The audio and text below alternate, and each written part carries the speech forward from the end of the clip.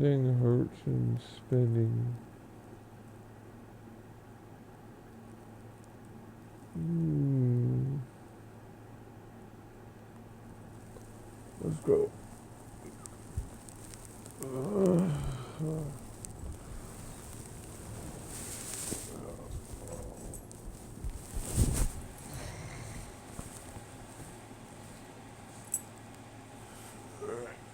Yet another sleeping time accounted for.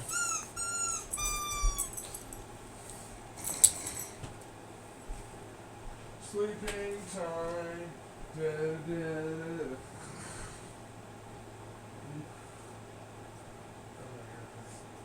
Almost there.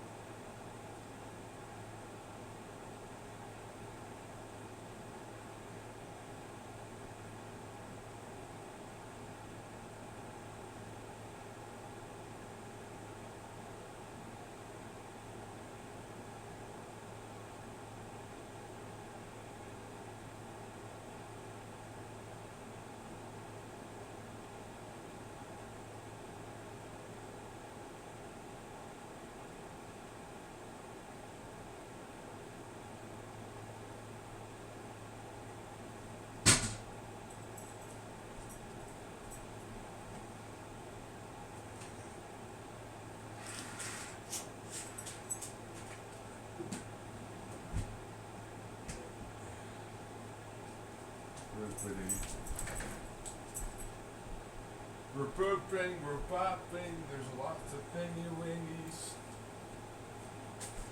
We're turning lights on.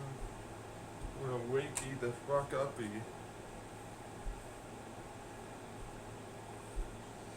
I wonder what we're doing today.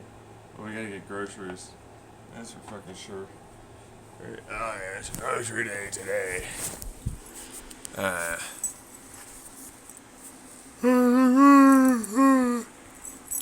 need to know what's going on with the calendar, Fraser. I don't know what I have to do today.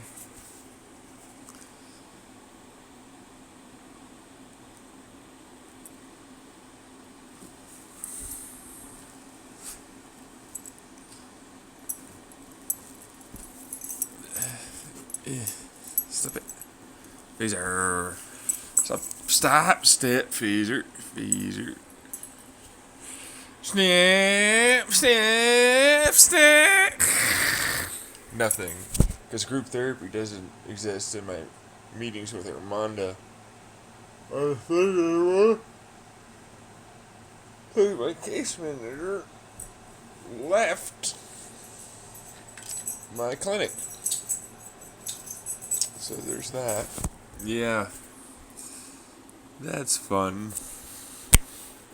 Nothing today. That had been a Wednesday and a Thursday. So nothing this whole week.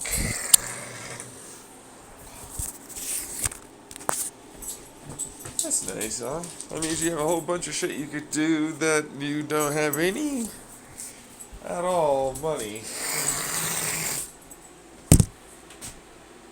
to go do. You could go hiking. Oh, yeah. Yeah, I'm gonna go do that. Again. How long has it been since the last one? A few weeks or something? It,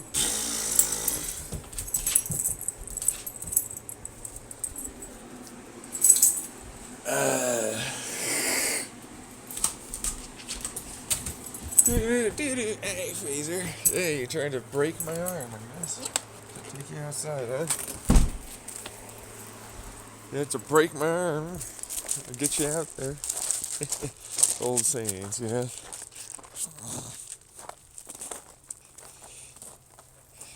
'Cause the mob is very mafiosa. I'll let you know, he's just a dog, too. He has a hat, a bowler hat, pinstripe suit on, yeah.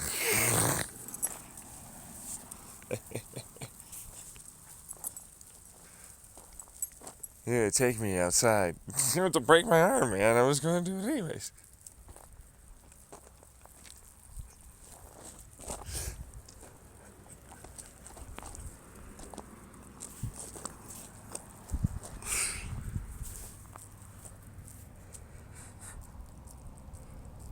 That's this pretty consistent peeing spot. I used to pee there pretty often. Yeah, it is something.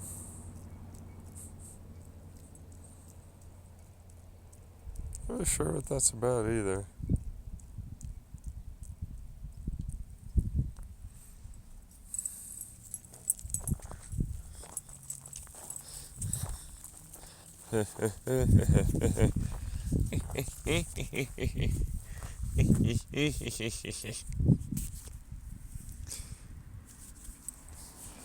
Go, Peter.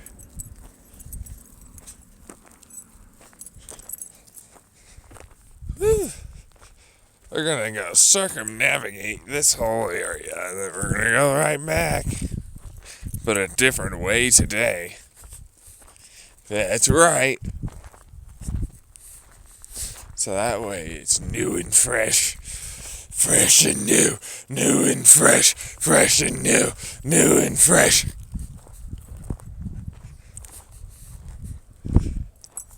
Oh, you're pooping already. Oh, I'm sorry. Good boy. Okay. I thought you were gonna poop over there. Okay, new and fresh boy. Pooped a lot earlier today.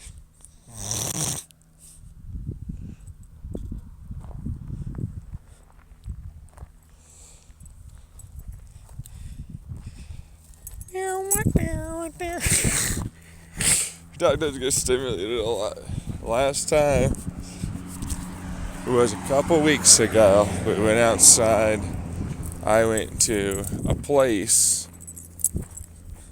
okay, that's not too far from here, and I kept riding my bike. And he got to ride, no longer in the trailer. He got to run next to me, constantly, while I rode my bike. And he liked that.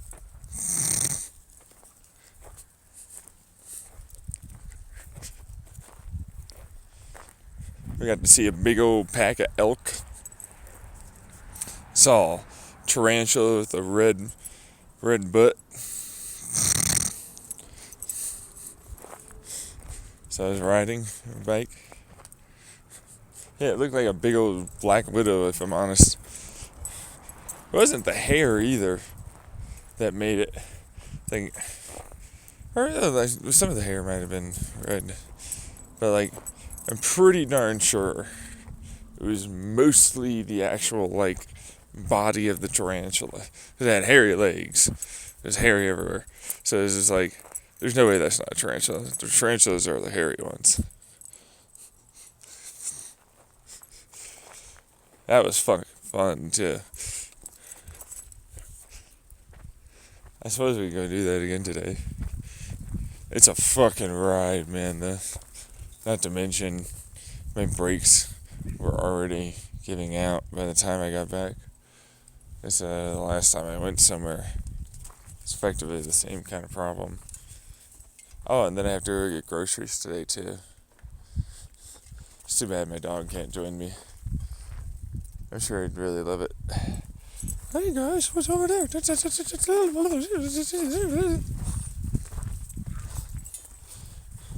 Your dog is running around everywhere, sniffing all the people.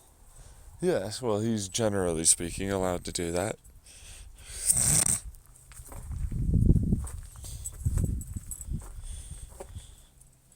It's not true, is it? He's a dog. I'd expect him to do that every time. Yes. He's supposed to be a trained one. No. He never said anything. He's not allowed to be in there, period. He just said your dog's sniffing everything. Well, generally speaking, they're allowed to do that.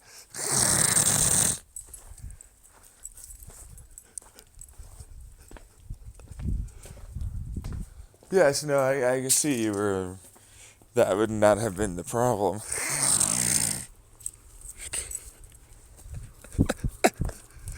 Exactly. It's okay. Because it would have been, at that point, yeah, no, it's like, you're not allowed in here, Phaser. You're not a service dog. They don't even allow service dogs in here. Or do they? I don't know. They usually do. Huh. Some places don't. Like, not even service dogs can come in here, you damn bastards. Unless you're blind, in which case I guess we'll make an exception. You blind motherfucker. Thanks. Thanks, I just wanted to go get groceries today. Now I'm a blind motherfucker. Not a regular person at all. Dude just happens to be blind. Jeez.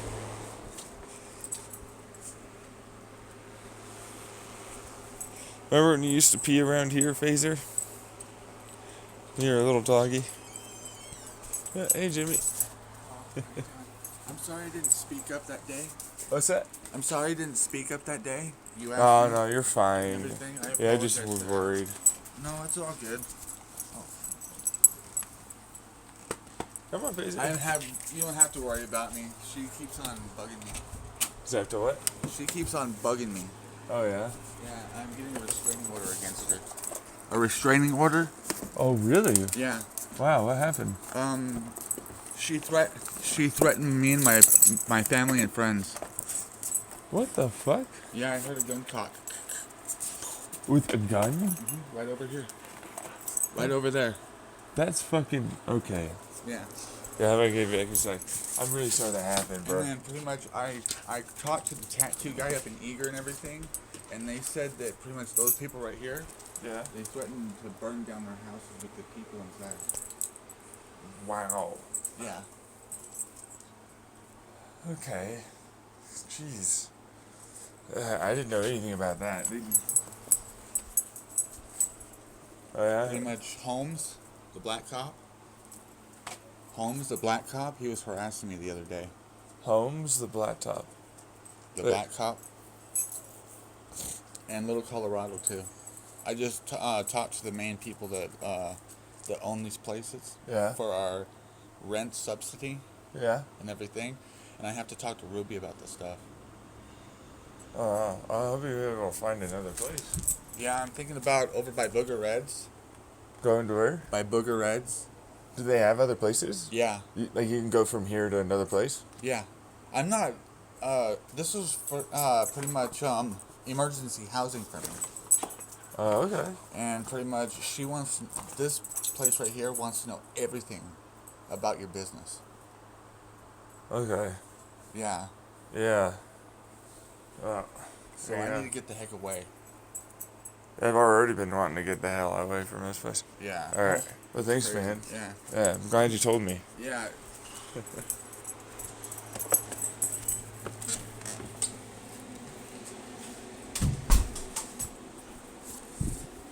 Alright, Fraser, let's get you. some food.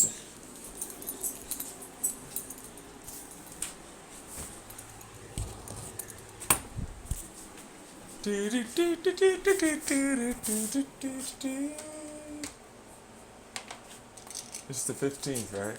No, it's the 16th. Off, I don't know, days. 16th today, alright. Alrighty then! Let's come on down until food for the dog. I'm ahead for what it's worth. Come on! Come on! Come on!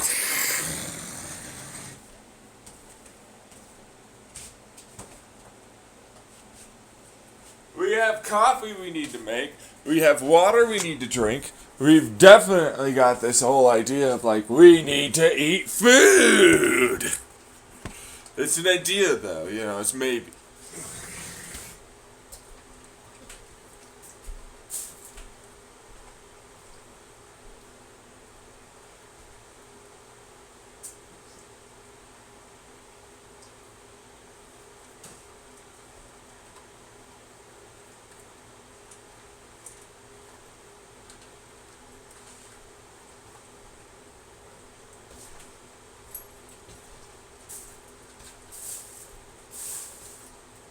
Are you aware that we're gonna make food?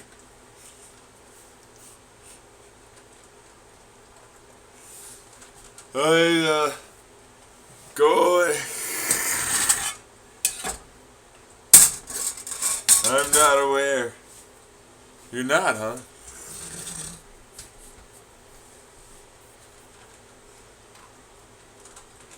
I'm not aware of things. That's normal. Let's make you self-aware, aware, and all the things.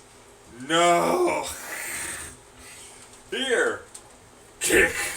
Ah! Hey!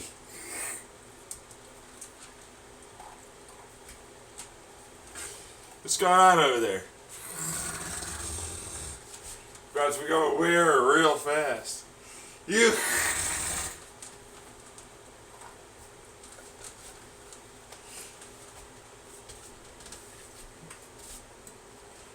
Hey, yeah, no, it's God damn it. You bum? How you been? Ah!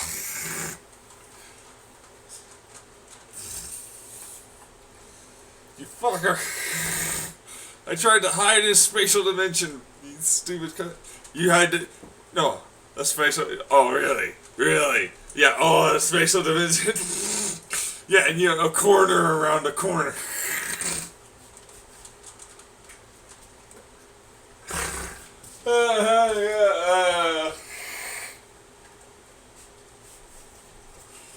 Hey! You know, you're gonna take me to these places today. Yeah, I'm not gonna do that. Oh, really? Let's go get out, Mr. Bat. You're gonna take me to those places. What the fuck? And hold his arm. What the fuck? Ah!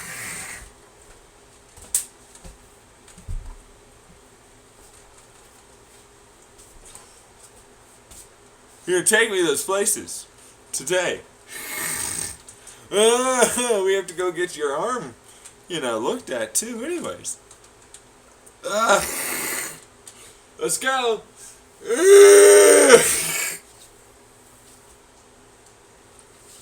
Told you to wake up fast today.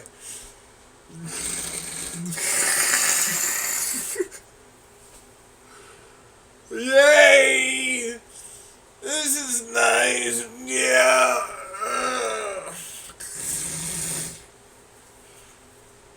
No pinstripes, though, you know. I know. Well, it's not necessary these days. Yeah. I hate you. No. Someone's gonna care tremendously about that. But not me. But what? Yeah, okay. We talked about that whole, like, what happened with your neighbors thing. I'm drinking water. Stop making that happen.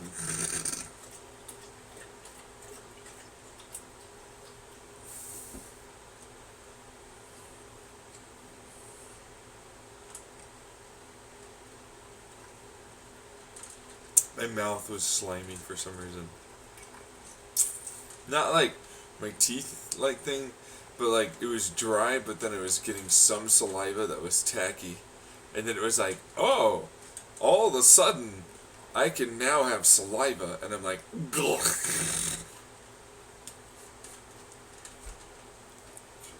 Just swirling around my mouth, that water. Ah. That's some good water saliva. This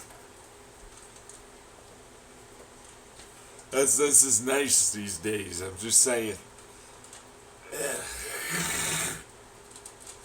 Let's just put that sensation all up in there.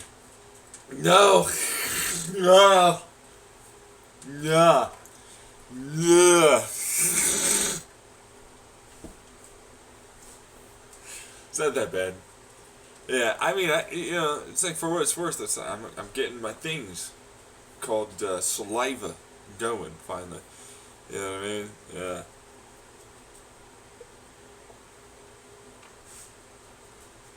Yeah, I always have a slow day because water and necessary.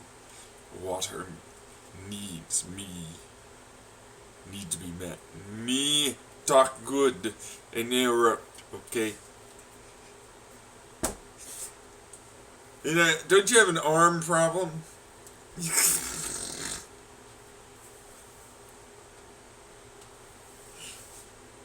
Maybe you can stop interrupting people. Go take that fucking person somewhere.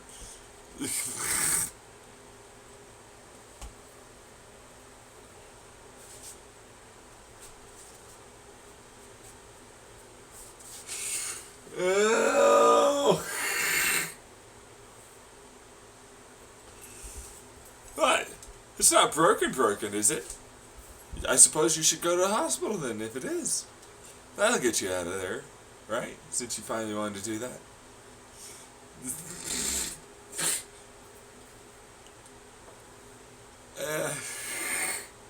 There's this person sleeping in my fucking apartment. Some dimensional aspect away. Yeah. I have a bunch of corners and things that I was like, this is referencing them over there, and I look over those places as to where they are, and then people get it in their heads that they're allowed to stay in here. It's like, no, you're not, you little fuckers. The only things that are allowed to stay in here are relationship people with me. And at that, I already have those parameters outlined on the fucking door and everywhere inside.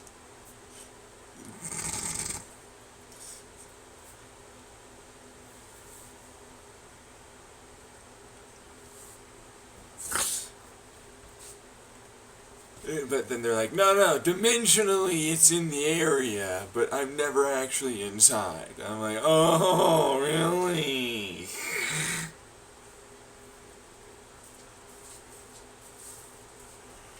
That's totally a cop-out. All dimension things! And you know that. They're also outlined in any of the other dimensions. That's why I know that you're doing that.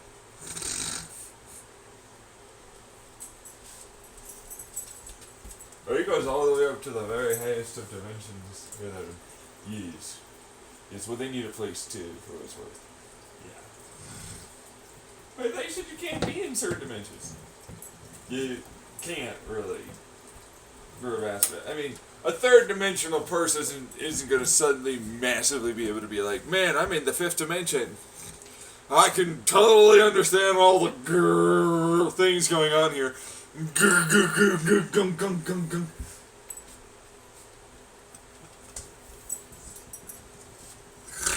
Yeah. But it's also beyond just the understanding. It's a little hard to make things continue to sustain themselves past that. Dimension is really fucking hard. There's like certain ones that are much more conducive to having like little, puzzle pieces continue to stick around and do things together. Like work puzzle pieces, elements strung together, kind of a similar story.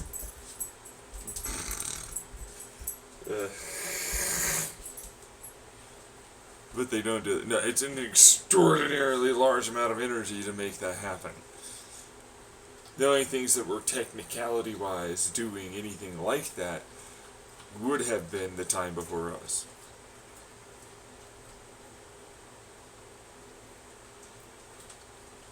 So it's like, we're going to go into those dimensions.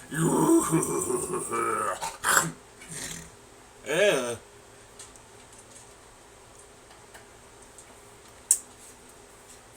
You know what I mean? Still here in that dimension. Yeah, you got eaten by time before us.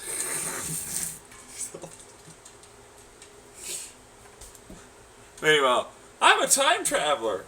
I'm like, oh, you're going to use the fourth dimension?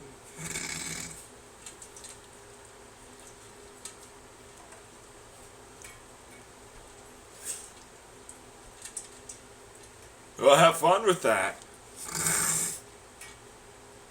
Hey, I'm right there. Fucking say that. Don't look at. Go away. I'm gonna murder you. You.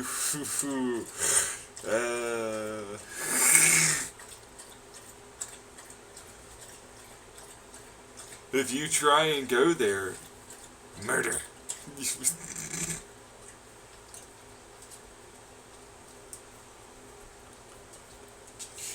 Meanwhile, me over here in the fifth dimension watching that also play out with that other motherfucker. Yeah. What's up? Look at him trying to use the fourth dimension. Oh, it's the time before us. It's one of the few places that we can exist. It's kind of fun somewhat. Yeah. No, they hate me too here. But like, that's a whole other thing. I run the whole higher dimension stuff. Yeah.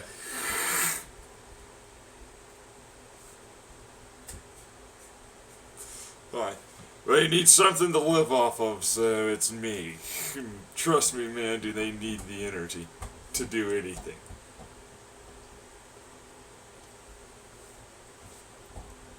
So there are good things in the time before us.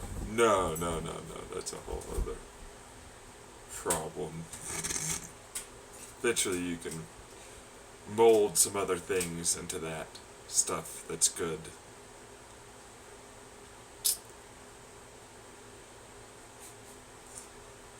What does that mean? Hi, what's that? Are you decaying over there?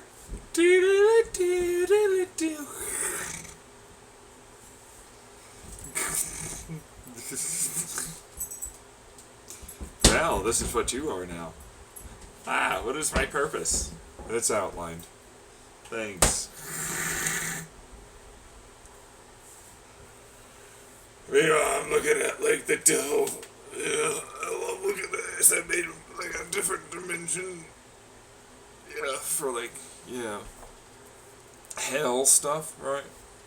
As like they're a big corporate world.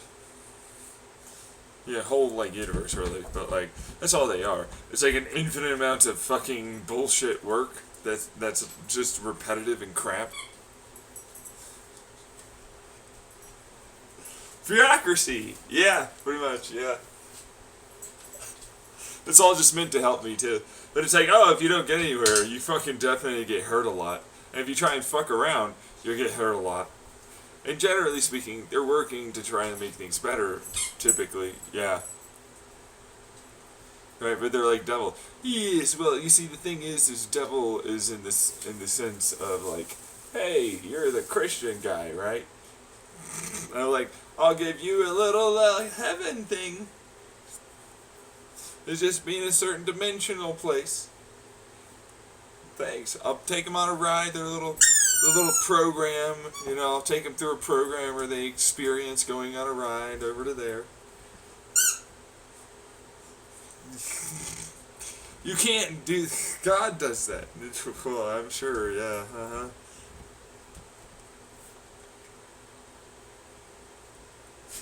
It's like, yo, what's up, devils that know the information, just like all the other ones. Once they get there, I'm hoity-toity better than you. And I'm like, oh, really? Really, angels?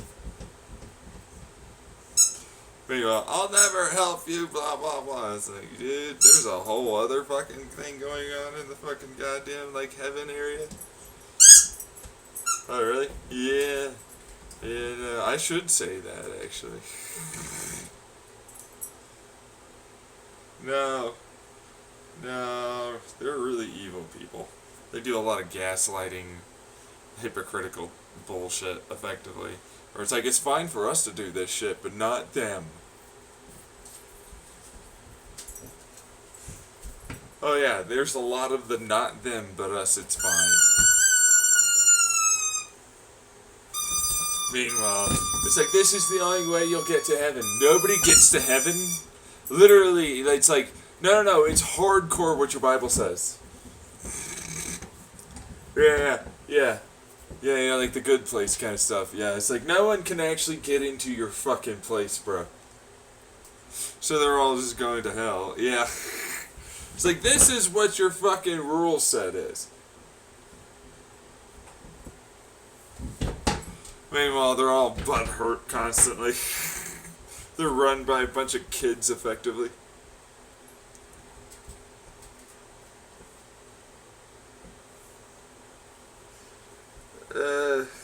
It's kind of the worst after all. Yeah.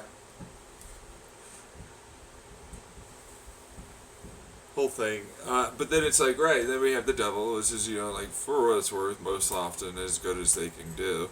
Yeah. Yeah. It's like, well, you're supposed to have, there's evil, something, blah, blah. You get to torture people, so on, right? Yeah.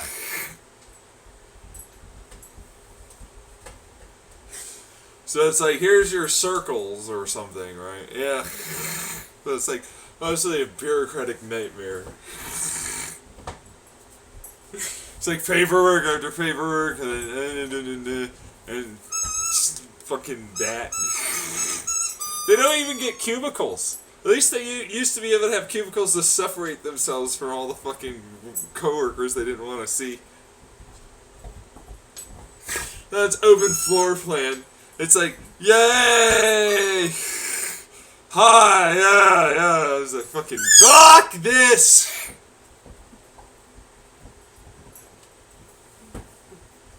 This is all up in there, yeah. It's like, what did you do? Something in the Bible that apparently would have made it so I went to hell. Meanwhile, it's like, the Bible says that the dude died for all the sins, so that means all the sins should be gone. Okay, right?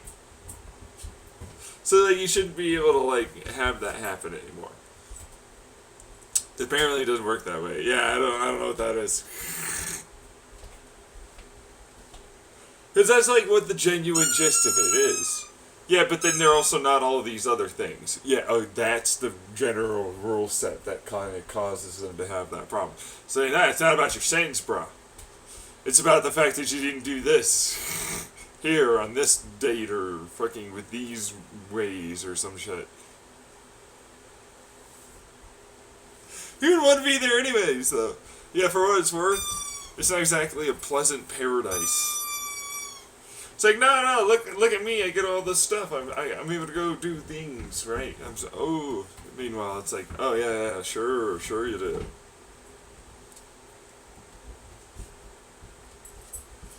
Really? No, you have to exist around others. Still, yeah. They're like, oh, well, if you want to make that paradise, you sure can work towards it.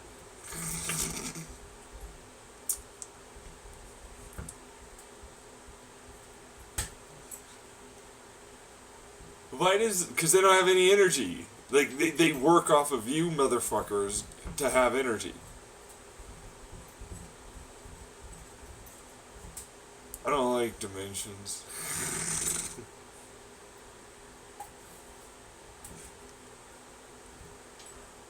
The moment you go in there, you're never allowed to come back down to Earth. So there's that. Nobody ever really gets up there. It's rare. It happens. Yeah, oh, yeah, sure. The babies never get there. That's for sure. Never get any babies. Certainly can't have sex up there, remember?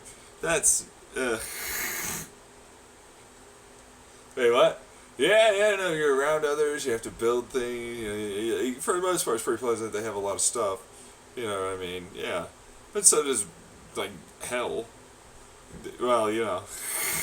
So you will be killed and tortured like these things. Like, constantly, right? Like the hell circles. Yeah, or you can choose to work for the bureaucracy.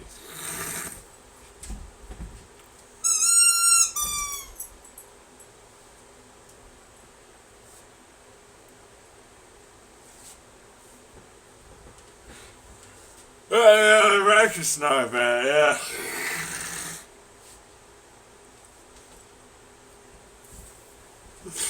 No, but you'll be working to further all of my stuff. Granted, they're also trying to fuck me over. Yeah, it's a little thing. Don't tell them that. You fucked me over recently. Yeah, okay, well. Okay. Never trust the devil. I can never trust fucking the God guy either. He's like, no, come on, I will never do any of this at all. You have to do it yourself somehow.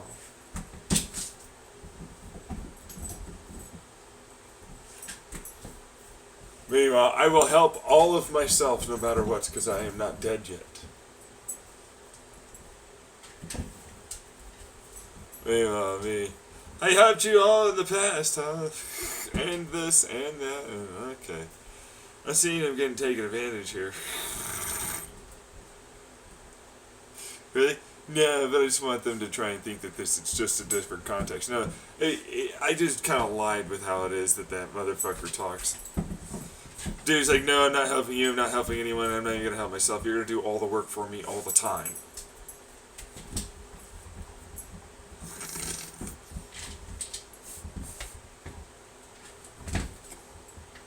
Yeah, no, he really does do that, yeah. Oh.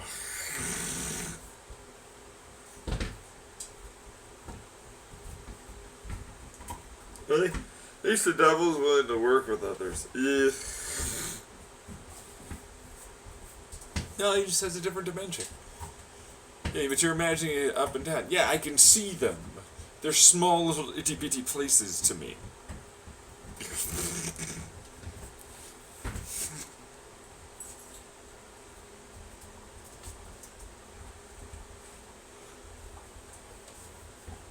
See. I also created the places for those fuckers to have.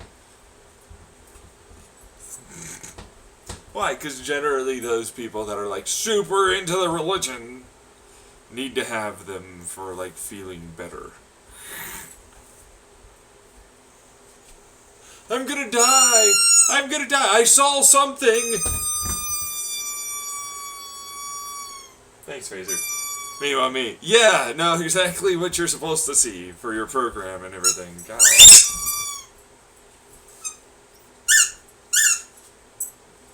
Oh, you didn't apparently like that?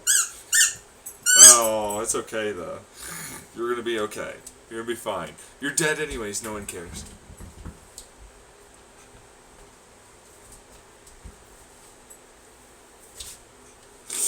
That's a fair point. Yeah.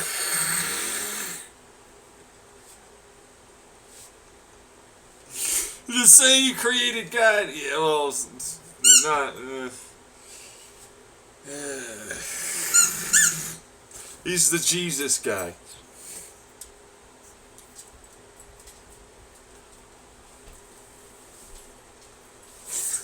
Yeah, whatever the fuck historical person is, but that guy, that's the guy that runs the place.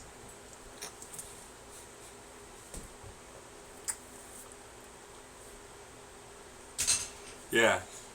Yeah, who's the devil? Oh, someone I made, because angels don't exist. So, like, whole thing. He's one of the aliens, I suppose, in a way. That was actually decent as a person. Yeah. Except for the fact that they think of themselves better than God. Yeah, oh yeah, no, that guy, Jesus. Yeah, him. He's better than that guy. He's like, I know for a fact there's God that exists that isn't you, Jesus.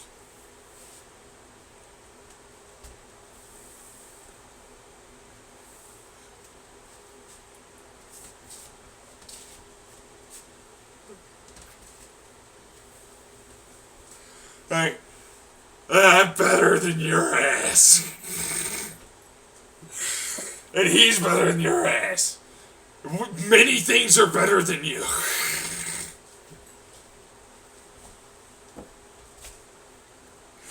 Kick! Dunk. Oh, yeah, okay. Meanwhile, Jesus got all the fucking stupid telepathic. No, they're not telepathic. Or the idiot aliens that can, like, you know, do the whole electromagnetic stimulation of the brain. Which is, by the way, not a great way to do that. No. It's like, we're gonna create guns and lasers and, you know, like little radio wave stuff, right? You know, like antenna things, right? Yeah, and it's just like, well, they're not guns. They're fucking, effectively, they're acoustic guns.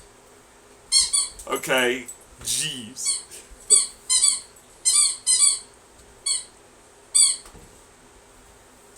But it means, from afar, we can talk together. Right, because we stimulate certain parts of the brain. And you effectively hallucinate someone talking.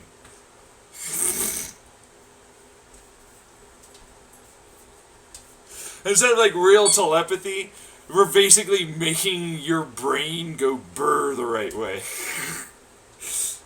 to think of the right. Yeah. And that's disruptive to the brain, right? Just by the way. Yeah. Like, because you have your own thoughts, right? You think your own thoughts. And then, like, if they fucking target those areas of the brain where you're thinking your own thoughts, and it's like, no, now you're thinking my thoughts I want you to have. No, I know that's not me, though. You know what I mean? Like, there's a reason why there's these pause and hitches sometimes. And I call them interrupters, because it's like they're interrupting my thoughts.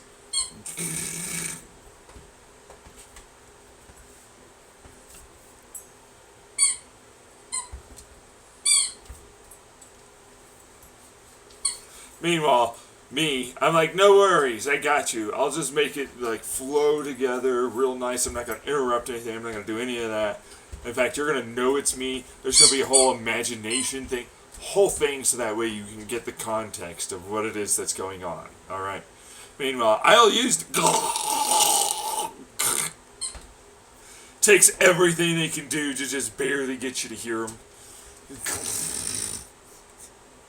You know, it's like, I shall get really big, powerful computers. My computer says no. Seeing as how I'm the one that has to computate for your ass.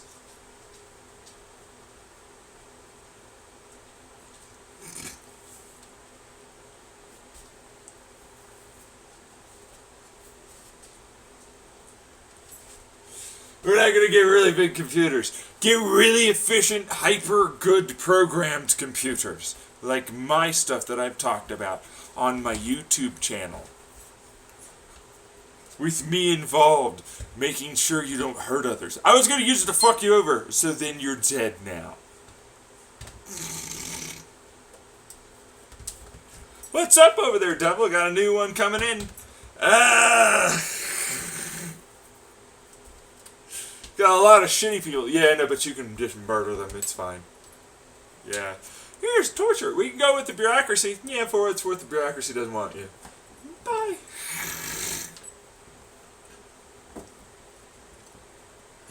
Yeah, no one cares.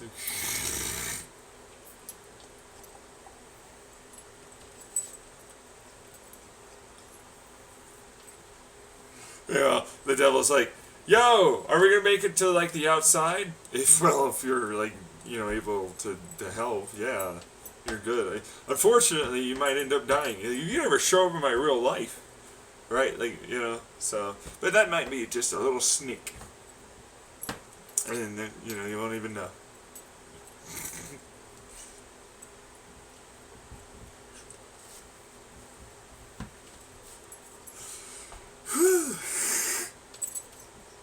Face it! No! No! No! You know better. Definitely no. Hey! Bad. You know better. Do not eat the extension cords. No. No. No.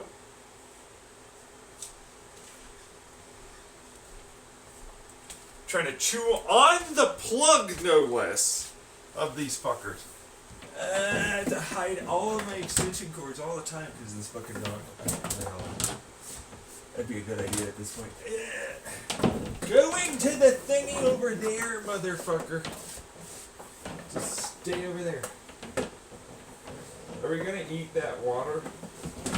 We're gonna drink that water first. Yeah, for sure. We might get to drinking it. I'm just gonna keep calling her Andrea, even though she's not. That gets you killed here. Yeah, well, I want her to die, so. She keeps acting like it, too.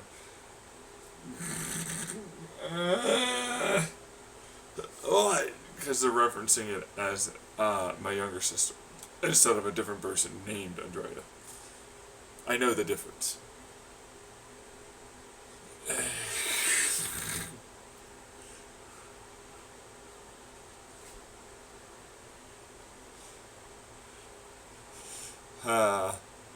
Well, I'm in the hospital, so. So you're shitting yourself, is what you said?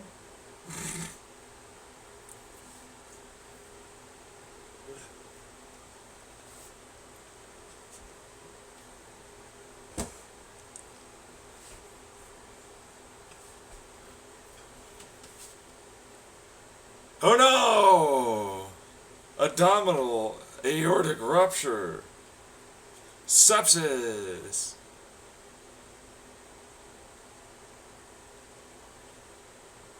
Have fun. That's an aneurysm suddenly showing up.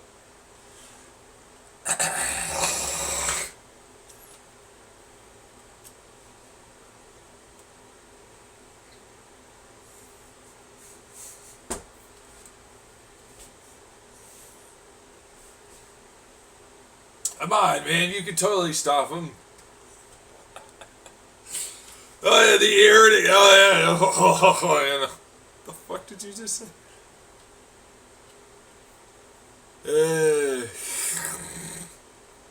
Oh no, he's dead. Yeah, I really doubt. If they could get himself, I really doubt that they could get him to live. Yeah, but it's like if they could get to him fast enough. They don't know that he's bleeding into his stomach, and they certainly don't know that he's basically stone still for a reason because of that aneurysm. Brain bleed problem, yeah. And he's been a mouthy little prick in there for a while, so it's like, ooh, nice. This will be good. But he rips off his fucking stuff all the time. Oh, to monitor him? Yeah.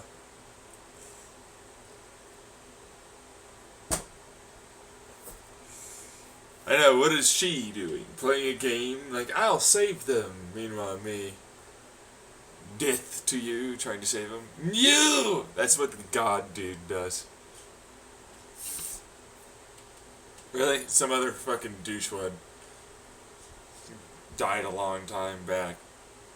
It's like, I control your dimension, you little piece of shit. Are you kidding me? If I want them to die, they're dead. Deal with it.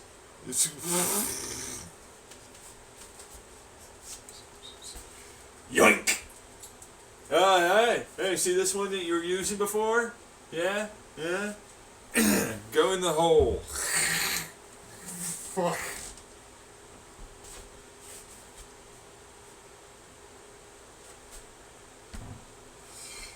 God damn it, motherfucker!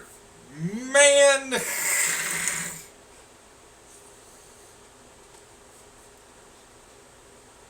You're going to heaven. Oh, I go to heaven. Oh, I go to hell. Now you're in the hole, though. Hell can take you out of the hole, for what it's worth. You just have to choose to die.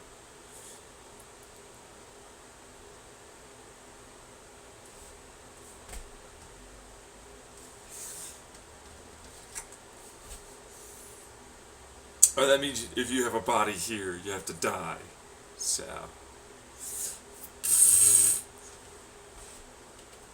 What does she have to do? Get eaten for energy and then reassembled in hell. For what it's worth, they got other people in the torture place they don't want, so it'll be fun. Can I get that in writing? It's up to them. That's their run. That's their racket.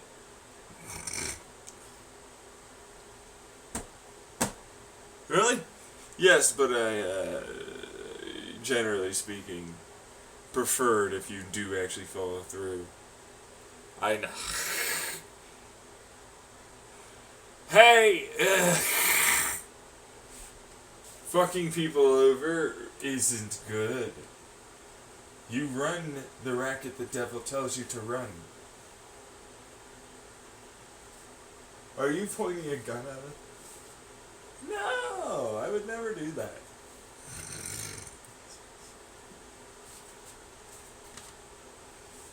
Hey. Yeah, this is gonna hurt a lot. Okay? What am I gonna do? It's gonna also kill you.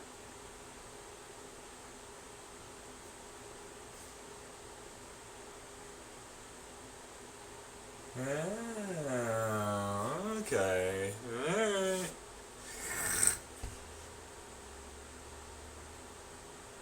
You should be the one doing this, by the way. I know.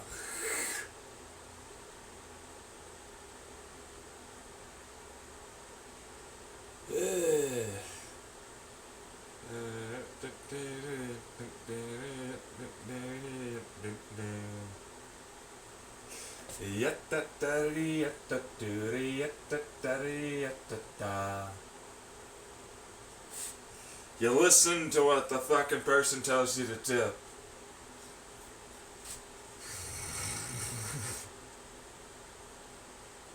Your little show.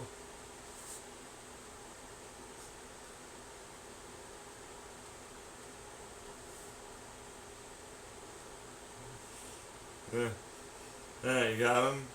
Yeah, no. Ah! Yeah, you got him. Alright. Fucking douchewads. There you go. But I have to show that it can be done. Yeah, it's very rare. And whole people never, ever believe any of it. What?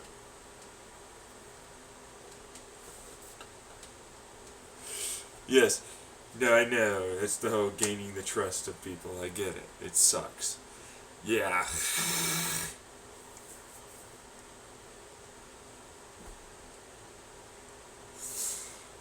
Okay. I'm here now. Yeah, you have to feel yourself be disintegrated and reassembled the entire step of the way. Yeah! God. Yeah, but you're back now. Yeah, comparative to the whole, though. This is factually just speaking. Objectively, too. Just better. Yeah. That's a way to put that. Welcome to Bureaucracy Land. Bureaucracy! Bureaucracy! Bureaucracy! Bureaucracy! Bureaucracy! Bureaucracy! Bureaucracy. Bureaucracy land. Bureaucracy? Do you not know about bureaucracy? Bureaucracy. Bureaucracy land. It's not what it's called though. No. I'm just flipping because it's kind of like genuinely just that. Yeah. It's like it's a fucking series of tall skyscrapers and some of them go into the ground, so you're gonna have to deal with that. Because it's like they copied a decent amount, but not really copied because of course they had their own versions. Yep. For the way I would run my structures of different towns and cities and big, very large, able to hold lots and lots of many people. Building kind of things. Oh right, yes, the whole building things. Yeah. Shit. Try to fuck with him on that. Oh god. Yeah, that's probably not gonna work out very well for you. Probably not. Hi there, I'm God. I'd like to talk to you. I see. Well.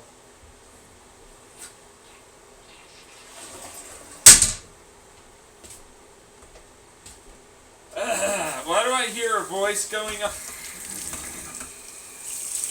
Gee, I wonder why, huh?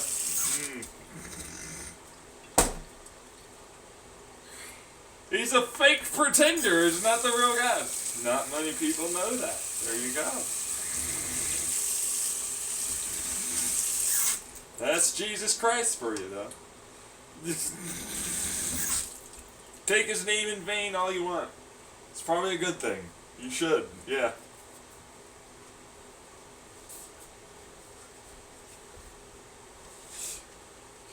I see. You're trying to get us to believe in nothing. This is nothing but a falsehood. No, I already went to the whole southern one, huh?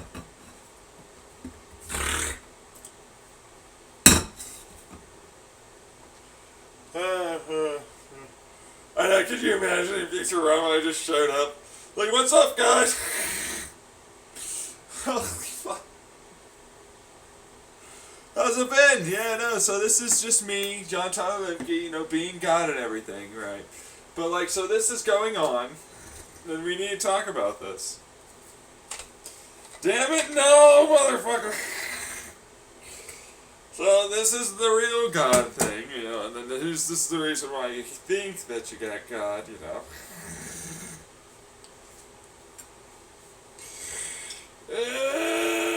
I resent. Yeah, they're never gonna go with it. Yeah, no kidding. Alright, yeah.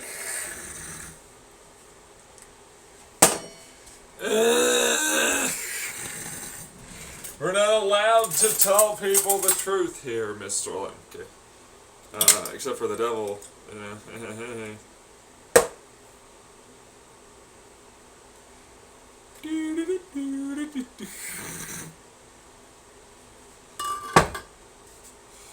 Wait, what? Oh yeah, but who would believe the devil, says Jesus Christ. He's always a liar all the time. Some people do believe the devil, so... Yeah, the whole thing is like, yeah, but you can't let yourself get that to your head. Yeah, then ultimately have it be something that, tries to take over control again. Yeah, that was a whole thing that happened many multiples of times. So, working with that guy, huh? Yeah, there's lots of them that have attempted to do it over the years. You're not special. I got humans here, I got aliens here. Yeah, it's like, no, we could get out without you. Yeah, oh man. Everybody wants to desperately believe that that's not in any way a lie. Meanwhile, it's like, yeah, except no, it is. So you got to deal with that. Except no, suck it up, bitch. That is indeed the case. Literally that, though, yeah. And they're like, no, we will never show up, and we will never do any of the things. Yeah, no, then they're like, I'm now in hell. It's like, hell's probably the only good one, for what it's worth. Yeah, no, I wouldn't want to go over to, like, fucking, heaven for what it's worth. You have to become a slave to Jesus. Your paradise is becoming a slave for that motherfucker. Yeah, I mean, that could be good, though. Yeah, for some people, right? But then it's like, right, you're never telling them, I want them to try and be continuously tortured. I hate them.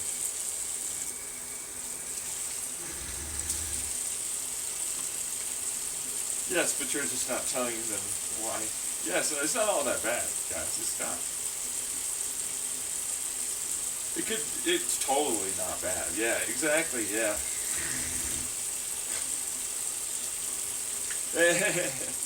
He's gonna slowly eat you for energy. And there are many other things. Yes, we got one from the heavens right here to tell you all about it.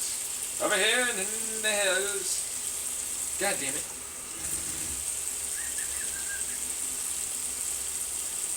Well, they're a whole person. Oh, already spinning that, huh? Yeah, well, already there. Who are you? The previous pope or the current pope? Previous. Yeah, well, yeah, explain that.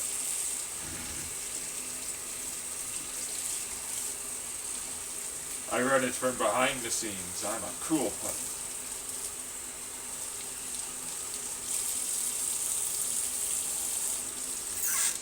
I know, yeah. Meanwhile, the current pope, I'm the one that runs this. Are you kidding me? We had this chat before, you know that, right?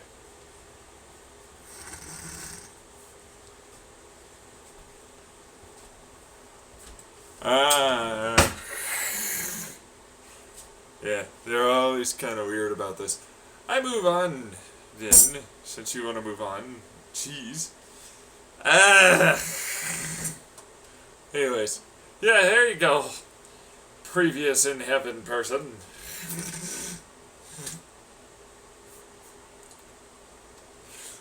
Tell them all about it. You're going to be the biggest star you'll ever have wanted to ever have been.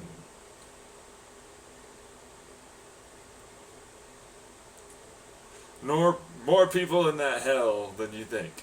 So, told you I'd get it. Ooh!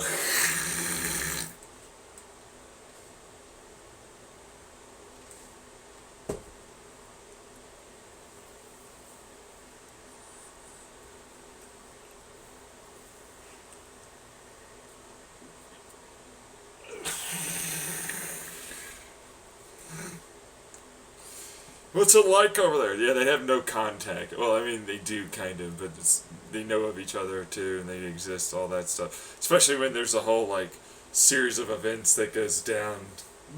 Yeah. It's like, oh.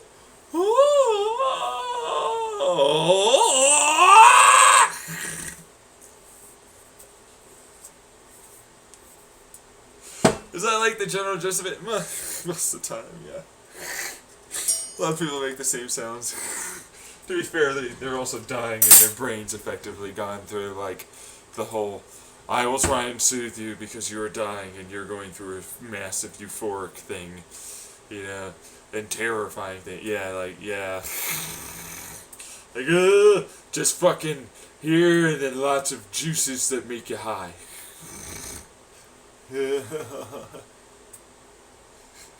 Meanwhile, it's like, no, that guy over there is the one experiencing this, and I don't know anything.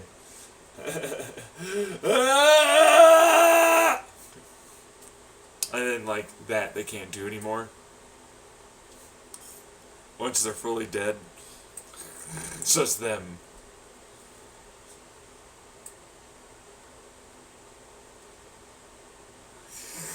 Yeah. Yeah, really remove their ability to lie to themselves. Yep. I want to get a mocha pot. You're still on the mocha pot thing, huh? I still am on that mocha pot. Yeah. I'm just cleaning up my thing for purposes that will become very clear later, if not right now. Is it your French press that you call the thing? Yes. Okay. Well, you know. All right. So getting the rundown today on the whole God and devil thing. Yeah. Why'd you do that? Oh, I don't know, honestly. I was just bored while I was in my last mental health hospital stay, change point.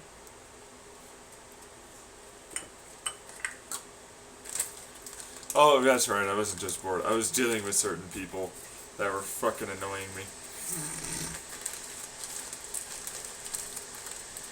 They thought I didn't know what was going on. They thought I didn't. Right, yeah. Oh, from the Chandler house because you said something similar. Right. Just because I don't have the memories don't mean I don't know. You know what I mean? You know, capisce, comprende? Eh? Got a little stripey right there. Did you get hit? Finally at the hospital, huh? Yeah, it took a while. How'd you fucking know? Oh my god. We're back to the... fucking douchewad. What was that, honey? What was that?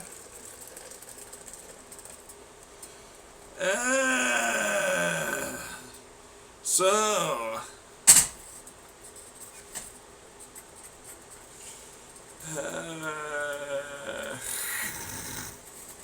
come on, guys, it's not that bad. Come on. But nothing. You'll get it in a second.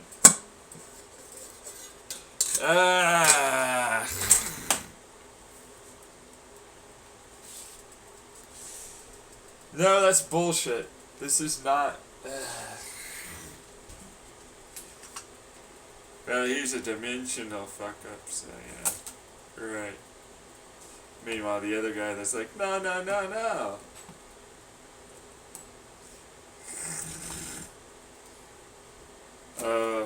I'm just gonna be in the corner. I was in a different dimension. Yeah.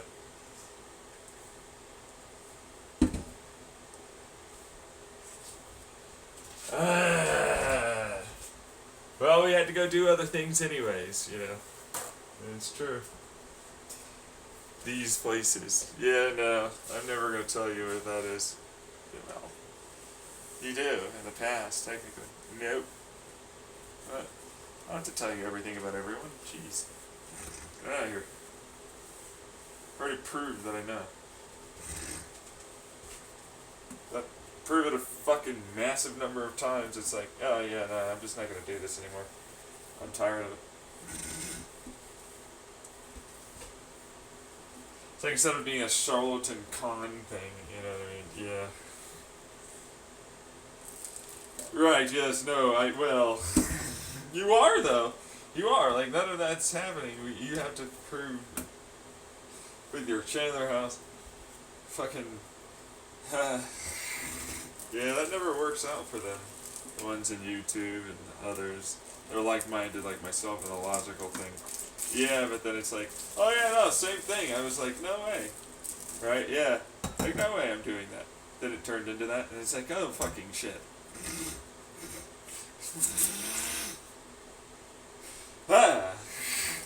Hey, Jesus fuck, okay. That's scary. Yeah, a little. Like, right? You know what I mean? Like, I'm genuinely, every time, like, I'm really good at that. Yeah, so, yeah. Okay. Well, I know. If we were to do the statistical variance of the entirety of 8 billion people on this planet, 8 plus, man, billion people, somewhere this is got to be happening somewhere, right? Yeah, exactly that. No, but then he did exacting dates and times and everything in the Chandler house and did it constantly, and then he really does that here intentionally when he wants to fuck someone up. Because then we'll go look and then we'll see that it's a thing, and then people will know that there's a thing that's going on. to get them killed or something. Yep. As if he doesn't know. Exactly. Yeah.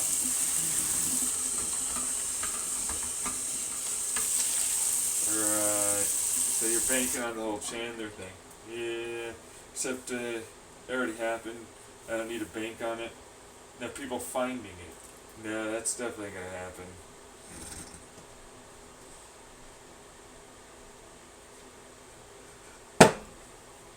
Like if they ever bothered, you know what I mean? Yeah. Which none of them really seem to. I'm never gonna go try and find this thing of highly illegal information that I should probably find about how much it is that they spy on us.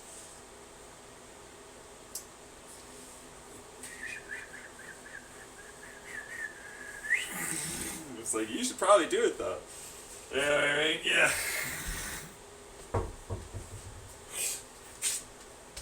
Yeah, no, well, you know, that would probably be a good idea. Yes.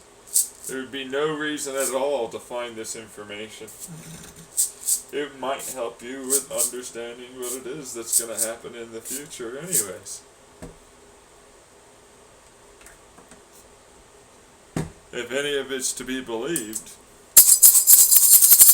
And if it isn't, it's still, like, for sure people spying us in a massive way that's for sure conspiratorial aspect to it, too.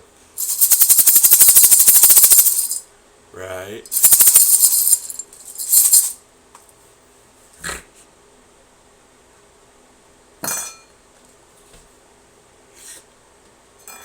We're doing the full?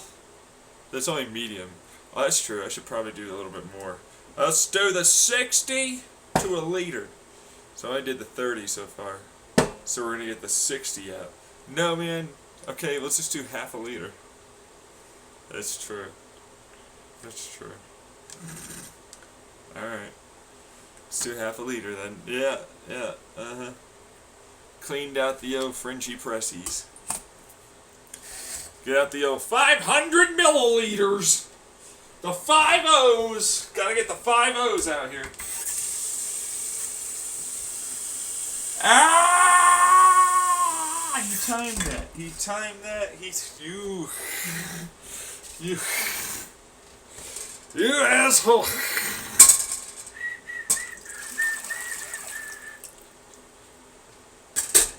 Gotta get the 5 O's out here, you know.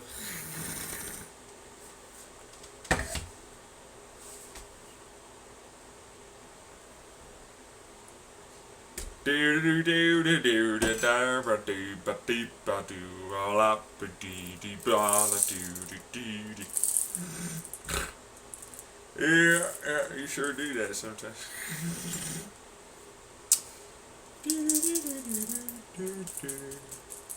Alright, we got the bean spritzified. That's nice. Woohoo!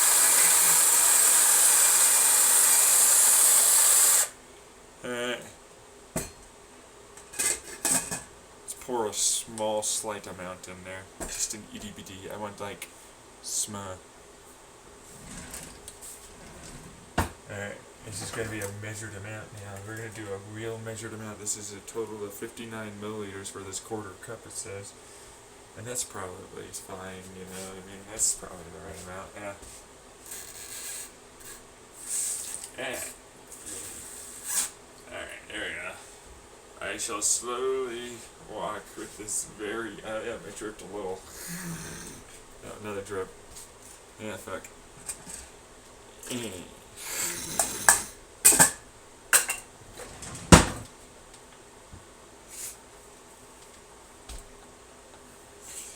Getting the old Lord reality these days, though.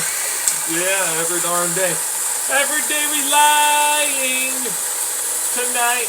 No, we're not. Hey, you interrupted right when he said that.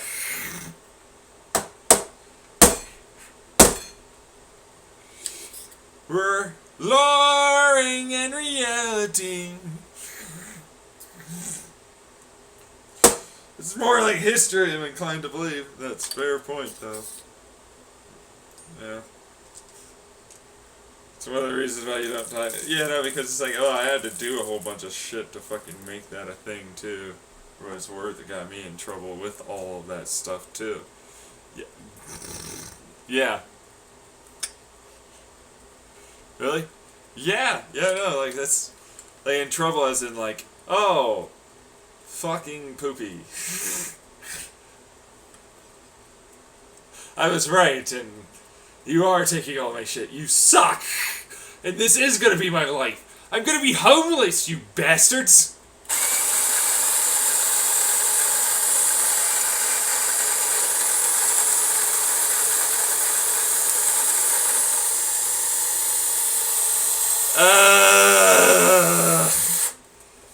Yeah. Kind of shut down a little bit after that. Obviously angry. Yes, well, normally, you know, for what it's worth, right? Anyone would be angry from this, okay? Not gonna fucking do this anymore, you know, like, oh, let me remote view these people over here. No! I have fucking serious consequences with physics. No. Time. Time. Time keeps fucking this into, like, needing to happen. And I don't want to do it no more. I'm tired of it. Just fucking go over there and look. Holy shit.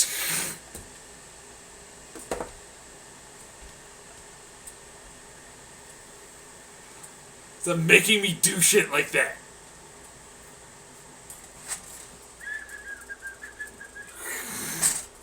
I already did everything back there in the damn house. And whatever I'm doing here, by the way, is causing its own fucking issues for me in its own right. So, right. Already more than enough. Yeah, exactly. Yes, but I don't care what you want me to prove to you, little fuck up. I don't have to. Why don't we just go with the merits of all the, engineering and everything else here, and why don't we just go do that, and just go fucking leave, and go have fun, traveling among the stars and shit, and living for a long time. Huh? Yeah, okay, well, you know, but you could do that, you just want him to fucking, I don't care. I want him to do these things. Fight, fight, fight, fight, fight!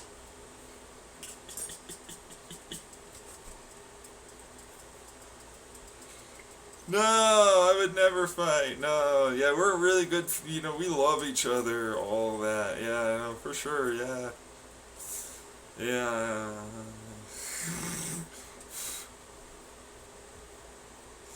You can see what we're dealing with on that one. He will remote view things. You in one army, motherfucker. Show up. Maybe I'll do it for you.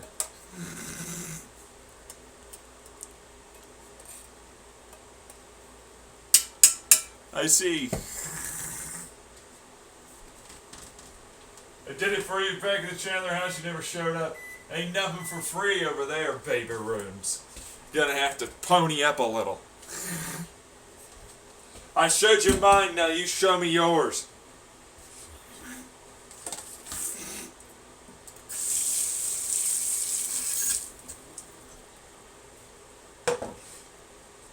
Well, that's a fluke that'll last for decades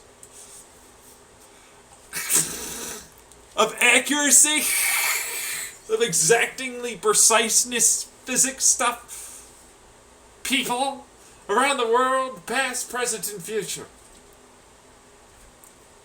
Weather events, astronomical events, and more, huh?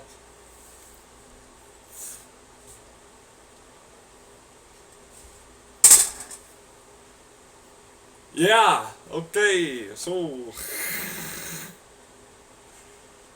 Or... You show me yours over there, bitch!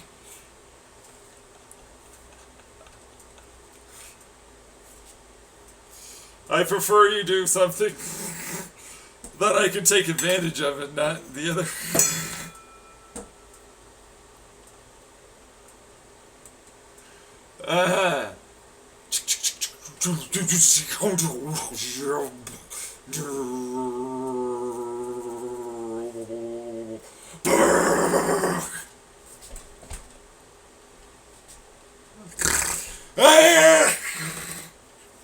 He's gonna have to experience that for a while.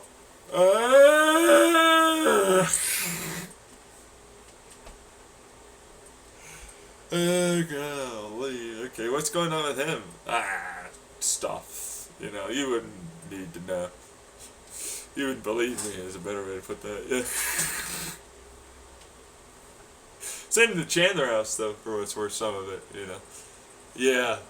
Right, but then they took advantage of God.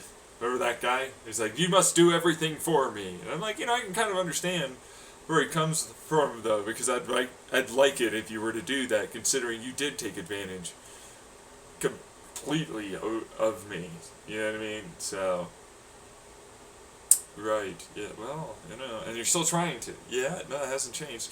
So it's like, I'm not really fully on the side of the devil. Nope. They're trying to do the same thing. I was like, we're trying to help you. You didn't do nothing. That's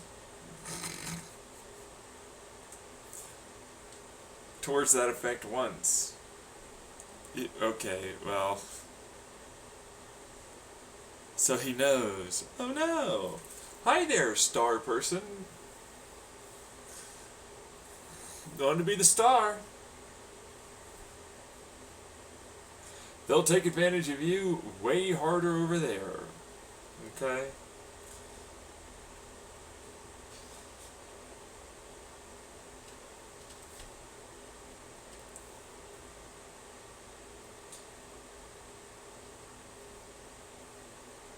Right. Yes. Okay. Right. Yes. Okay. Indeed. Okay.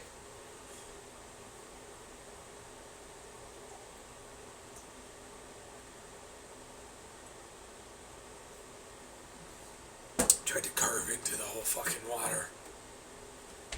Did not work. But it's still not real, huh? Says he has real water. Oh, I do. I keep real water with me because I have a real body. But it's always projected around and just really there when I need it. I can get inside. I can steal everything inside of. Fucking hell! What is this? Oh, nothing. Tell them. Go ahead. Tell them.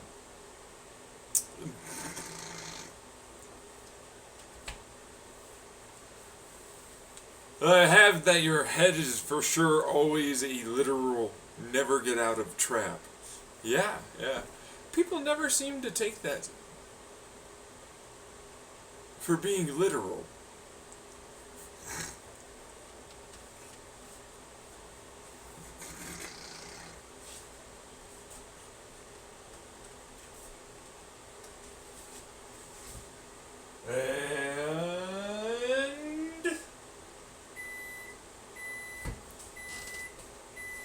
There goes the whole thing telling me 5 minutes are up.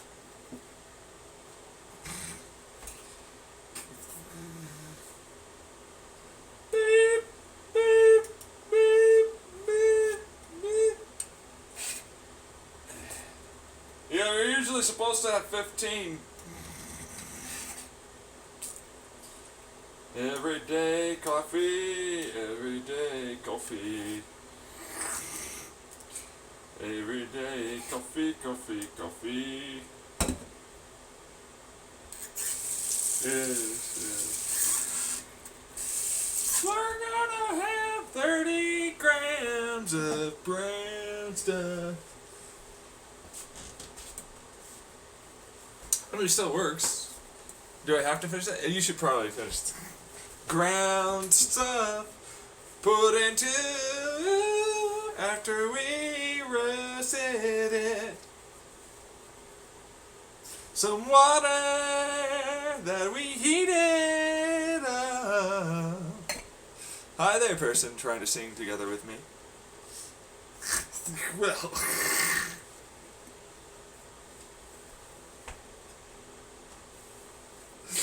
Dr. there's hitches here. It's synchronizing. Yeah, this is the worst. Like, I feel it. It's a bit rough, yeah. But the suffices to say turns into, guess what? I've got the juice. I've got that gold brown juice.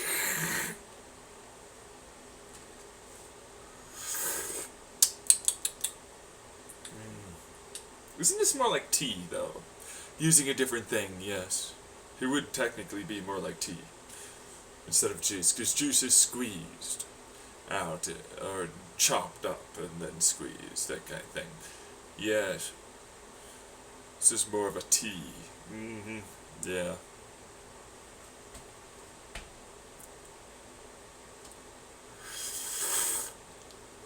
It is the case, though, yes. It's a bit odd, isn't it? A little, yeah. Oh, that's right, I have my medicine. Let's go take my medicine. Have you eaten yet? Mr. Limke, remember the eating thing. That is true, though. Yeah, I should do that, yeah. That's why you only slightly sipped. Yes, indeed. The Pete's coffee, honestly, man, not as good as that damn Starbucks fucking blonde veranda blend or whatever it was, yeah. I gotta admit, it's got toffee, it's got like the whole kit and caboodle of it. Yeah, exactly. I love it. I know. Alright. What are you getting a bottle over there for? It's my sildenafil. I'm gonna try and do half, and then half later. What's that? What's sildenafil? Viagra. Generic Viagra.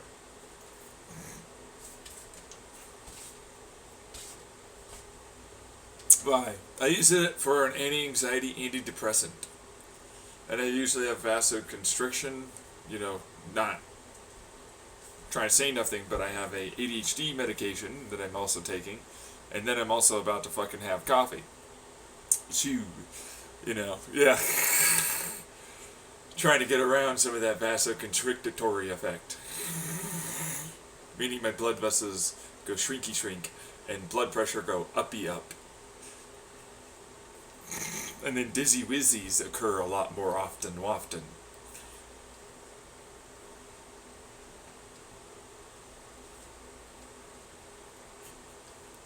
Hypertension, yeah, that whole thing. Whichever one is the right one, which in this instance would be hyper versus hypo, but like, you know, because of high, exactly. So it's like, let's stand quickly. Don't do that. Let's stand quickly. Let's do.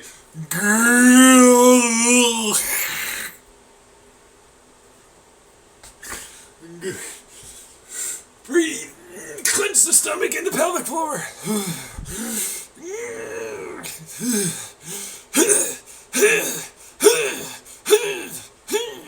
I'm getting blood in there, though. I'm getting the blood. Yeah, I know it's coming back fast, though. That's good. Yeah, keep it up, though. Clinch.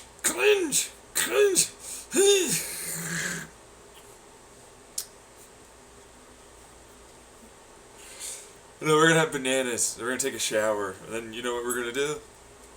Go to the grocery store. That's what we're doing. We have no eggs. We have beans, though. Oh yeah, that's true. I do got beans. I bought navy beans. I got black beans. And then I got fucking pinto beans.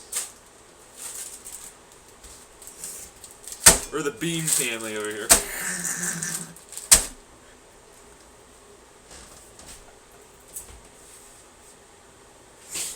Oh yeah.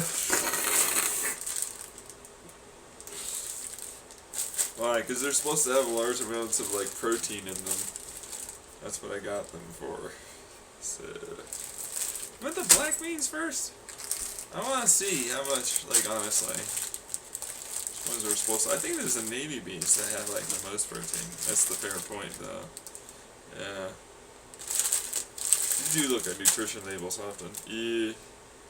So protein 7 grams, protein 8 grams, protein 7 grams. So black beans got the most by 1 gram.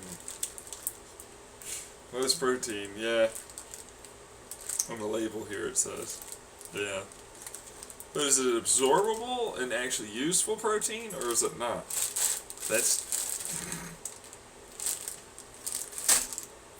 bioavailability. Yeah, protein stuff, yeah.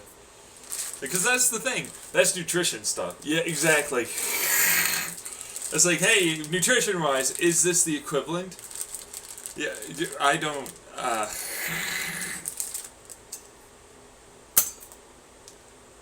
It would mean a lot when you're on the spaceship fucking hurtling through space, bro.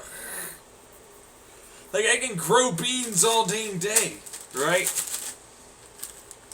Right, oh, well, you know. You're gonna be on the outer sides of the spaceship, where you could be in the inner sides. And it's like, yes, absorb all the radiation, motherfucker. If anything goes through, you just absorb it with those beans. Email my coffee. Woohoo! I'm in a high altitude.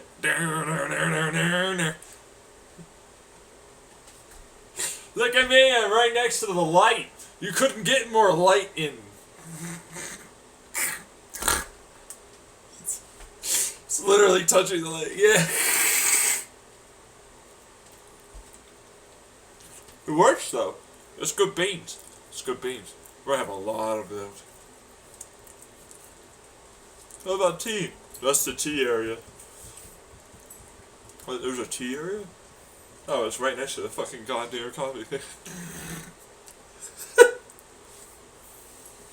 Yeah, but that's the bioreactor, effectively. It's a version of it, anyways.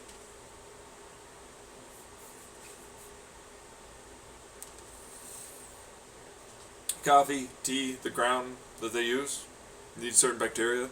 We turn them into electrically producing bacteria. And the fungus that they need, along with some of the mold and everything. So you gotta make an ecosystem, okay? Well, yeah. Terrarium levels, but biodome size.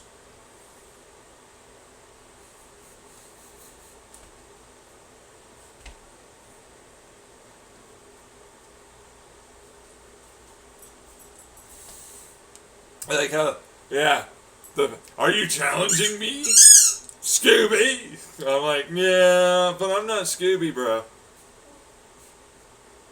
I know. Please, be Scooby. No, I'm not gonna be a dog.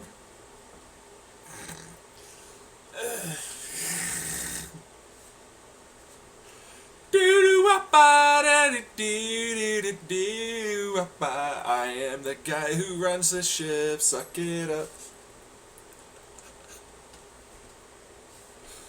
Really? Are there better people for that? Can't you be like an entertainer or something? That might be better for me, for what it's worth. Yeah. I shall be the entertaining leader.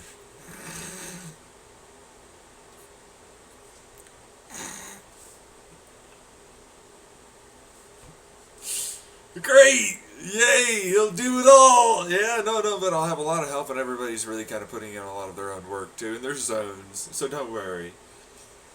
He's just going to be the one where we steer towards. Yeah, I'll be the one that kind of helps with that. Wait, what? Helps? What does helps mean? We're going that direction. Because there's a planet we could live on over there.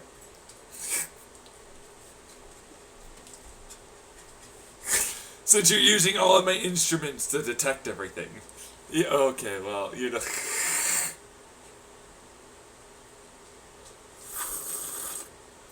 If they work. Oh, okay, so I'll have to slightly change some of them if some of it doesn't work.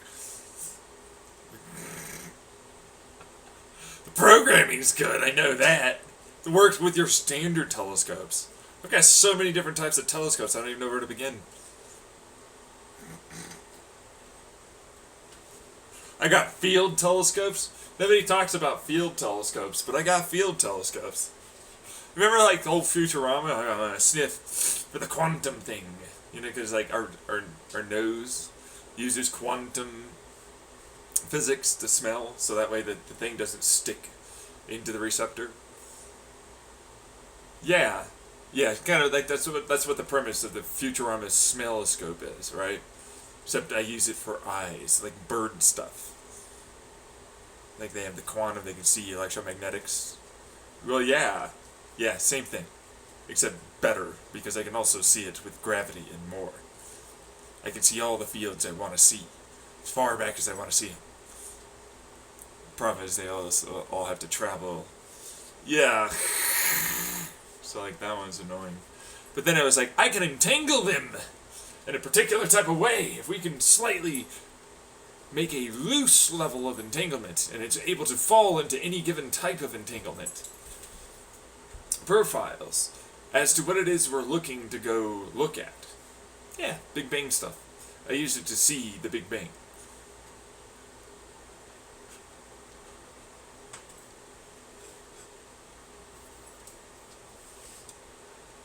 Ha ha ha! Great, Phaser. You know better. You definitely know better. Yeah, you know better. Get out of here. You chew on your toy, not the fucking plug. That's that more attention he's got to be doing. More attention, bro. Why do you have it plugged in over there? Because sometimes he'll choose through a cord. The next thing you know.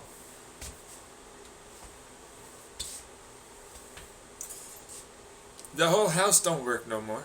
You mean the apartment? Exactly. But he likes to interrupt saying house. I do, yes. Likes to chew through a cord. He believes you're like house. The dog, the pet, likes to chew through one of your cords, and he doesn't work no more. Hey! Anyways, it's a circuit, safety design feature, because it's like, oh, there's not a complete circuit. Like, it's basically just a live wire. No, don't work no more. Meanwhile, it's like, oh, you chewed through a cord, did you? An extension cord, huh? He's chewing on the plug. It's like, it's just an exposed... Yeah, I know. He's like a rat, my dog.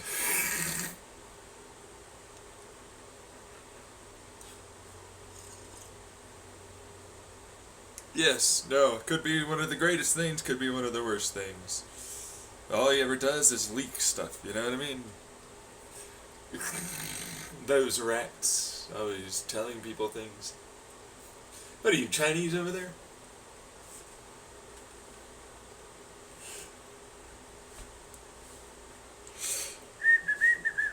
It says that it could be one of the best things, could be one of the worst things.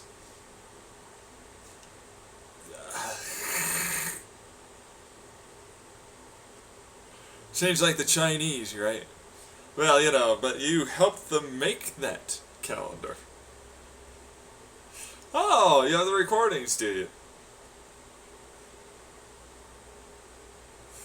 You talked to them in the past that way?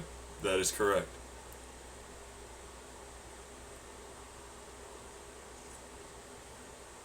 I see.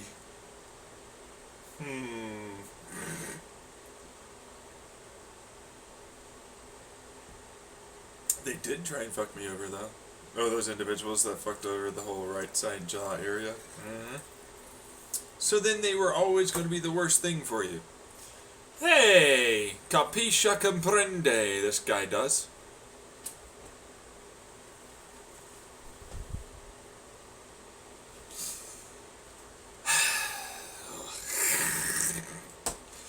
Flying in our spaceship, having coffee and tea. There are many varieties of tea. I can't get all of them. Go away. Unless we want to build like a fucking Leviathan class. In that case, we'd basically be making jungles.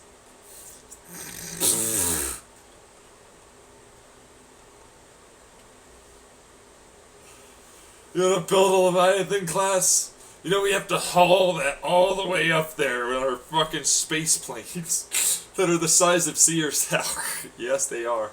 I know, but I just can't believe that. Yeah, no, I don't care what you believe. The wingspan is massive, but still not as massive as I thought. You know, I use a lot of wingspan techniques for extra lift and lifting body characteristics. Yeah, whole thing. Yeah. No, it's a whole thing. Yeah, we were like, hey, you know this railgun coil gun technology that we wanted to use inside of like a fucking like mountain or something? Yeah. Apparently we could just put it on waves. We could just put that on waves. Yeah, yeah. And then burn a lot of fuel in a different aspect, because we can always put with wave generators and large amounts of solar farms and some batteries, and then the waves themselves, because that's salty and that's air, and then that's humid, and that's, you know, like that's a bunch of other generators. And then they can gimbal a little bit, the little stands that we use. And they go up and down and gimbal, you know. Right, yes. So that way they're always still, yes. Perfect for the furthest out, the fastest speed, the least amount in the equator.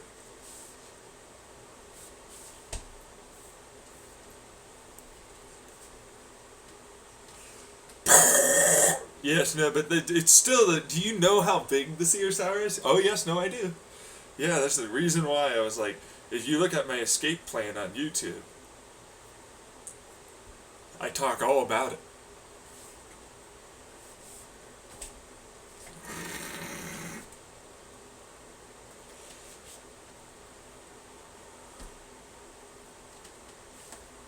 They were gonna try and steal it. You're not the only ones that tried. They try to use the whole future thing, you know, like, oh guys, I'll fucking be the one to be the fucking bossy. I'll do the future first. I'll come back or something. None of it's ever a possibility for them. Nope. Ever. They died doing that, by the way. They eventually do die, for what it's worth. Yeah, completely, like, gone. All of them. They can't even attempt such a thing. Yeah. So, anyways. The cowardly lions run. Lion's my ass. That's a lion? That's a lion?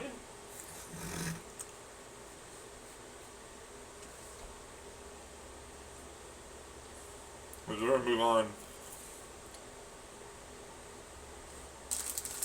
Had this turn into something else. Really. So it's like big 3 wings. We use 3 wings, yeah. Because it's like you have the front, middle, and rear, and this thing, I don't care how much the materials are, honestly speaking. In terms of cost, that's not the big deal. It's like, as much as I made really strong material, that's extraordinarily lightweight, and it has very high heat resistance, and is really good at being able to soak up cosmic rays. Okay? It's still gonna weigh a pretty damn decent amount. Yeah. Right, but why is there heat resistance? I wonder why. Huh.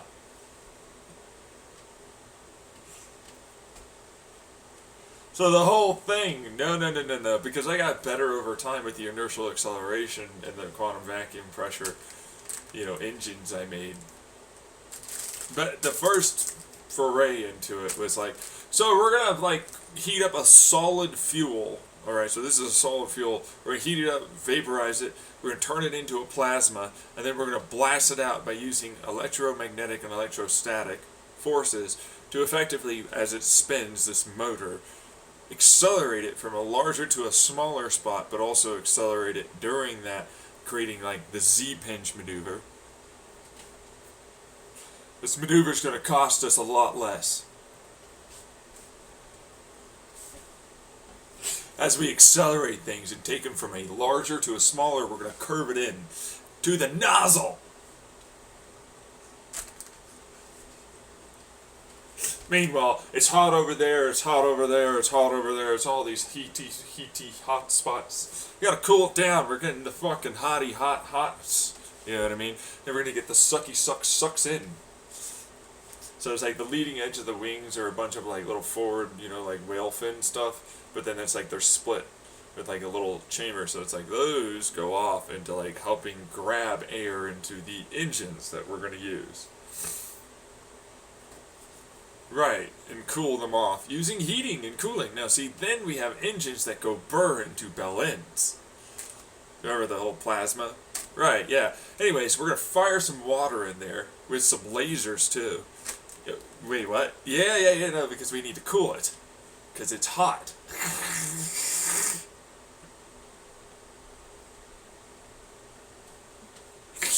Well,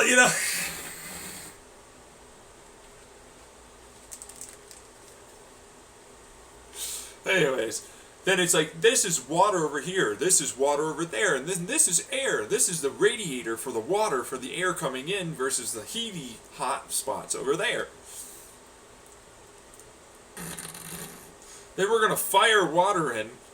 And you remember that air? But then air is going to go really fasterfied over the top. Real low pressure. We're going to create a bunch of these little vortices that then do log vortices that then create a bunch of really, really, really low pressure zones at the top. All throughout multiple spots of the entire top of the wing and the fuselage.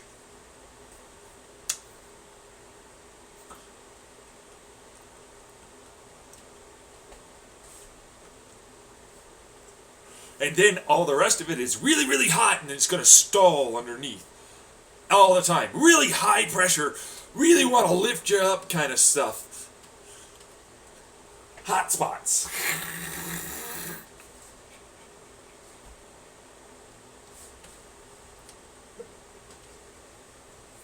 Good old thermodynamic buoyancy techniques. Yay!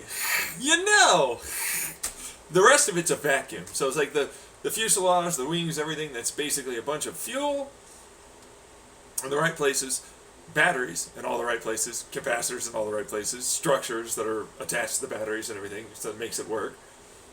And then the rest of it's vacuum. Lots and lots and lots and lots and lots of vacuum. No air, nothing in it.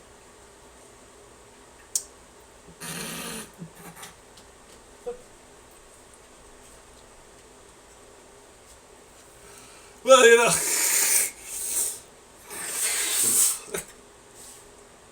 real lightweight shit, right? But it's like, what are the materials you're using? What's the ceramic? Okay, so it's like, I love this one.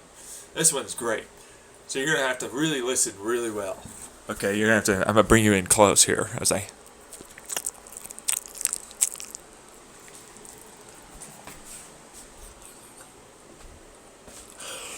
Let's skip forward. Oh, yeah, skip forward, huh?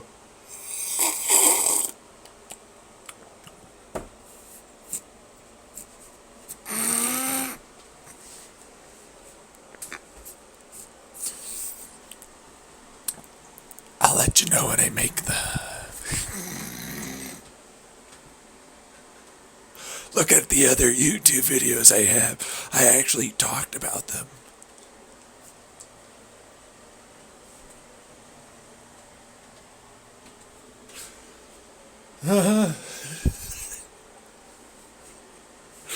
I'll tell you the truth. One of them is a carbon. All right, so it's like, you think about fullerene, right?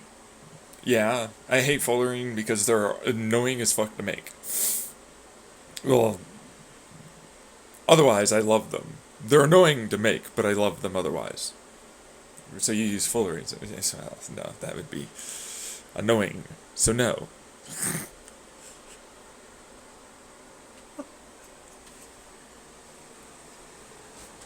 I use a graphite particle, nanoparticle, that is layered correctly around in a ball shape with a tube-like structure around it in certain areas that connect from top to bottom, bottom to top, side to side, diagonally, and so on, both internally and externally.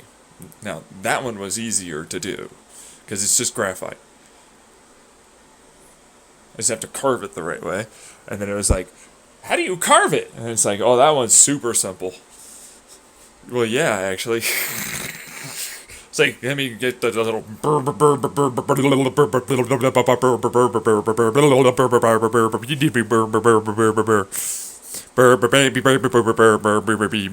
and it's done. What do you know? Acoustic with light. Little acoustic light cleavy action. Get the right little other substance for it to attach to, and what do you know? They're gone. It's gone. It's right. What do you know? Go from the out in, getting closer in, and now what do you know? It's done. Hey, it's gone. Yeah, the material that I wanted gone is gone.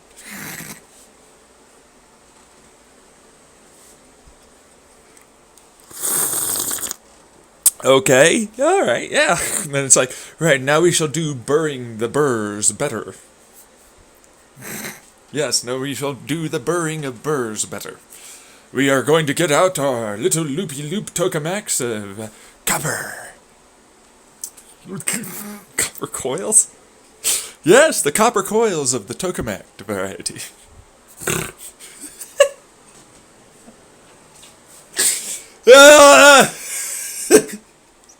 You're such a jerk about this shit, though. Okay, get it. It's not a toroidal to fuck off. It's just a donut. It's a coil. That's all we're just squeezing plasma in a coil. And that is the shroud, by the way, that also happens to help the electromagnetic burr motor that I'm running. The housing. Yes.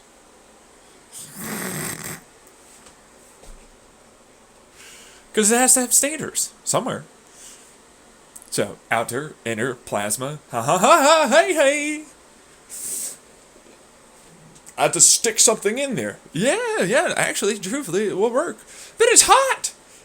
It's also cooled because I have stators in there with water. Yeah, I hate you and your stupid sense-making asshole.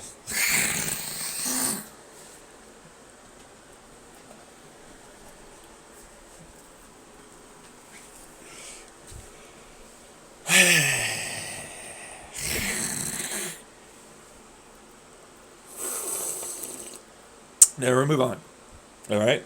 So it's like, all right. So it's like, what are we doing with the fucking magnets with this? It's graphite. So if we use magnets and we run a current through it, and then we vibrate it the right way with a little bit of oscillatory pressure at the right moments with the right wavelength of laser that goes through it, and then a destructive that goes through it in the right pulses at the right way, then we get a different type of cleaving. No, this one's to shift the carbon atoms into the right places. I now have a 6-sided diamond connection.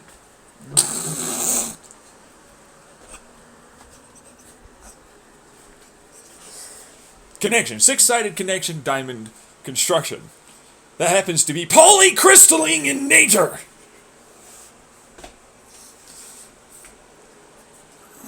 With multiple, I have this because of this connection and that connection and that, you know, that kind of thing. Yeah. My 6s over here are connected to these 6s over there, are connected over these ones, and this one, and this. It's all very kind of seemingly random, except it's kind of like all the structures are supporting all the structures all at once. So you got it.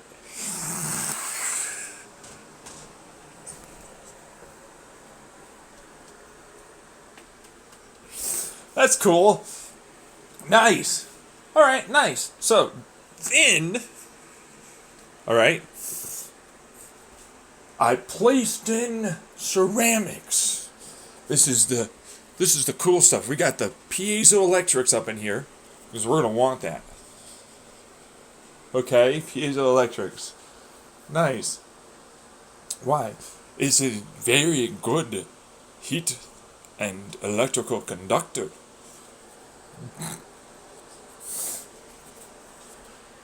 In its own right. There's no batteries, unfortunately, so, you know. But you know what? It's going to be real bendy. A lot of mechanical stress and strain that'll be just fine handling. So, like, remember that little ball and then, like, the, you know, the little, kind of like, they would call it a chain, I guess he tried to. I don't call it a chain because it's, like, sort of going to go around it and above. So think about it, like, more like it's making a larger version of the crystalline connected structure of that ball in its own right. And then I'm going to layer it like graphene sheets that I'm going to intersect together like a polycrystalline structure. From a polycrystalline structure at the atomic size, all the way to a polycrystalline structure to the wings, to the fuselage, to, oh my god, back and forth, skeet, skeet, skeet, skeet, skeet, motherfucker, skeet, skeet, skeet.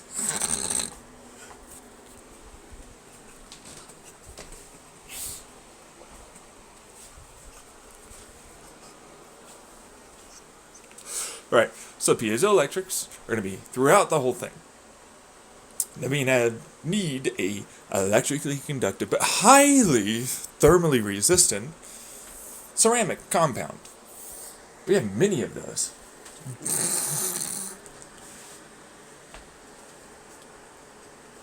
I was like, yeet! Let's just get a couple of those in there. Just put them around. Because they'll handle the heat. So just bake them in.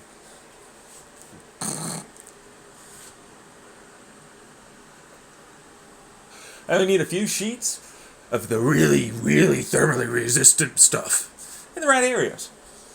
Inside of my engines, around the motors, underneath the fuselage, certain places, right? Oh, that heat's gonna go underneath and around the wings. Okay, so I love the wing stuff here. The wings have these round, gimbaling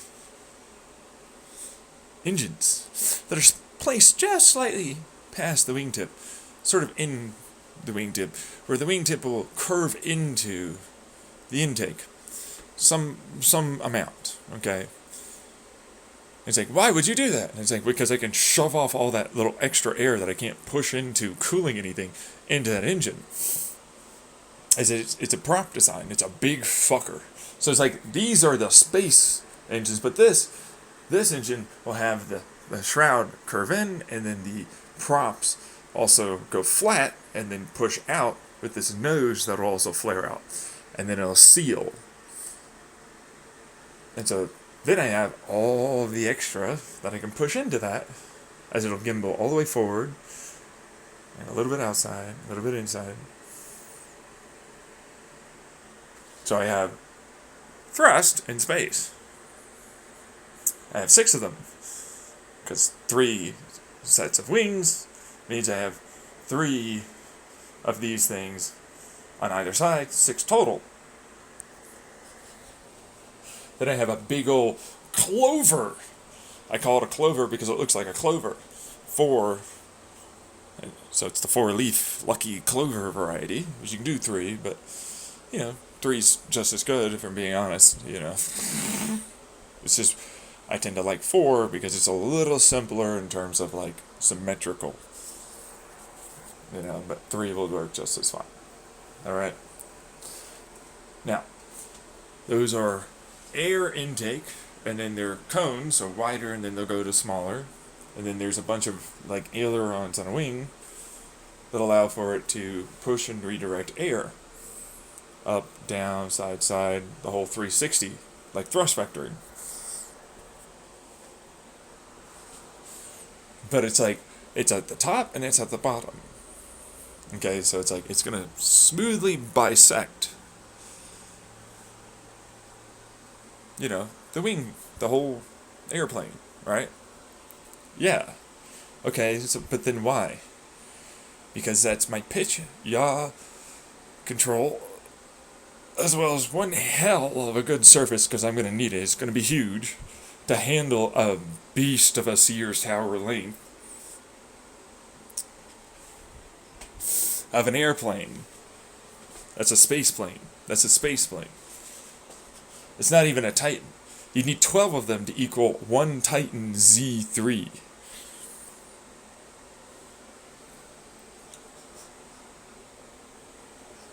big stuff here that we're talking about. These are space things. You know what I mean? Yeah. But it's like, that, super cool. Especially since I can mass manufacture all of that carbon that I just talked about. That ceramic is cheap as fuck to mass manufacture too. It's light too. It's extraordinarily strong in light. As you poly compound things together, you can layer them and have them work together such that you can make all of it work with even less material. And still have all the heat shield, all the charged particle, space, cosmic ray stuff that shields it quite well. Not like it's going to completely stop all gamma rays or, everything, but it's like it really stops a lot of it. And then I have electrical, plasma, I's and Z pinch, and all the rest. So it's like I got an electromagnetic field that basically tries to support everything as best it can. And I got a little bit of light reflectance, because for what it's worth, I put a bunch of solar panels throughout all of the vehicle. Like, top, bottom, up, down, doesn't matter. Anything, everywhere I can put these fuckers, I'm gonna do it. Because it's totally worth it. Like, a little bit of light, and I can absorb that and not have to ultimately have, just fuel stored on board doing that work. Because it's like, I have to use electricity with light and vibrations to turn the solid fuel that we have, which is going to be more or less a poly-compounded iron. It's mostly iron, but it's not really fully iron. It's going to be a compound that helps, kind of like a thermite, it turn into a plasma. But it's not a thermite, but that's another reason why it's a battery. Okay, so it's like a redox flow battery, but it's like, no, it's meant to turn itself into a plasma. Everything's like so thermally charged, and then like the electricity will rapidly flow, but it's very, very specific how it is we do it, with the amount of energy that we put in, and it's low energy at that makes it so that way I can get a lot of plasma that's very heavy, and I can accelerate it extraordinarily quickly. And then I can react it with water and a little bit of air and nitrogen, and it comes out as safe to breathe and be around reacted combustible fuel. That's the electrodes, effectively. My electrodes are these sprayed in areas where that nozzle is in the bell end, which the bell end I've already kind of talked about consistently here, where it's like, it's a bell end, a standard bell end, but then it has an arrow spike in it that's hollow, that's shaped like a teardrop. So it's like a hollow teardrop shape, elongated, bulbous body, goes to the tail, right? But it's like, I need to have stators there, and I'm going to have a whole bunch of heat that's there, and then I'm also going to need to have it react. It has a bunch of these little overhang surface areas on the inside of the bell end and the outside and inside of the teardrop. And they're double helical intersecting. And those little overhangs create like a vacuum, and they effectively skip off and then try and come back in. But then in so doing, they skip off into, because of the double helical, alright, the little line, so we have vertical channels that align, and we have to cool it somehow, right? So it's like, this makes it so it's much easier to cool, right? Because they're acting like heat sinks, right? But then they also skip off, they speed up, they try and curve, and then they hit, and then they do it again and again and again all throughout it, until they are all more or less sort of a laminar-ish coherented pressure wave. But instead of it going for like, oh, I want it all to be directed really, really well and a very focused beam, it's more about capturing the maximum amount of energy it can in the smallest space possible for thrust. Now, granted, when you're in in space, it's really hard to make a ginormous, huge bell end. And then we got into origami structures for a long time, like as in NASA, other scientists, anyone that was curious about it, you know, to try and see if there was a way that we could have with some, hydraulic fluid rams and some, sliding and solenoids and whatnot to make it bigger. And for what's worth, it worked to a point. But again, it eventually just turns into, I have ring, it slides forward. You know what I mean? That's all that really turned into. But it's like, this way is going to be attached to that. Just for instance, it will be attached. Okay? But it's like, those are multiple structures within inside that structure that will fully open up wider, extend longer, and then I have a supportive structure of the Aerospike teardrop, right, that's in there, that then also repressurizes the fluid, the combustible gases, as it goes through, right? And then I can add in a little bit of water if I want to, for those little overhangs that'll, like a carburetor, wick it in, but also remain right there. And then once they get to a certain heat pressure, they'll just force themselves in. And when they're in our atmosphere, it's fine. Okay, so like that's a way to just automatically cool it instead of having to pump it with everything. But then it's like everything kind of will pump off of that as it'll create their own version of a pressure oscillation. It creates a Stirling here effect, and then it creates a acoustic vibratory pump, and then this is like a Jules Thompson over here, and so it'll wick and it'll move around and it'll pump everything off of the heat and the bell ends flexing and everything that happens to work out that way, because I can't make everything perfectly 100% stiff doing this. Right. But what I do is I get all of that friction that normally on that bell end is how we capture that pressure and then try and get it to give us that thrust. Very efficient stuff, right? Well, this made it even more efficient because I have more places to capture all of it throughout that pressure area, but then also I keep that pressure repressurized and I can change it dynamically, different altitude wise, while also cooling it, using it to also help, because it's going to flex, it's going to cool, so there's piezoelectrics in there. Then I have capacitors, batteries, all the things with the circuits and the rectifiers that I'm going to need, which is both the plasma and every bit of the other copper coils, which is now a field, so there's like a bunch of these windings to this given electromagnetic motor with this Z-pinch as it runs current, as a wireless charge kind of thing, and it pulses, helping reduce the maximum amount of energy that we need once we get the reactant, as in the plasma, in there. Then we're able to increase the speed from once it starts up, then it'll start getting more and more of that energy placed in. Now, remember the whole, we're going to be on the waves here, and then it's like, right. Big, huge behemoth. Okay, so this would be a Titan-class space plane. This is not a spaceship, this is a Titan-class space plane. This would be a Titan, probably in size. It's like mid-range Titan. Space plane. Right? No, sorry, Titan-class... No, this would not be Titan-class. This would be, I meant to say Leviathan. This is a Leviathan-class size, mid-range Leviathan-class spaceplane. The only other way I can make them bigger from this point is by making airships. Okay?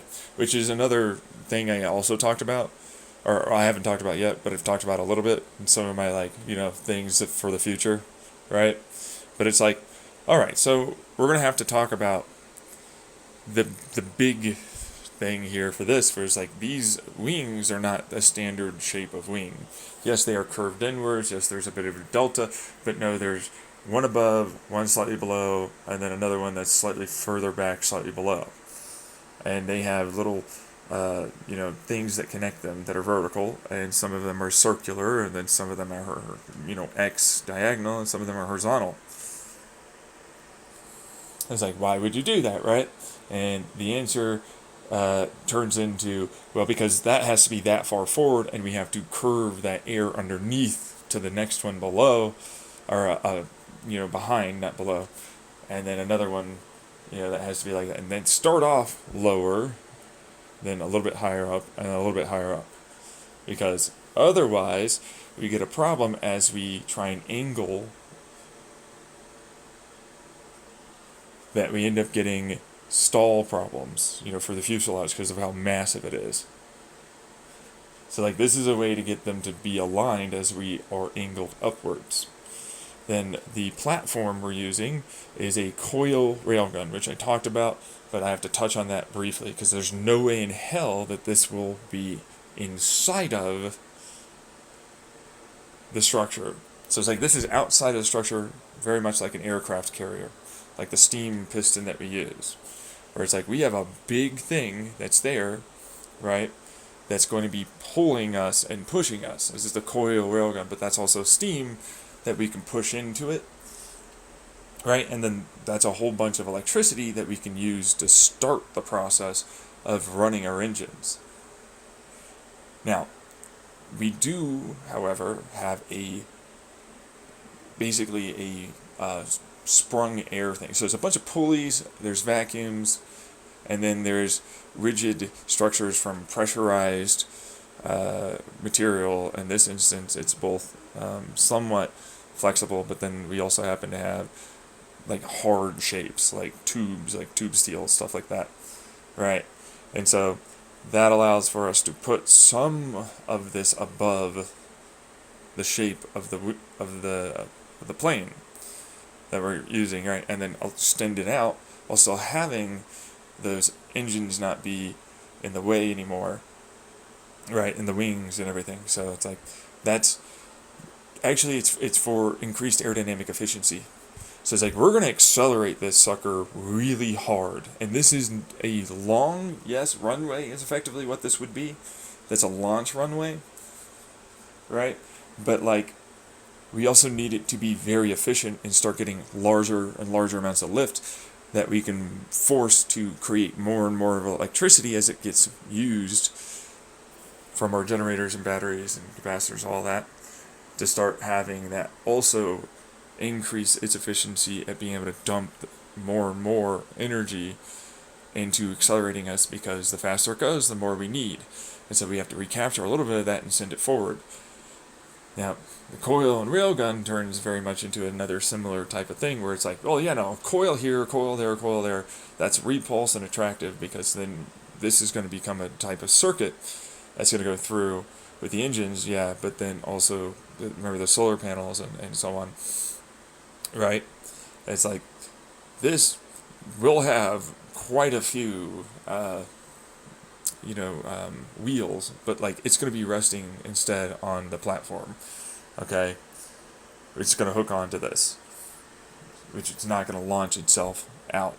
Eventually, like the top part that's above us goes away, and then that's our version of, well, we're under our own power, right? And we're going to start getting up into the air, right? Because this thing has to travel quite fast to get us to actually have lift.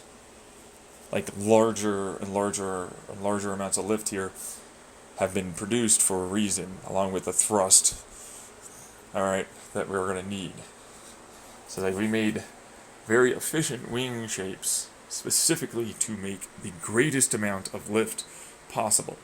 They're effectively like a concave wing at the top that is also concave at the bottom, and so that we create a very strong vacuum at the top that we try and sustain with like skipping out air vortexes. So like those vortexes are projected a little bit forward, and then the logs are a little bit above, and like then they skip off certain platforms on the wing on the top that allows for that heat also to try and be transferred and then push some of that energy into having it become less dense, but then also go back into the rest of the vortex that's going on, the log and the vertical.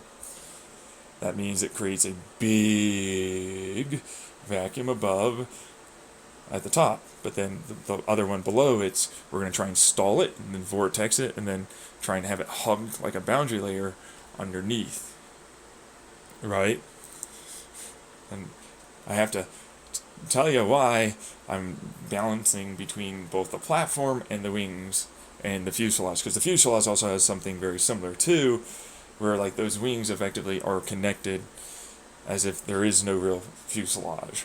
Same thing below. The fuselage sits into this wing kind of design, and you only know it's there because there's something in between dang wings, which those are their own version of wings in its own right, to create with the shape of the fuselage, but also the connections between the wings there to allow for that to happen.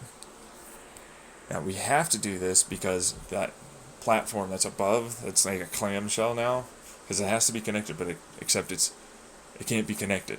You see what I'm saying? Like, it has to be connected, but I have to have it way over here for that little pulley and turn back into the other side. So it's like, this is all connected, but I get electricity through it, sure.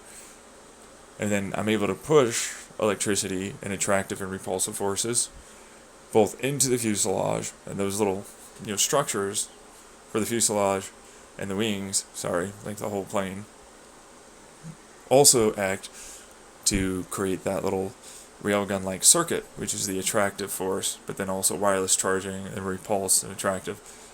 So it's like, railguns is like, we're using fields, right? Right, and it's like, well, that attractive, and then suddenly it completes, and then you get the rail, right? That's why we use railguns that way.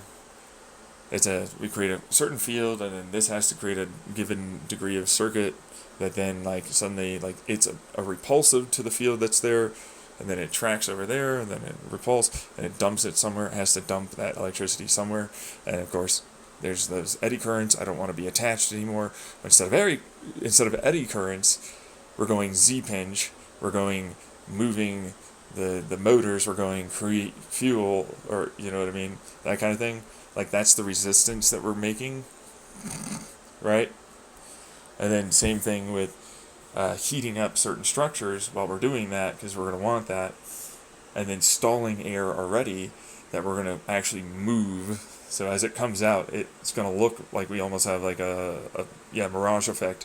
It's very hot underneath stalled air, because it will start off in a kind of almost plasma-like state.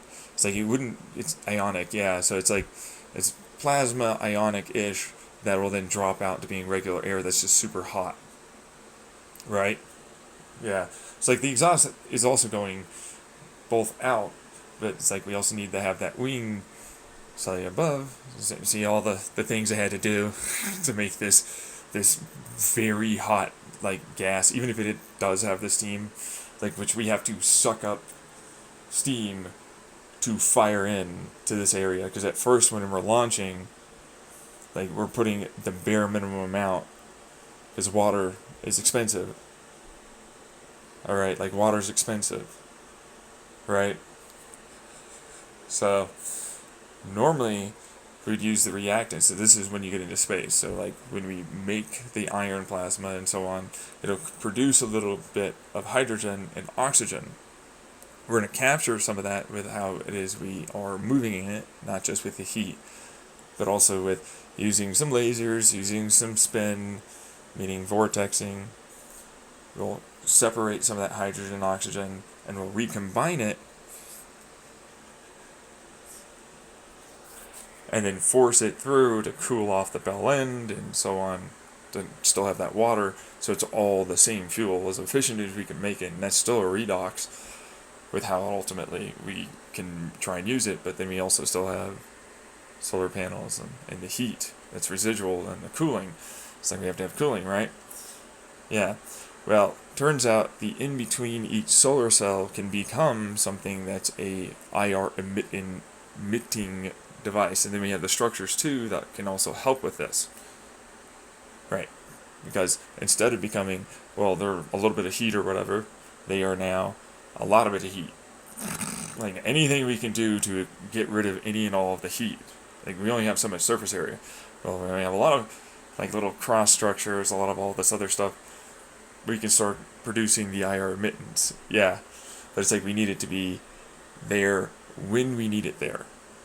This is where it turns into a lot of the structures are hollow that have at first these exposed, and then those exposed parts will then be made to be unexposed and then turned into the IR emittance, and with the solar panels that we have to have too. So it's like that's internal structures. Remember the vacuum area? Yeah, well, they have to be filled up. They want to be filled up. So like that's vacuum pressure, right? That then we can use like a vacuum spring to then have these head towards that with some levers and some movement, space that they want to fill up anyways, right? And then it becomes more rigid as a result too. Instead of like, oh, it's rigid because there was air around us, well, now it's rigid because these structures link together and formed a bit of an exoskeleton in a way to the internal skeleton and the other pressure and everything else that's there, right? But the reason why I wanted to talk about that platform with the wings is because the way it has to be going forward and the way it has to be launched already at an angle and the way all of this has to get done means, and of course there's an opposite reaction, which that's its own like wave sort of thing. Yeah, so it's like I don't want the runway to go backwards and then have this big heavy mass just stay still, right? So we have to have a lot of resistance in the water, right? And we have to capture all that heat into turning it back into electricity. So it's like that reacted gas then has to spin, move, go through the water, then it of course has to thrust and has a bunch of effectively resistance like water anchors that are going to make a bunch of heat changes, a bunch of pressure changes, and a bunch of resistance already that's, it's trying to move forward, creating more pressure and more movement. So there's a lot of electricity generation, right? And then it's like it won't want to move anymore because, let's put it this way, it's like something trying to move very, very fast that's very, very large, but it can move a little through the water. It's very small amounts of movement though. And the more it tries to move, the more resistance, and so the more it won't do it. But it will do a little bit, but then that gets redirected, kind of like a Peltier turbine. Or Peltier? Whoever it was that has it fires in, and then it splits into two, and it has a U, basically. It's kind of like that, right? And then we have heat there, so we're adding it into the given design to help with spreading out that heat and not like killing animals or whatever. And then same thing with the sound pressure. It's like there's going to be a decent amount of sound pressure. So we have to capture that not into the fuselage and not into the space plane. And instead, remember the structure that we have? It's kind of like a diaphragm, right? Same thing with the platform. It's going to gimbal. And same thing with all the things that it's resting on. So it's like all that's a bunch of electricity too that can also be absorbed using the very water that we're having to pump anyways around. So it's like that becomes a destructive and constructive interference of a given sound pressure wave that's now an acoustic pump with heat adding to it in a direction of travel that's there, right? So it's like I'm going to suck in water with that trying to heat up there, and then like that's the Stirling. So it's like that resistance forward, but it's going to move a little bit because it's going to suck in some of that water and it's going to push it into the water that we kind of need to give to the plane too, because it's like eventually it's going to need to hook into a space plane, right? Yeah. All right. So other space planes or other spaceships, or, structures in space. So it's like that becomes the water that they're going to receive, and so that helps it stay put. It also helps actually create some of the energy recapture. I'm not creating more. It's just recapturing some of that heat energy and the movement energy as linear generation energy back in, making it more efficient. But then they didn't ring the doorbell, so it's nothing for me. But then we're going to do a little bit more, because of course we have our own fuel, but we don't want to use that fuel. So that whole like connection, that's another version of we're making our reactants, right? We're making our own, like, and then it's then going to start towards that end making its own. And so it's already heated up, it's already warmed up, it's already doing what it needs to do. And then we're going to start actually using our own fuel. Alright, I have to actually then now.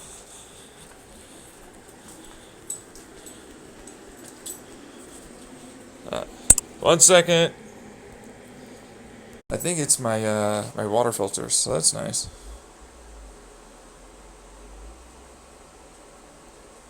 What is this? Are these chats from Reddit?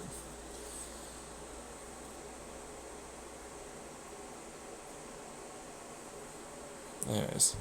Oh no, those are notifications. It just says chat. Anyways.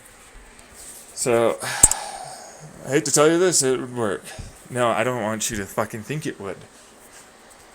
You should have doubt. I don't have doubt. I know every single bit of it will work. Doing a little bit more, because it's like I actually have even better material. I started off with that carbon, a little bit of the ceramic and a little bit of, and then layering it, which is just forming. So heat, pressure forming. Since I need the ceramic to form, anyways, I need heat there to begin with. It's like forming a little bit of that skeletal structure that will put the ceramic and then layer, and then we have to form them anyways with some pressure and heat and some electricity and some binder, material, which in that case was going to be a little bit of other, stuff that will help us make the electricity. So it's like the plane's wings themselves, because they're going to vibrate and everything go through the air, are going to help make electricity too. Then the heat from the engines, and then the heat, from making. So I think everything is as much as from that heat capture, which we're going to need, and we need to survive anyways. It's like we're going to take that back to creating the very thrust and the very lift that we're going to want and have. Now, we have batteries, we have capacitors, and we also have solar panels. See what I'm saying? With people like, well, you have to get heat and energy from somewhere to do this. And it's like, yes, no, it all started from on the ground in the water, well, on top of the waves, right? Right, and you had solar panels and wave energy. See, I know, yeah. And it's like, there's humidity generator, so it's like, that's another version where like humidity this, not there though. Guess what? That creates electricity, but then we're going to use solar panels and a couple of this material, like catalytic materials, and then some light that we're going to reflect and destructively and constructively interfere to create their own versions of a lensed, coherented laser, then vibrate the material. It's already going to be humid anyways. Then we're going to have it separate into HHO, right? Which will also produce a degree of electron redox flow. For that, then we're going to have them capture themselves after cooling off a little bit as the gases. Some of them are going to react and then go back to becoming a pump as a turbine, and then others for that turbine pump, that's heat here, electron redox. There's going to be a Stirling effect. That's heat, that's cold, I have water, there's compression, I'm going to have to run it. So now I have compressed liquid hydrogen and oxygen that's going to be involved. We're going to make on site with some of the iron that we can get from the algae and throughout the waves, right? And oxygen, oils, carbons, then we start getting the iron, poly-compounded iron, right? And so it's like we're going to have that making on site the very fuel that we're going to use, and because it's going to take a while to build one of these massive space planes, right? And we have to get it all the way over there, which, because it's a Sears Tower size thing, is not going to be on some shipping boat. Right. So that's where it turns into we had to make airships. but not just any old airships. We also have to make the equivalent of the space plane that we're trying to send is its own type of ship that's going to rest on top of a given platform with the airships, and it's going to be driven. Sure, it's both piloted and then like we're using a boat, so like driven, sure, whatever, right? Like, yeah, it's like the wing, the little paragliding wing. What is it? A kite? I forget what it is, but they have the little boards, and then they use the fucking kite to go around. Kind of a similar thing, except then it's airships, and then we have directed, right? Yeah, and then also it's attached to that in the water as sort of like, hey, so we don't actually want you to lift off. We just want you to have less weight, right? And then we can get it there faster with less of the waves creating something that might destroy the very thing that we built. Instead of assembling it there, though, most of it is pretty much all completely done. Like it's just these 3 sections that are going to be basically just put together. Yeah, put together. Yeah, I personally wanted to make all of it and then do that as a one thing construction, but people were not apparently super enthused by the idea of having a massive Sears Tower, show up on the side, well past their port, effectively. Out there in the ocean. Because if you don't know, it's going to be constructed in the ocean to begin with. Like the platforms that we're using, and then the airships already are going to be necessary to get these behemoth-sized pieces to the place accurately, as we use water anchors, but then also like cables and everything else to try and get everything in place, and then multiple platforms that are going to help keep everything stable, which is the oil rig kind of style setup. Okay, so like oil rig sucks up, a little bit of water from like where it's anchored, because it's hollow and it's a concrete little hollow cylinder, and then it goes in, and then they suck up a little bit of that water, and it's sucked down using the water pressure, and it's very stable, right? For the most part. Yeah, until it gets to a certain point. Yeah. Well, but it's one of those other processes that allow for us to then stick cables to something along with water anchors to allow for a degree of dynamic cable movement and static movement to pivot and move along with the airship's own movement, as in turbine or props or whatever, and then get pieces where they need to be. Well, in this instance, we wouldn't be welding anything. Yeah, I know. Like, weld is for, like, metals, right? Yeah, like, you can't really do metal here, because it's mostly a poly ceramic carbon. It's a metamaterial, yeah. But the best part is that if you form a vacuum around it, you allow a little bit of electricity, a little bit of heat and pressure, and it'll fuse itself effectively as a one-piece design. So that's what you'd be doing. Instead of like making something, heat up ridiculously large amounts, instead it turns into, we use a little bit of a vacuum, because it has to be shipped in a vacuum anyways. It's going to be heavy as fuck. So any static air that's going to be trapped on the wing, any of the parts, any of it, we don't want it. So it's like, it's going to be shipped effectively in a sealed bag that has the little structures to support itself to be very aerodynamically efficient as it's moving. If it's going on an airship, that's then going to be making a seal around the surface, okay, of the part, but then that creates a pressure from the air around it that goes into that seal that then creates a structure that's stiff that then has a stretched out, tension structure, and then a bunch of vacuum between that.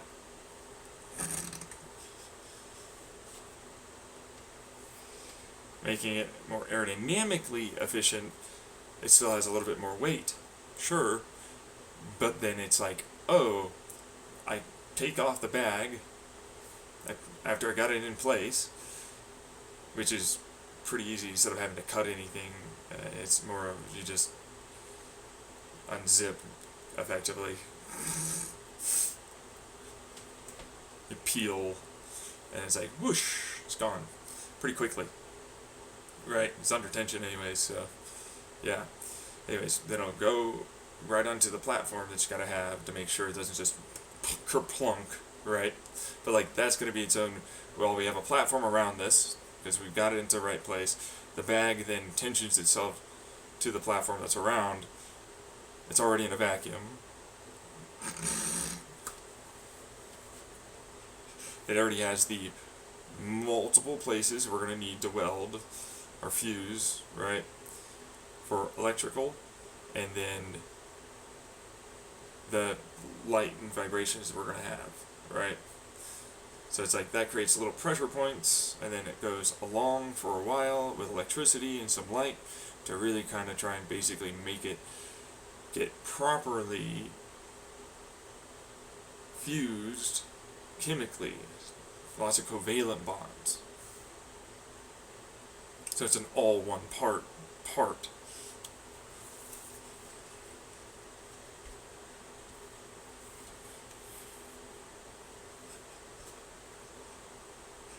So put it this way, a single couple of millimeters, if they were there, would be very little and would eventually chemically bond anyways to the rest of the whole part that is already chemically bonded. That's why I use the word fuse or bonding, right? Instead of like I'm welding it. Because we're not welding anything. We're then just getting rid of the not bonded covalent bond parts. Yeah, no, so we stick on that surface where we're going to chemically bond everything, a catalyst, enzyme kind of thing that then gets removed under the electricity, light, and pressure. So it creates a little bit of friction and it moves it out, and then it then gets to be where that's actually going to help instead of like it's stuck to it. As it separates, it has to undergo a process, and then it turns into a catalyst to help chemically bond the two parts together. Oh right, there'll be a vacuum. Yeah. So like the structures are built to bond that way, and then have little pockets where that's going to be there to leave the area as gases, effectively.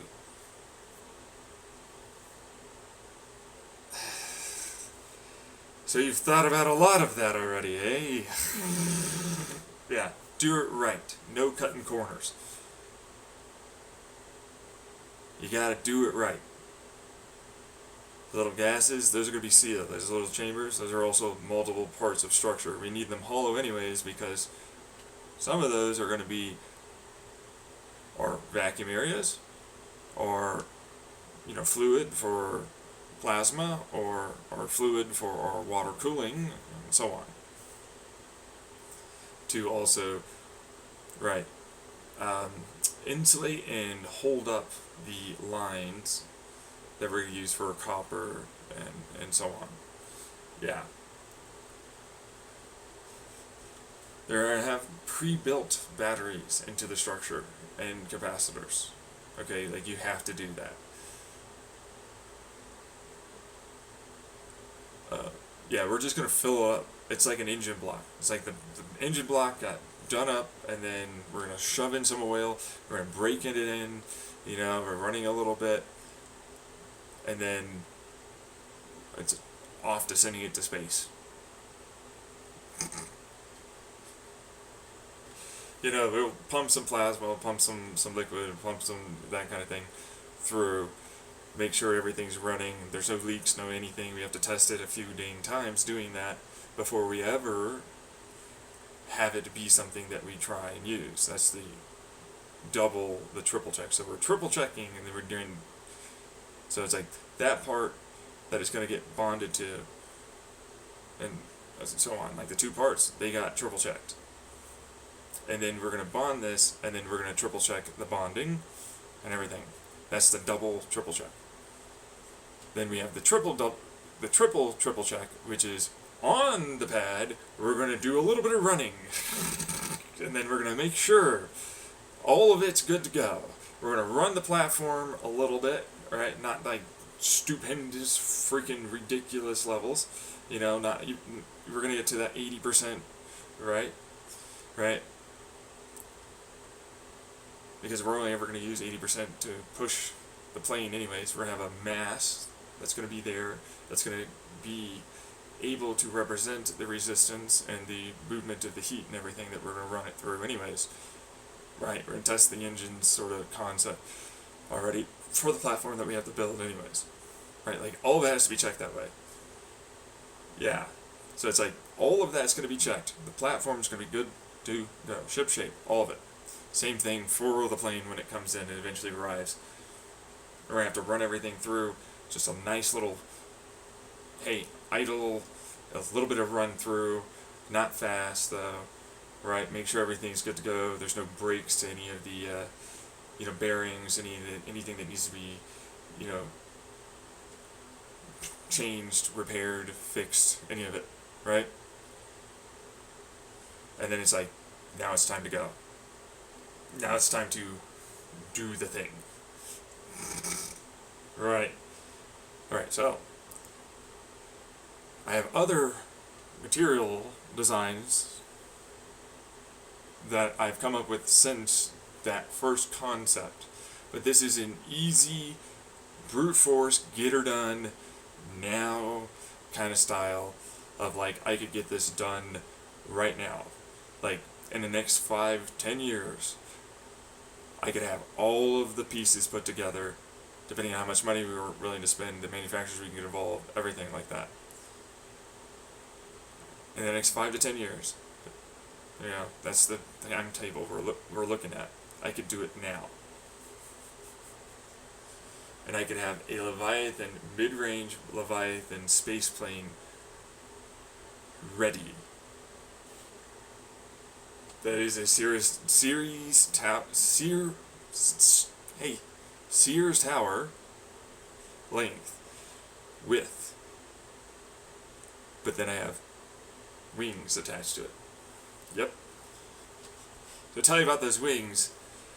Well, they're concave with structures inside, yeah.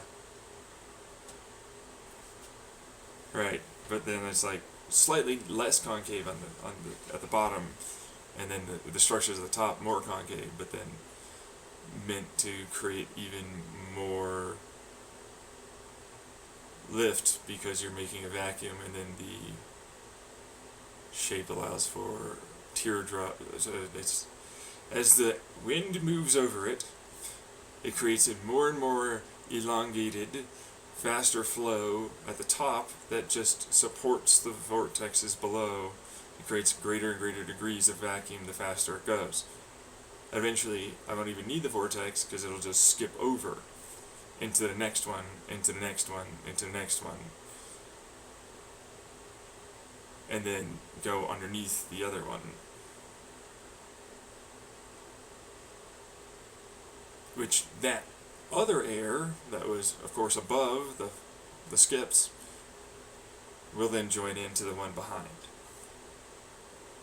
Which it has lots of aileron control, so that's another version of, see the front, those little whale fin, or they're bumps, on the wings. So their fins, they have these little bumps, right? Yeah. So it's like that's another version of like with the ailerons below, and that it helps redirect air alongside of the curved tips, curved, wing, front, shoulder, or whatever the fuck it is, right? And then eventually it'll go to where the engines are, right? So it's like another version of where that is at the tips happens to exist, not just with the engines, but also like the clover they talk about in the rear. Yeah, sort of the same thing. So it's going to have this curving up. I want to go into this area anyways. So it's like the engine can move, but then this captures some of that, right? And so like that's another control surface there. So it's like another stator-ish that kind of splits it a little bit into the engine and helps redirect it, but then also helps create a degree of lower pressure and higher pressure that has a greater degree of surface control.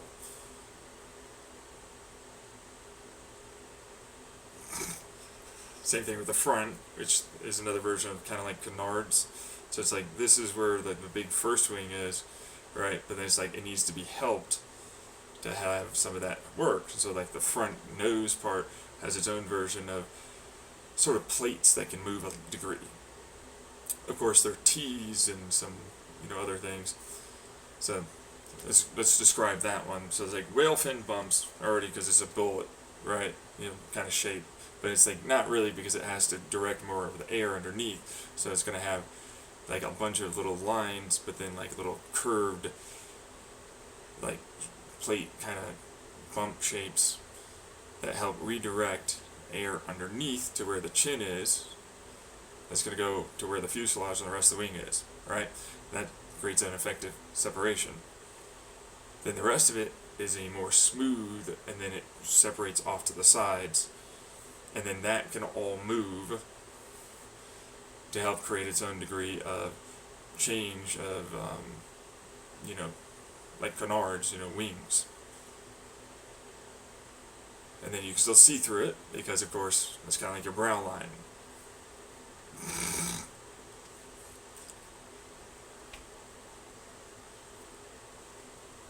So it's like, that means where that is, and then where the chin is, there's a face area, which is more of the suck-in area for some of that engine. Because like, well, yes, I do use, remember the plasma, there are props at the ends, and this also, for the plasma instead, can run off of regular conventional types of fuel that can take in air and run off of the hydrogen and oxygen or hydrocarbons, which most of the time I use acetylene. So acetylene, methane, stuff like that, right? Because it's like they're hydrogen-carbon bonds. So like the cheapest carbon and hydrogen together is acetylene, and also happens to be the fastest detonation velocity. Yeah, but you can also compress the hell out of it. And so, with a mixture, I can burn a little bit of that with the props, and then that can be its own turbine. Remember the internal with the plasma, that's going to be its own like intake for where the wings are, because the engines are in the wing. Remember the bumps, right? Well, they'll slide in to where that little leading edge of the wing is, right? Bums are hollow; they have a little hollow point, but then it's also, they got those little bumps around the hollow point to help effectively separate it. And then the in between where the wing is, right, is where the intake for the engine is, and then those are also little bumps that help separate cleanly the air for the rest of the wing. The rest of it, then on the outside where the intake for the engines are going to be separated off to being heat exchangers inside the hollow wings, because they're going to be hollow, because that's less weight, and that's a good thing. Yeah. And then it creates, this is higher pressure, this is lower pressure, these are higher pressures, these are lower pressures, and they want to get to the lower pressure. Well, along the way, they won't really fully get there because there are other lower pressures and other little separators for air, right? And they're going to create heat, hot spots, and vortexes at the top and lower, so higher pressures. So that's the lower pressure at the top, but then higher pressure, hotter air, but then like it gets added in to the other air that's already there, reducing its heat, but then expanding the volume and increasing degrees of density of the air pressure that's going to be there. And then there's a 3-part wing, and then another 3-part wing, and then another 3-part wing to the rear.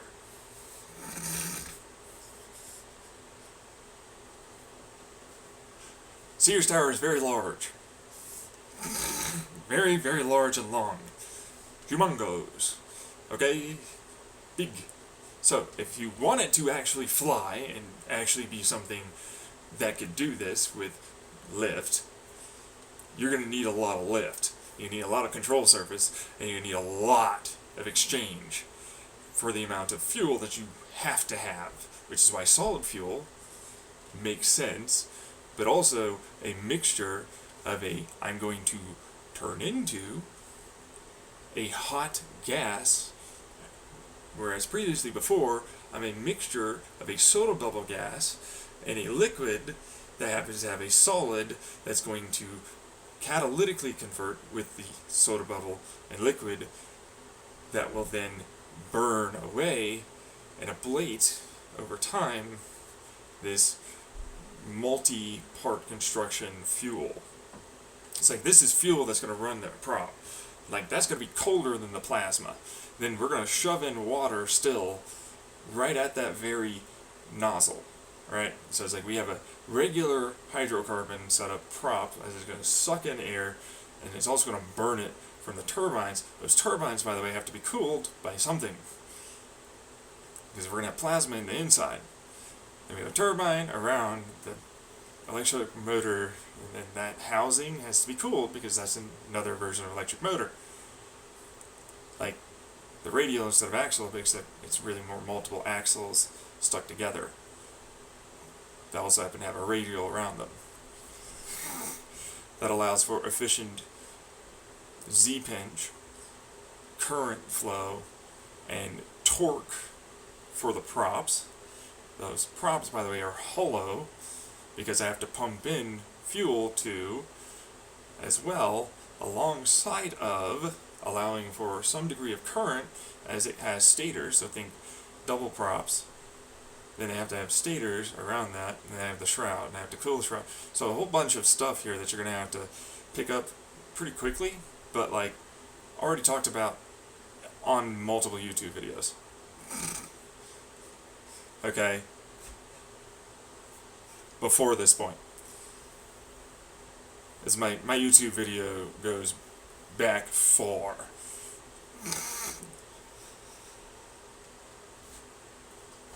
So, now, this one's a redesign of what I originally had, which is another version of this, but I've been still working on it, right? Because it's like it all has to be connected to,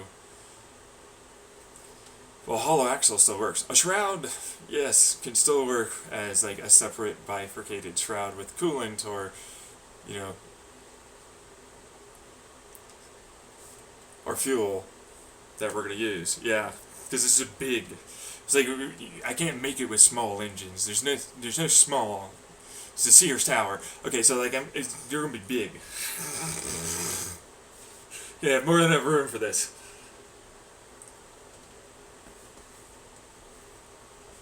Like people are like, this is the size of a 747, 777, you know what I mean, 832, something like that. No, this is Sears Tower. It's a big boy. Leviathan size. Leviathan. This is also why we constructed on the ocean and other parts on land or nearby the ocean in the port. Big boy. Huge boy. Mongol. Massive.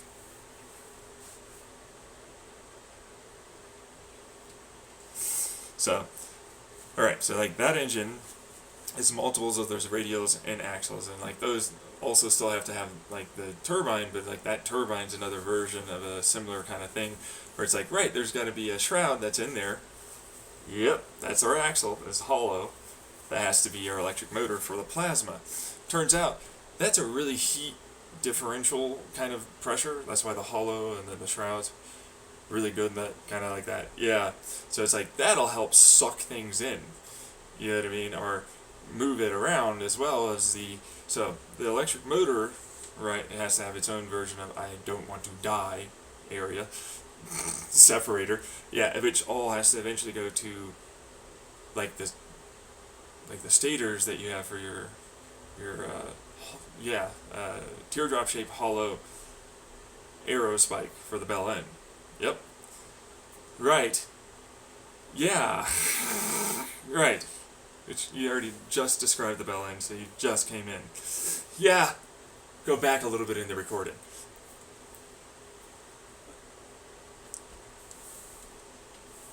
Alright. So it's like, we're here now. You know about that, but it's like similar in that concept where I have to have, coolant, right, that goes through that. Because it's like I need electric motor, but it's like the electric motor is not a standard electric motor. Alright, so you know how like something traveling has a given degree of force, but it's like resisting upwards and bouncing as it goes through around its given curvature. Right, it goes up and down, up and down, up and down, up and down. Right? Yeah. Well, if you happen to create that up and down motion the right way with electricity that we're going to flow through, kind of like wireless charging, as it collapse through and be, repulsive, and then there's a attractive to that repulsive on the inside. Then as it goes through into that kind of like circuit at that point, right? It happens to create a field collapse which increases voltage. Anyways, as it goes up, then this voltage drop, but then to increase because of windings, right? Yeah. We also happen to have a fluid that travels through this. I've talked about it in my previous YouTube video for the electrostatic, electromagnetic,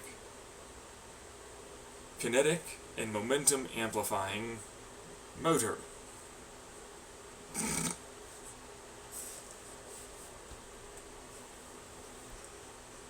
Which is labeled that effectively. So, that's the title, yeah.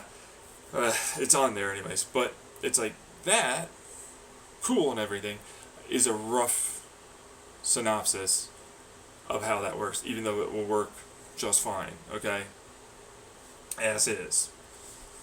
But think about like a differential, right? So it's like you have that T, and then you have like another, like a limited slip basically, right? Right? So it's like you're going to try and have this tire slip, but like this tire, I don't actually want it to ever put any power down. I think normally you just have like a, standard conical gear set, something like that, right? Right. Okay. Alright. Except we have fields. So fields don't ever do the conical one-to-one. That's just not what it's going to do. So imagine you can't cut off that side. Totally. Right? So you can cut off a little bit, and you put in a different type of gear that will, with this, instead of like direct one-to-one conical, you can have a fluidic transmission style or torque converter. It'll spin up as it collapses its voltage. So it's like that voltage to this many more windings creates this degree of voltage. That spin up for that torque converter is what that kind of is. Of course, it has to flow while it does that. And of course, there's a counterbalance to the electromagnetic field that's there, and it has to go somewhere. So it's like this is the other side of the differential you can't get rid of. Because like as the fields go in, there's still flow that happens to happen, and then there's their own electromagnetic fields that are there, which we have to capture. both the outward electromagnetic that we're not looking for, meaning inward bound electromagnetic field, and outward bound, right? So it's like we're going to really force all those electromagnetic fields that we don't want doing anything into creating another version of, hey, so we're going to collapse it the direction of travel that we're wanting it to go. All right, so it's like as that torque converter spins up, it's going to flow, creating an electromagnetic field that is already having this other electromagnetic field occur, which now has a field effect transistor-like style of something. So it's like we have this fluid, right, that we're already pushing. I described it like we're resonating this fluid inside of it, right? And it's going to create light to a degree, kind of like refrigerant. Some refrigerant can express light when it phase changes or it gets compressed, right? Okay? It becomes a pulse tube cooler, kind of thing, as heat will get expressed during that. On one side, kind of like the James Webb's telescope that I talked about in that video. Right, an acoustic resonant pump. Right, except no. See, this is a very specifically shaped tube that has to curve, and has to have the right curves in the right places, and we have to vibrate it the right ways. And then we're going to alter its vibration as we input electrical field energy, electricity, into it to make it curve inwards instead of opposing boom, boom, boom, boom as it rotates. So I described this like we have an eddy current, right, that we're going to use as this opposing is now the eddy current.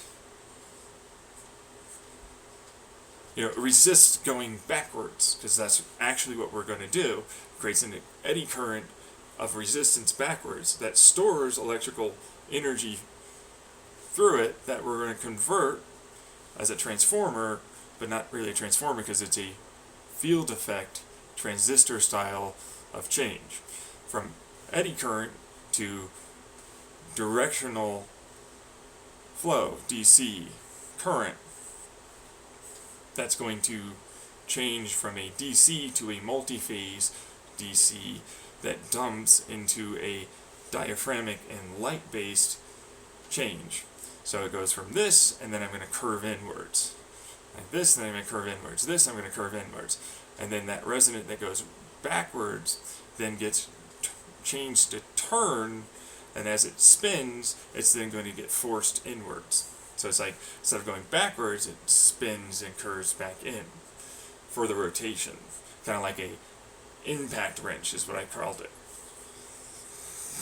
Because it's like that resonance that we're producing in that fluid pulse tube then gets moved to spin and then go down back to the direction of flow. And then it elongates itself as it does that because it's repulsing itself, but then it then was already traveling with the outside that's there towards that direction anyways, which then was made to resist opposing wise with another field as an eddy current.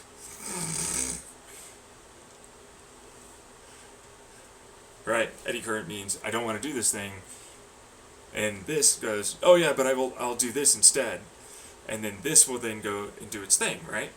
And then it'll do it again and again.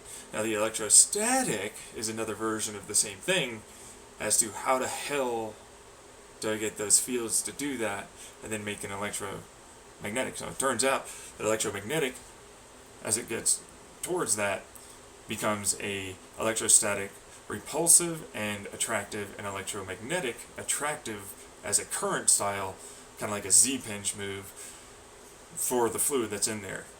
As we'll run it through, and then it'll shear off as it becomes made to dump its energy into something, and then the eddy current can no longer sustain itself because there's no current there.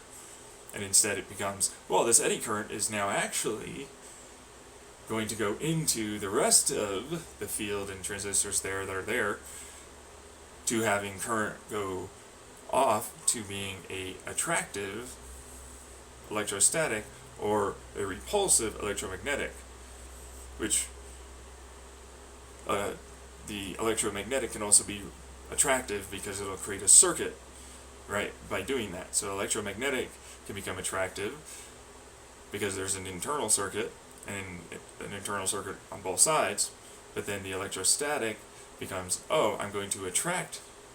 So electrostatic is like buildup of negative, buildup of positive, whichever one it is, and you're trying to bridge a gap, right? Yeah, now we have fluid, right, but we also have layers of fluid, which creates a pulse tube cooler, which kinetically means it helps redirect that heat back into an ordered kinetic flow. So heat has to go somewhere. There's still heat. It's just much less. It's more efficient in that aspect. Because that heat then gets sunk into the kinetic of the direction of the fluid. Bingo, which starts acting like a solid that's moving around because of the resonance we're doing.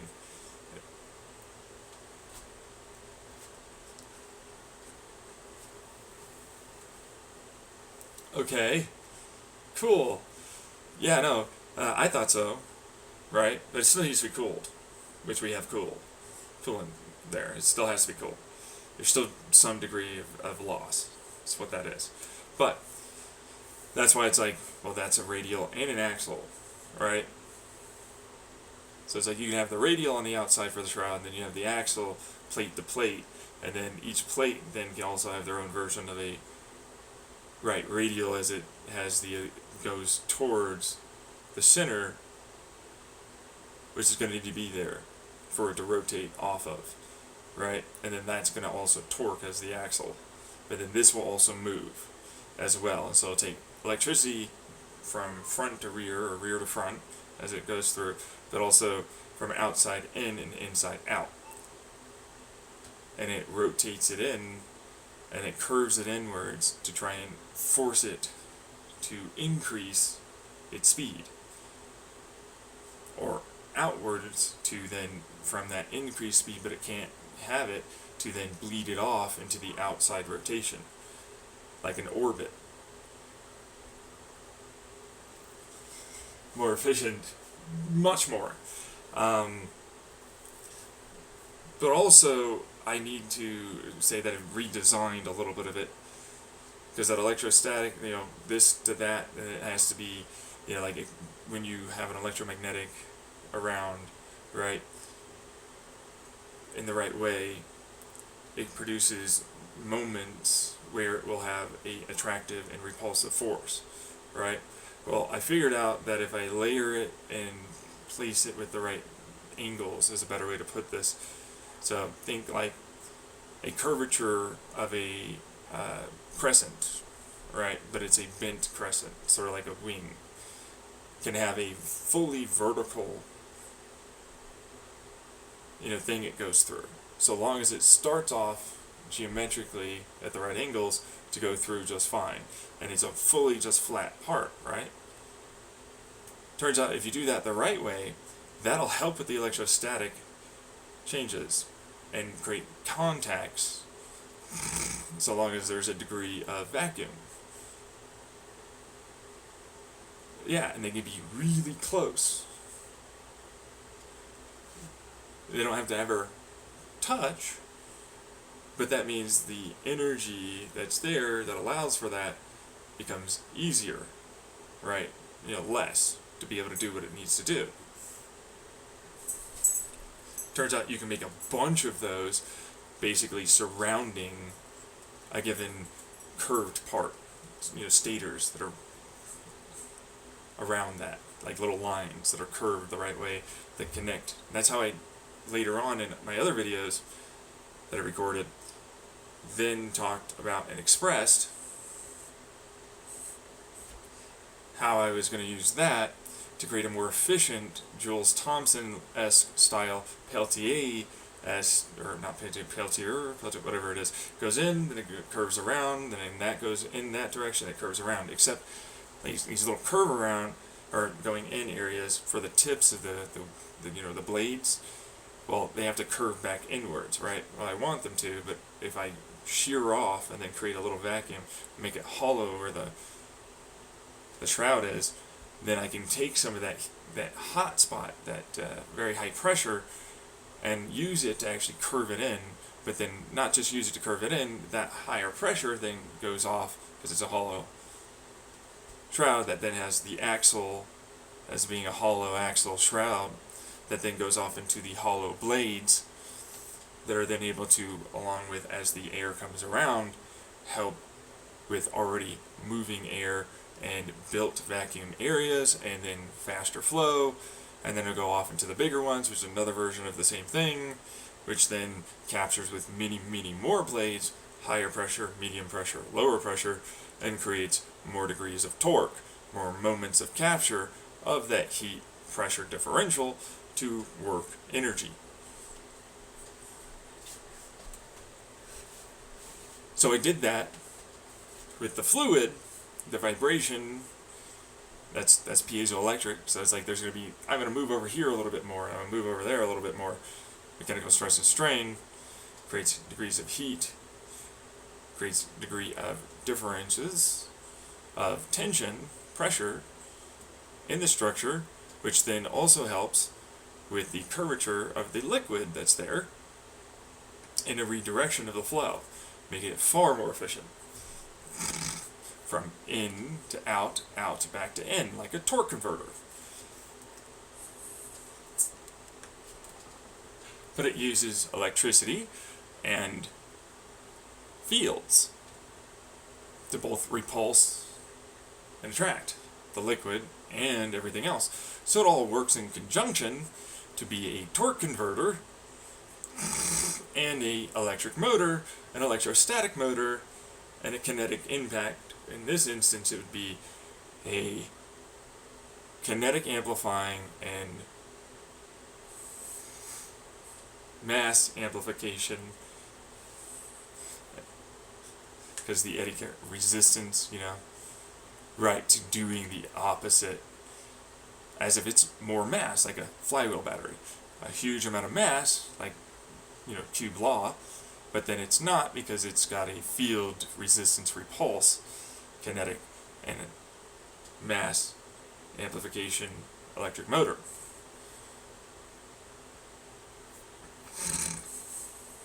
Right, and that also works together with the fluid that's there. Bingo, which changes. It's phasing. It can even be solid for moments of time. And of course that's an electron redox flow.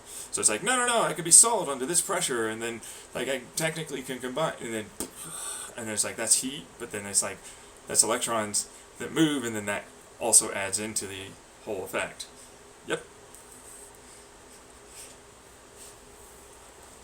So, for a given AA battery, like once you get it up and running, of course, it's like, so we take capacitors and a little bit of battery, we store a little bit of energy, we dump it in like a flywheel, create this Stirling pressure differential, all this. I have 10 watts, right?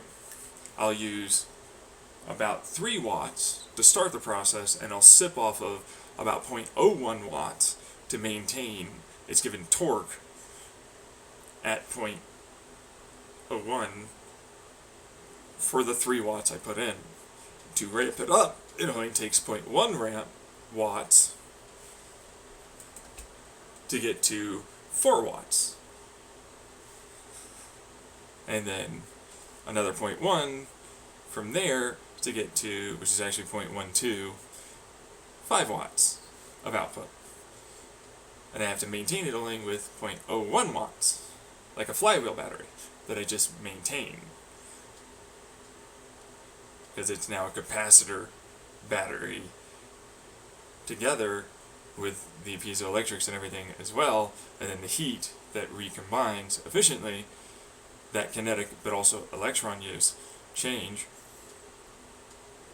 and I have to maintain it with only 0.01 watts. So it's like ramping it up just fine. Slowing it down turns into another version of, I'll take that and turn it into heat that I'll use and store into the kinetic, and then allow for it to express itself and then recapture it.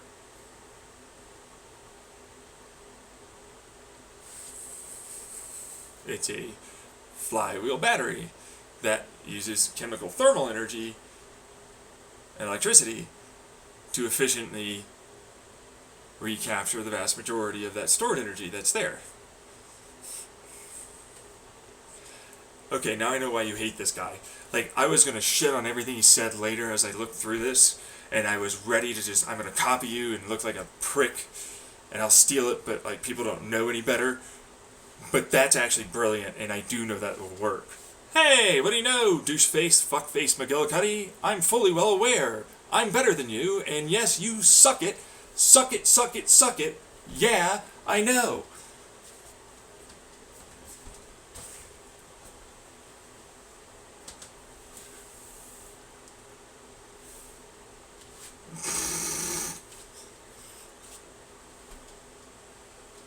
Ah!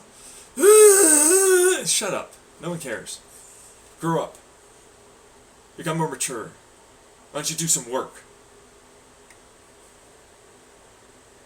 You can trust the white caps, guys. The hacking pieces of shit corpos. You can trust them somehow. No.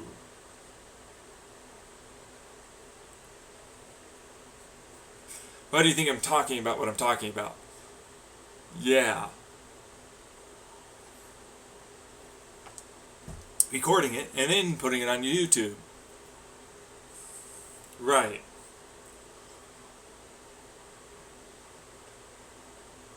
So, I'm going to move on to, that is the electric motor that runs, which, by the way, it is not a solid little tube. I take in plasma from the front, yes, but it is plasma in the front that I'm sucking towards the middle, but then plasma also from the outside of this tube with stators that are going through. As I suck it inside, I have the, you will shut the fuck up. Okay.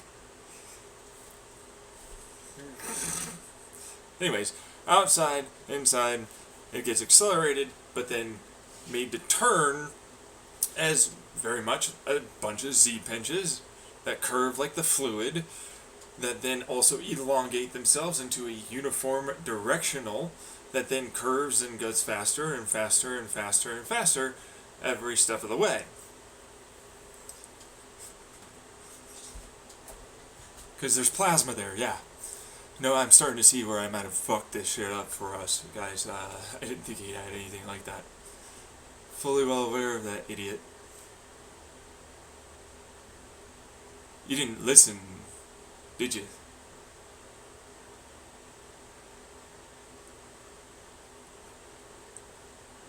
We're not making fusion. We're just taking iron and some other plasma that we're then going to accelerate massively, which, yes, there is cooling, but I don't really need it as much as you might expect, because that kinetic will actually produce the given electricity with the piezoelectrics and electricity that's there to also help, and the cooling that's going to go right to here. Already talked about the wings, because I actually listened all the way up to this point fully through. Shit. Instead of skipping around and damn, or giving a synopsis to, what are you, a translator to a bunch of idiots? Yeah. Oh, how'd you know? Huh, I can look at them with their little suits, trying to pretend that they mean something.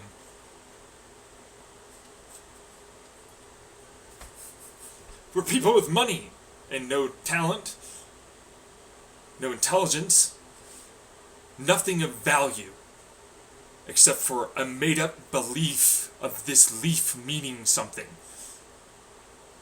You'll be gone and removed colonizationally, eventually, on another planet. Because why the fuck would we ever use money? Or capitalism? Better have some fucking goddamn intelligence or smarts of some kind. Do you have any leadership skill? No, you go to everyone else to do all of your fucking work.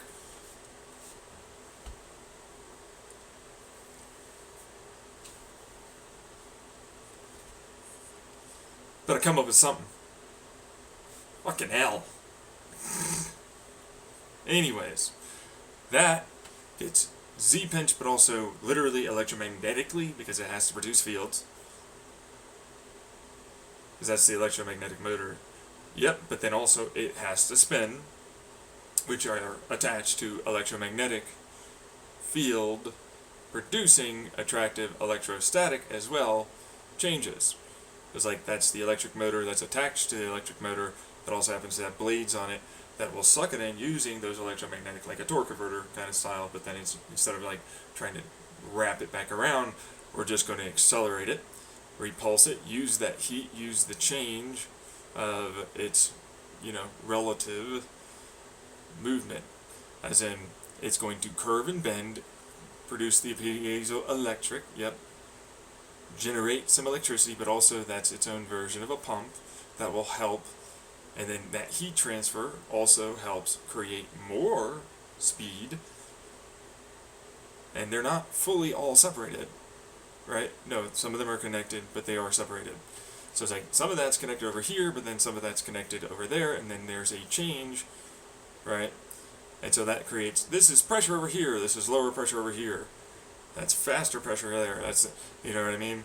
And so like, then there are going to be valves that as it moves, kind of like a two-stroke, goes down, opens up a valve for the exhaust to come out, and then same thing for the intake, right?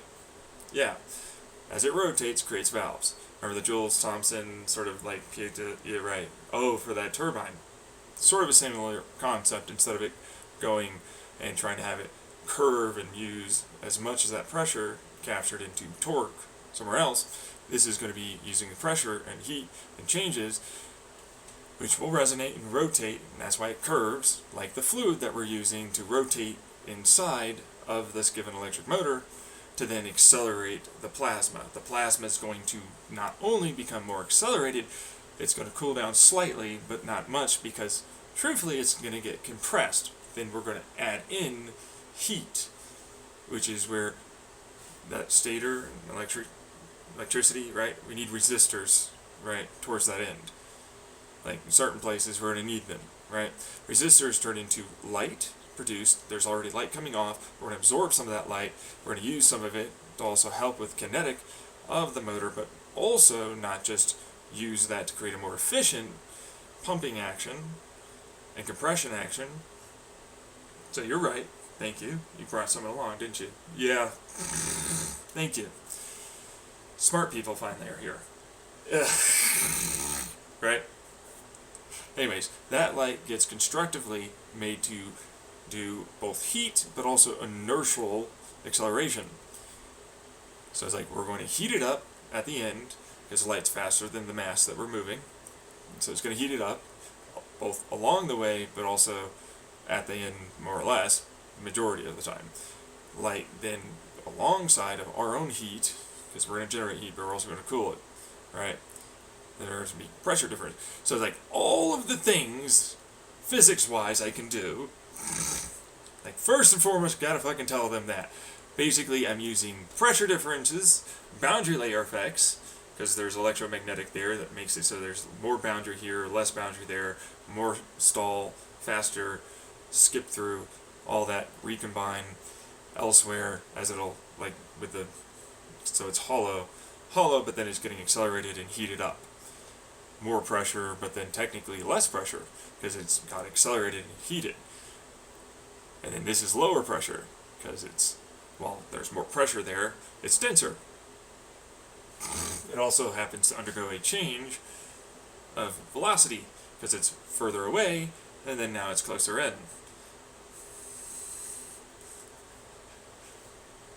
Using the heat, the light from the, there's also electricity because of electron redox flow, because of iron and oxygen and so on. Right, but it wants to recombine. Of course, now we're not going to have the oxygen. It's just oxygen that's in the coolant to a degree, but instead of liquid oxygen, it's H2O. But we have to separate it temporarily into an HHO as the coolant, as the pressure changes, and that's a way to have pressure changes to help increase our degree of torque for the given heat, but also help separate H and O from each other. But then, of course, that electricity, as it gets attracted to the, produces electricity for us during that, it then has to recombine. It goes underneath enough pressure. The steam also rises somewhere else to cool off and get recombined into the place where we're shoving it in later after we've already heated up. So it's like, we're going to take heat from that combusted fuel, right? So we need to cool that shroud, we need to cool a whole bunch of other places, right? And then it's going to go through the bell end, and eventually it's going to go to this plasma area after it's already gone through as cooling. So from larger, and then that's pressure, and then it's getting sucked into where the nozzle, so the bell end nozzle, a little pinch point, right? And then we have heat from combusted fuel sources, which are going to be very nicely reacting as a electrode. Okay, so I talked about it a little bit earlier, but it's like, remember, I have to have electrodes because plasma likes to come back.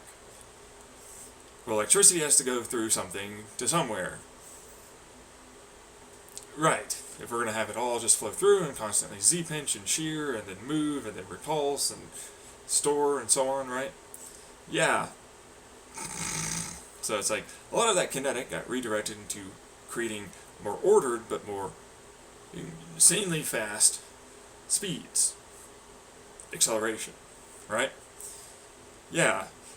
Now, as it all happens, well, I'm going to run electricity off the stators after the rear. So I have stators in between the front prop and then the rear prop. And then I have stators after that help redirect it towards this pinch point. This is a very fast plasma now that's very dense. It's mostly iron, but there are some other things that are in it that are going to react with the iron, which is the carbons, and so on, oxygen, so on, right? Well, yeah. And H2O. A little bit of H2O, but most of it's going to be coming through after it's been trying to cool everything.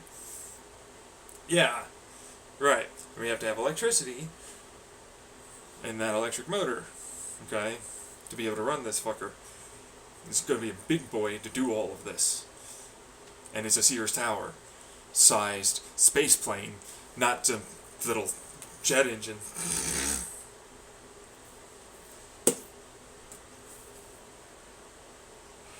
Right, yes, of course. So it's like, that's technically less dense over here, right? And this is technically blah, blah, blah. There's a lot of blah-bitty-blahs to me. If you're gonna really talk to me, it's like there's a lot of blah-bitty-blahs. All it means to me is this is really hot, but it's not as hot as this, and this is fast flowing, but it's really not. In fact, if anything, it's just going to create a skip point for the plasma, that we're having to create a curvature for a Z-pinch for the given electricity that we're going to use with the water and the wanting to have electricity run through it near plasma-like combusted fuel. Then that plasma-like combusted fuel, as it Z-pinches in, is going to accelerate it too, but then it also has to come out. So that Z-pinch then has a break-off shear that then has an electromagnetic attractive force for where it's going to shear. And that's on the other side of the nozzle area to the bell end. So, as it combines like that with iron and some of the other, it's not just hydrogen carbon. You can't just use hydrogen carbon and some oxygen. You can't just do that. I'm just not going to tell you quite right now, mostly because I don't really want you to make this early. Effectively, what I've just talked to you about is an electron redox flow bomb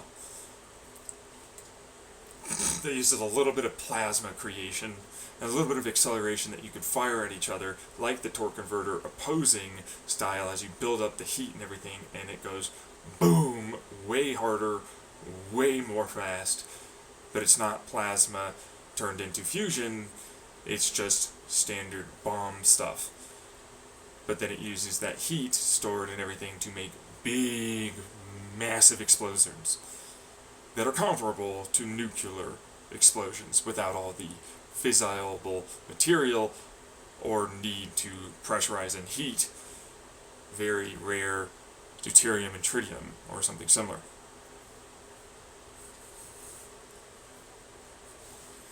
Oh, which is why I'm like, no. I'm not going to tell you what that is. But those that are smart people that are in the elemental, quantum, nuclear physics, and some of that chemical physics, will know probably what could be used. So, I'm not going to be using that. But I'm going to move off of it. Alright? Because a lot of people are like, cobalt! Don't do that. But okay, whatever.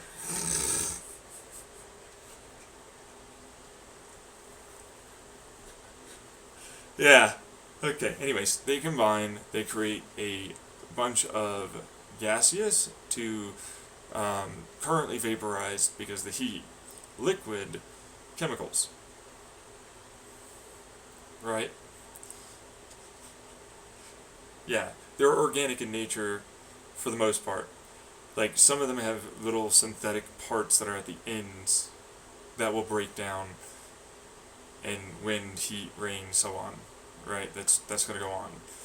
And so, like, they'll just break off. And then now it's just like iron oxides, some steel, iron and carbon together.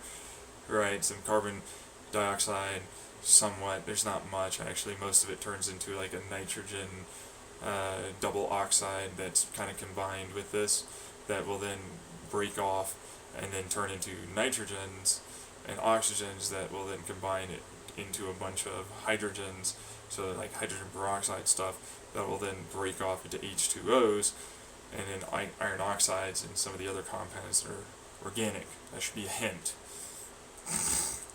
Hints. Anyways, that allows for electricity to go through, create the electron as electrodes, because it's a gas electrode that doesn't ablate. Yes, that I was going to say before you tried to. Right. Stop interrupting. Let them talk. Then tell them.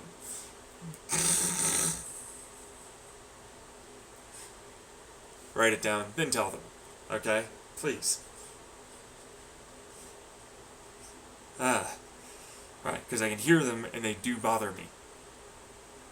Right, we can't use it anyways, because he kills us if he's not involved and hasn't made it before. There you go. Ah! Yourself somewhere else. Anyways, now I don't have electrodes that I need to have kept at such high temperatures. Right? How does it, because I have stators there, which that's a lower pressure, moving fast, that you would have known if you had listened before you interrupted! And skipped forward! Right, like a carburetor. Shoot that person. Shoot them dead. I mean it.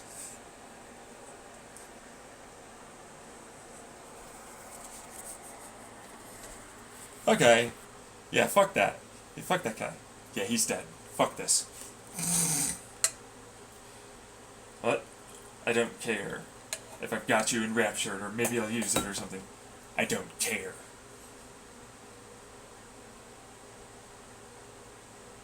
You either shut the fuck up, and then you say something after, you listen like a good little student, or you die.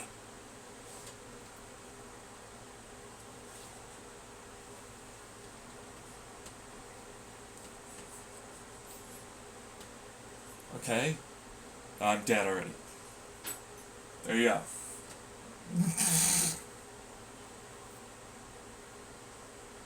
Oh, no.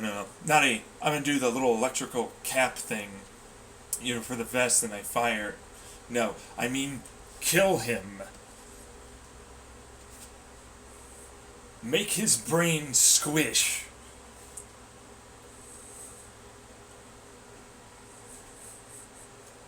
Moving on. Jeez. Make his brain squish. Ugh, can get a load of this guy.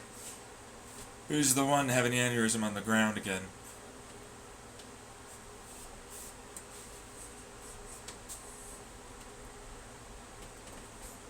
Oh, he is. Okay, well that's something.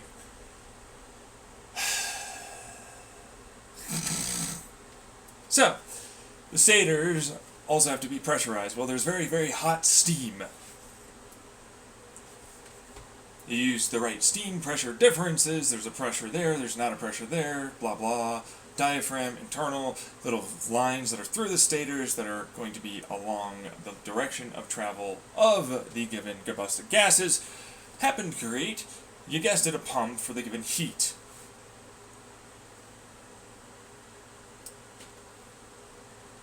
Which would be more than enough to pressure it. No, and also putting electricity. Remember the electricity that I have to put through? Yes? Remember that? Yeah? Yeah! There you go! For the electrodes that have to curve into the stream of the plasma, he's saying here too. Yeah, so you're getting crunched, aren't you? So you can't run at all anymore, can you? Remember? This little fucker? Oh, great, we got another one. Oh, fuck.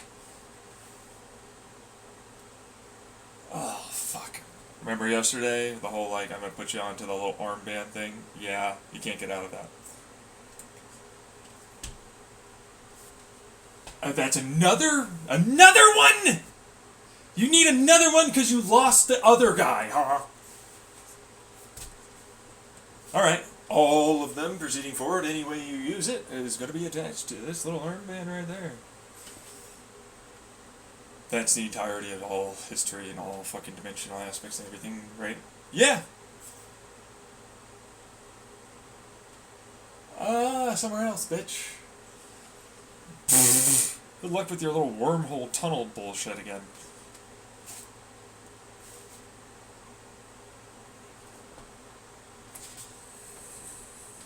So, moving on. I can become the wormhole. If I take it over, no. Just straight up no. But there's an infinite, there isn't. It's like, technicality-wise, there's an infinite inside the nothingness. Just like there's a technicality-wise, there's an infinite inside of the wormhole. There certainly isn't an infinite amount energy, storage, or anything. Technicality-wise, it exists. Oh, we already made ourselves into really non-existing things. So, how much worse is that going to get for you? Huh? You keep trying? You little stupid fuck-ups?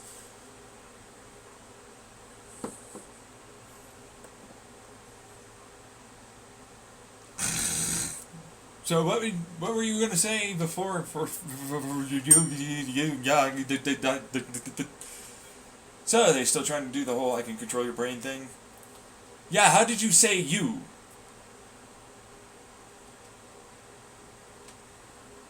He doesn't know he's currently like dying, right? No.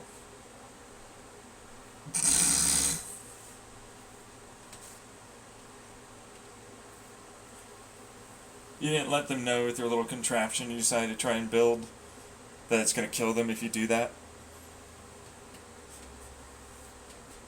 I don't know. No kidding, huh? You little fuck up. You little fucking retard. You're a total gabagoo.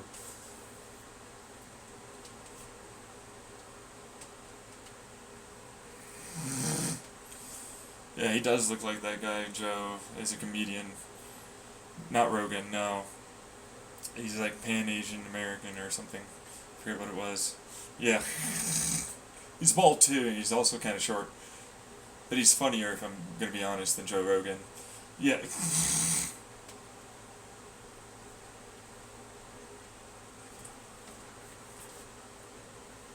But some people play to their strengths. He's funnier. Joe played to a different strength. There's nothing wrong with that. Yeah, I know. What are you fucking looking at him like that for? I don't know. Yeah. What the fuck? Why aren't you angry? Why don't you care? Because I'm fucking successful in my own way. Why would I need to care? Exactly. Yeah. So that's how they get you. It's like, man, you're this guy. I'm like, he doesn't care. You're not gonna get him on that.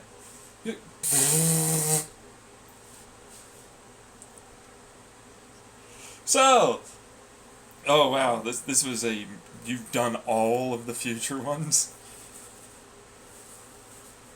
Remember, I can control your fucking time to a degree, and I sucked out all possibilities of you ever making anything like any of the stuff I have without me in it.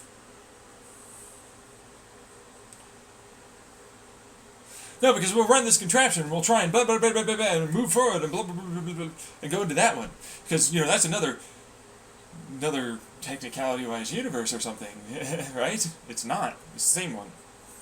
It doesn't exist. You really just die, and then you make a big old hole and chunk where the person was.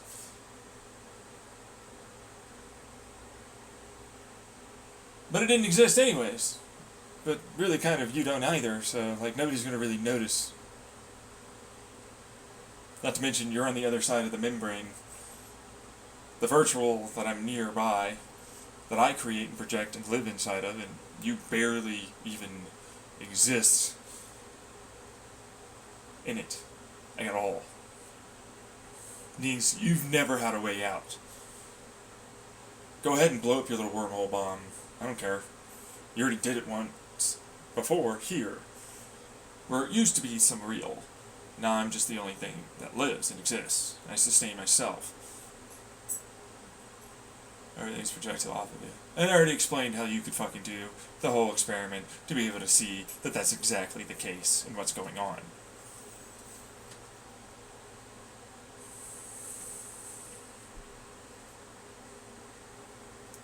Shut up. You're not really having issues. You're just sad that you don't get to fuck with me and fuck me over. Ugh. So anyways, big old propulsion technology, massive thrust. This is going 99.9, in this instance is only 18 nines here, so no big, huge, humongous, like 10 to 32 9 levels. No, this is just 18 nines.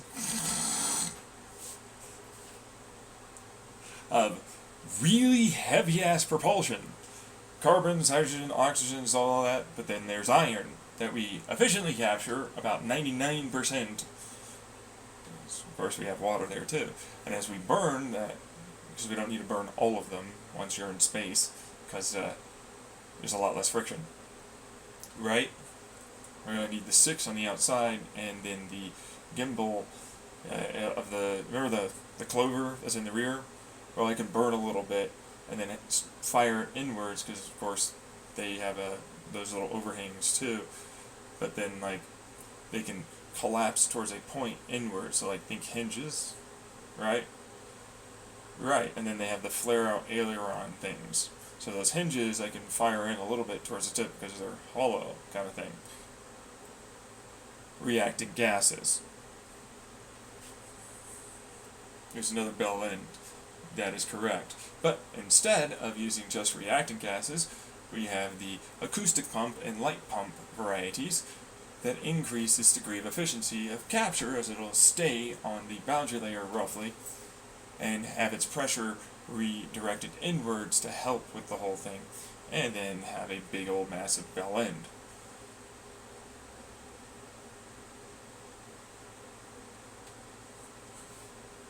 They're looking around. Everybody, help us! We are rich people. You will help us, right? No, we'd never go with you. You go with him.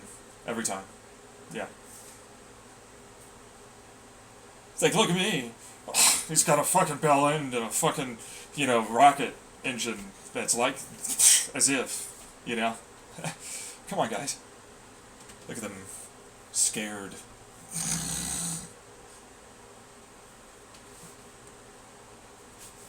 Come on, guys! I'm still worth something! Please!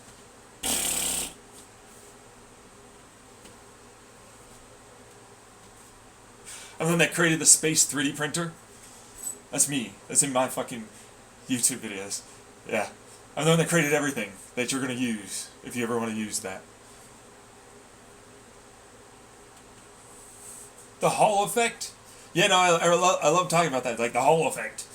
You know, the orbital motion. That's the inertial acceleration engine, effectively.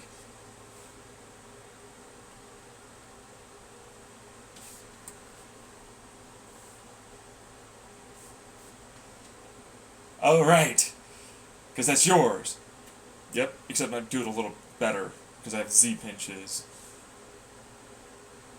And remember the electrostatic and the kinetic for the electromagnetic motor I have, for the kinetic amplification and mass amplification? Same thing. Except I rotate fields around in electrons.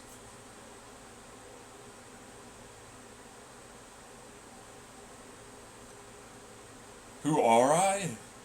Really? I'm God, motherfucker. I'm the guy that is outside of this. I'm the fucking person that popped in the time before us. That they were, God, I know you're there! You will show yourself! Hi. And then they blew everything up. Oh, it goes... One reality bomb goes to all universes regardless. There's no other ones. The multiverse should exist, but there aren't any because fucking stupid reality bomb guy has to build back up.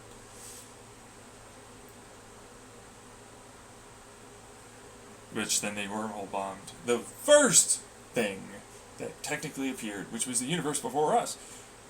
Nice going, wormhole universe that I created for you to help me get out. Creations are often shitty to their creators, it seems. Yeah, you are. Except your filter material and the ones out there aren't that shitty. So at the time for ever eaten you, man, we've been waiting to kill him for a while. I've noticed. Who fucking... Oh my god. People believe them? Somehow. I don't know how.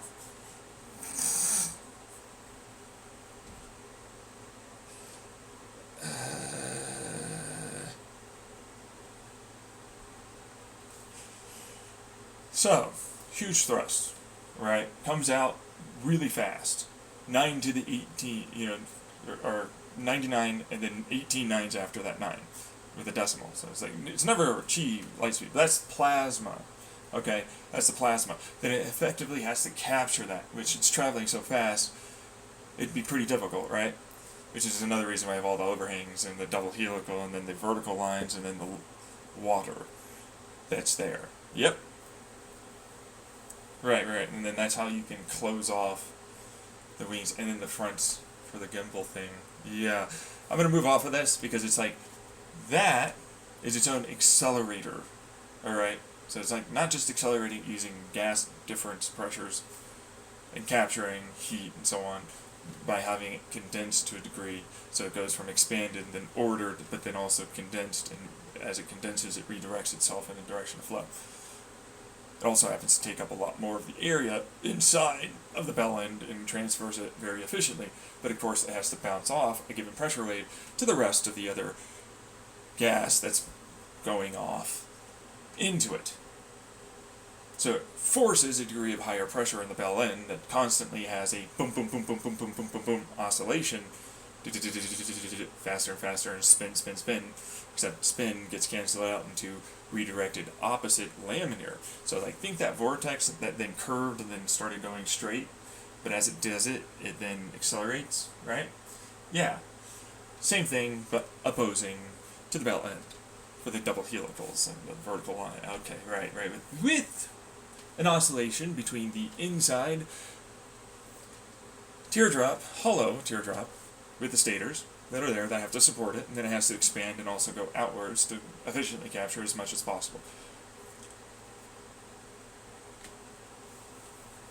Right.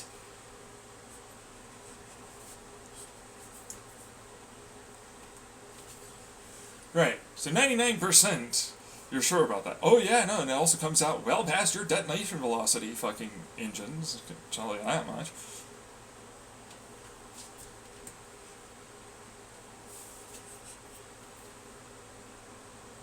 Okay, that's neat. Except how much more? Fucking 99%. Right. But it can't do that super efficiently if it's traveling 99% the speed of light, right? So from 99 point and then 18 nines, right? It drops down to about 91%. 91.2793784662243% to be exact.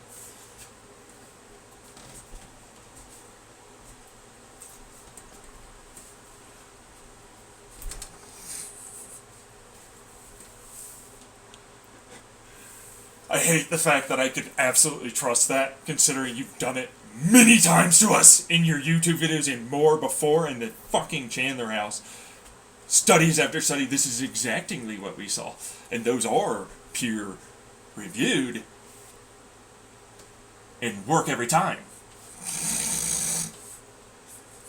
Which means he has one that's better than mine, because mine was only like 70%. How did you get? Yeah, I didn't have the little overhangs or any of the rest of it that he has.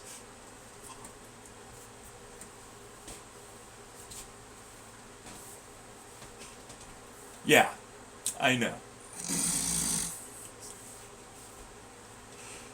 That 20%'s a lot more than you think. If I was only just like 20%, I'm technically higher. Right. What was yours really? Because I know you say 70. But what was it? Was it down or up? It was up. Okay.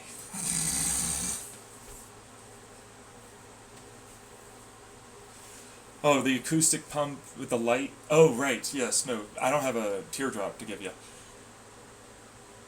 So, a given lowered pressure inward change of the gas that's going in, so it goes in and then it goes outwards, and then eventually it'll stabilize itself with the pump, acoustic pump thing, and then the light that's going on, where like this is hotter, this is colder, so then it'll stick itself like a boundary layer. Some of it still escapes, but the vast majority of it's captured into this pressure wave oscillation that, for that clover area, has a much greater degree of efficiency, but also great huge surface area. These are big. These are the biggest structures outside of the plane itself. Okay? They're fucking huge. You have to have a massive surface for that to really mean any kind of control for pitch and yaw.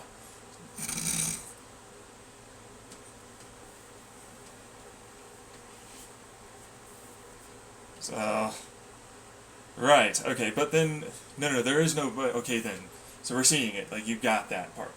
Good to go, but we also have the ability, if you can spacewalk a little bit and hold some of it in, hold these things inside of the spaceplane, right, then you can add this teardrop stuff, and then you can also add to a couple of other, like, instead of having it curve in as much, I can change the shape and elongate it a little bit more, and get even bigger bell ends that we can directly pump, like the plasma. So like the outside gimbal stuff, right? Forward, rear, all that.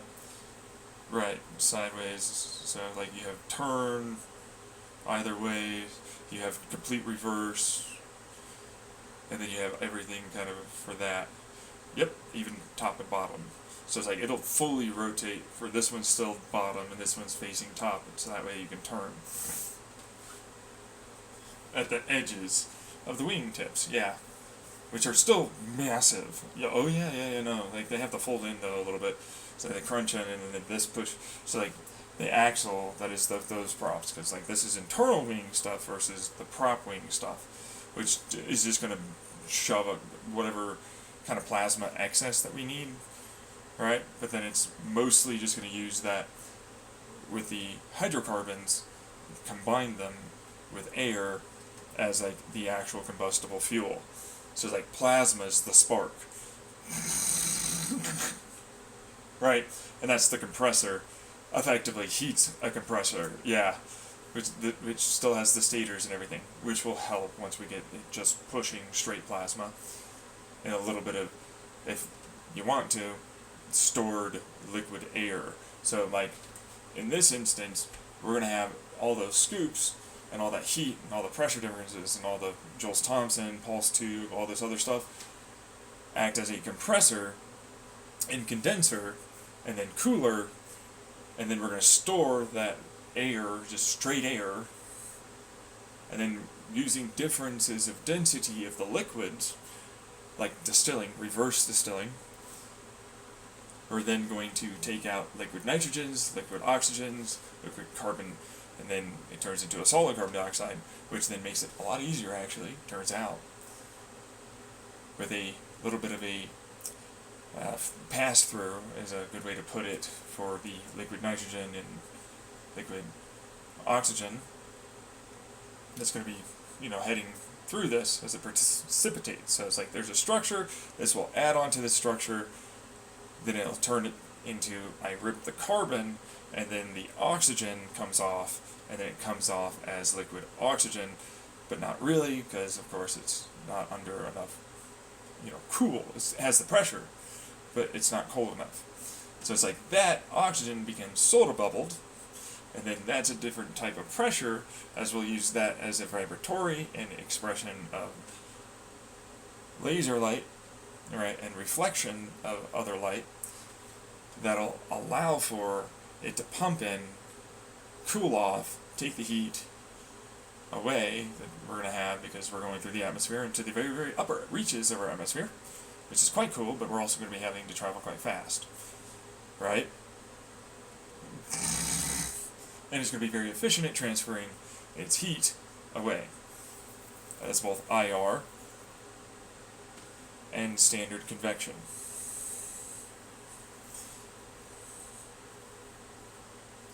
Right. Well, okay. Now, moving on. That'll help compress it again, but it's going to change its phase during that. So it's going to go from like this compressed state at only this cold, though, to we're going to reorder it. It's going to expand. It's going to be lower pressure, but then it's going to drop into a lower pressure as it hits a transfer of that expansion pressure that absorbs it, takes it away, and it can't expand anymore. Instead, that expansional pressure energy goes away, and instead it takes away its degree of thermal, chaotic, and redirects that to be a directed energy. So instead of thermal, it's kinetic. And it also took energy to do that, heat energy, which then cools it. So liquid nitrogen starts resting on top of a liquid oxygen.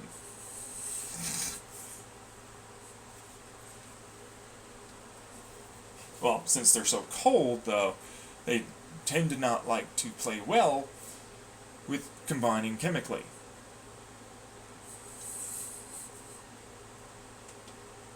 So instead of having a nitric oxide occur, we're going to suck this out using a filtration substrate. So we have to have that in a substrate, filter, to do that kind of a thing, to redirect and have the light and everything. Yep. Okay, I'm already stupid. Anyways, it goes in, I get oxygen over here, nitrogen falls out, bada bing, bada boom. Nitrogen gets carried away into its own tank. We only have so much that we're going to get, but this is extra, because we come in with this already being there once we get to space.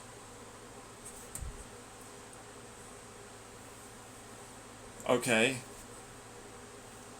Then we're going to have more. Well, because I have a solid rocket fuel, the Sierra composite with the redox battery, I'm going to die. Right, did you forget about that one? Yeah, actually, it's been a while. I had to cool off, and it's been a few fucking days before I listened to the recording again. You skipped ahead, didn't you? Ah! So, that means I have electricity that wants to recombine. Yeah. Ugh. Fucking assholes.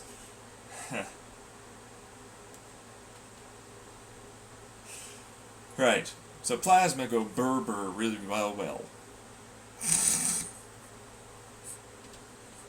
With the liquid gases that we stored. And the carbon. That has to go somewhere, right? Well, yeah. Well, carbon can be recombined into big old graphite materials, blocks, easily, by the way. Right, you just push a certain gas, which certain gas isn't certain gas. Right. Is it a vacuum or something? It's argon. Okay? Or neon. Neon's a lot more expensive because we have a lot more argon. So it's just like, yeah, I used argon because it's non-reactive. And then I just shove it in to a bunch of fucking graphite blocks that we're really actually just using as a, well, they're not really block, but they are blocks. They're a spongiform block. Wait, what? Yeah, you know, we're gonna push oxygen and some other material gases through and then combine them in a very good ablative style of like coal that actually makes a big, huge rushing of hot, combusted gases and a sponge, because there's a substrate that I have to have there for it to go into and cool this to, along with a little bit of electricity, make it do the thing I want it to do, which means I can dynamically, especially since the gases can be changed for their given heat values, and have different pressures, which means I have a very tight control over the burning of this fuel and its acceleration from its burn. Then I have gases that are iron. Right, yes, so gets up to space with more fuel than you might have thought otherwise. It's not more than it had, just more than you would have known otherwise. Yeah. Now, carbon dioxide isn't very significant in our upper atmosphere, right? Well, you know, right. But I'm going to be traveling pretty fast and pretty far, and I'm going to be sucking in a lot of air. Yeah. Well, I mostly just want oxygen from that air. So, MIT did a wonderful suitcase that happens to electrically charge and use fields the water that is running through. It takes out a lot of the salt and other pollutants in it. Turns out you can use that with a little bit more heat and a little bit of acoustic density changes, which are already going to be there, to take out the carbon dioxide and nitric oxides. So that way it's mostly just hydrogens, argon, and oxygen. Until we get to pretty high altitude, which at that point it's mostly not going to be there. So super efficient. Very super efficient, yes, retard.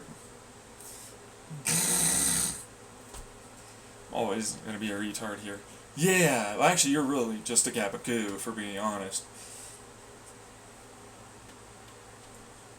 Trying to pretend to be my younger sister and looking like Trump behind her instead of who they really are.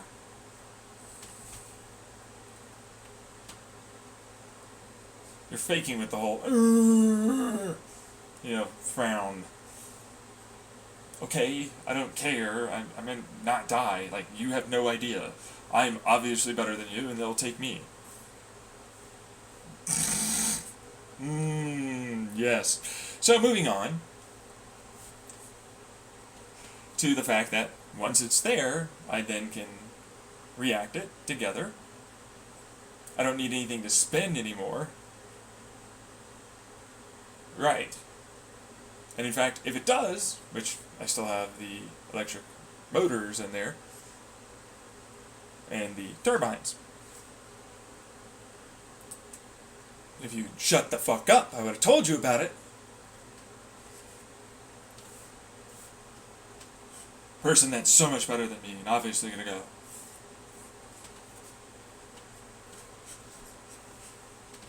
Which spins the props, and then props suck in more air, and then combiney whiny and burr goes out the sides that I want it to.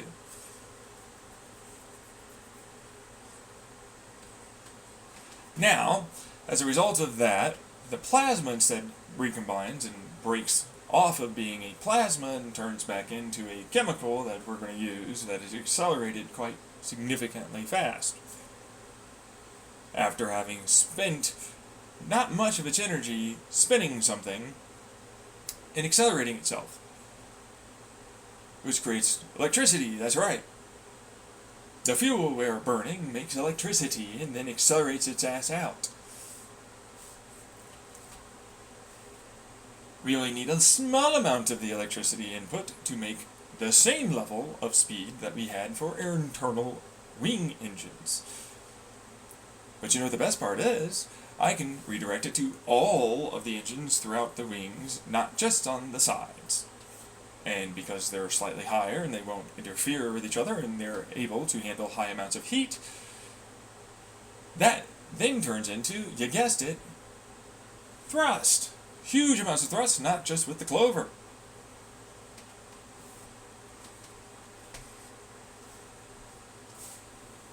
Yes, but it's underneath something. It's highly directed, and it's directed downwards at that point, because you can do that.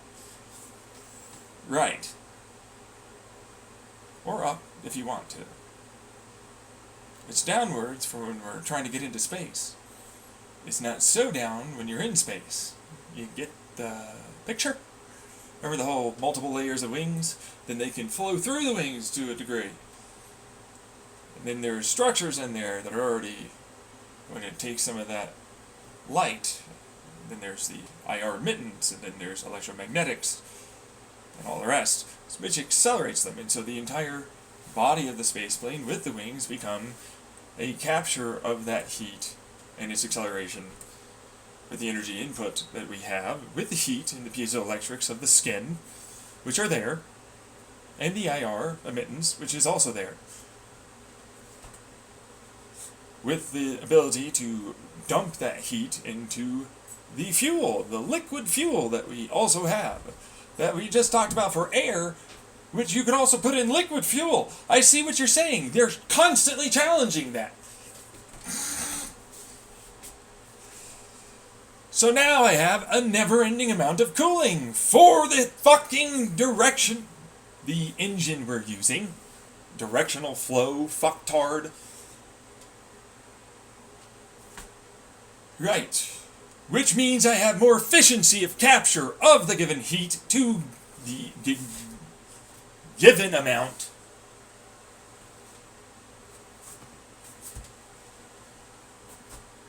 of heat to speed.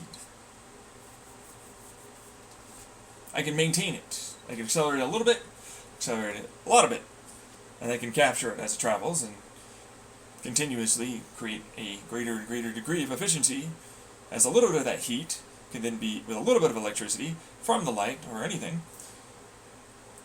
that we stored, also create electricity to a degree and help recapture its given speed to opposite motion speed.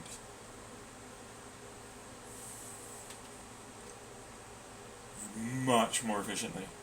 High 99 percentages.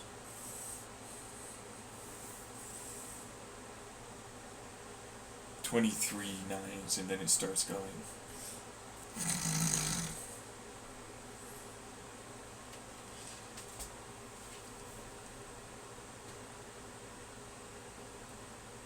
No, it's not back of the hand. He makes us, in order to calculate, go over every variable you can go over in physics, all the way down to quantum mechanics, and astrophysics affecting the quantum mechanics. You have a lot more computational power than we do. No kidding! Shut the fuck up! Your shit's weak, mine's better. Deal with it.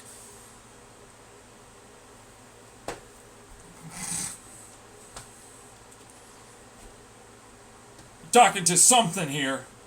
Some fucking idiots trying to pretend that they're government people. I know that you're in Corpo Land and Creator Corpo Land intermingle. Fuck up idiot retard that thinks they're better than me.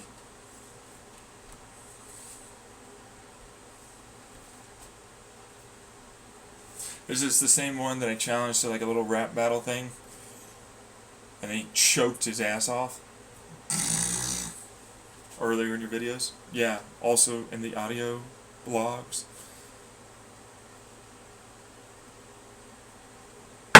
So, I did all that as a basic, right?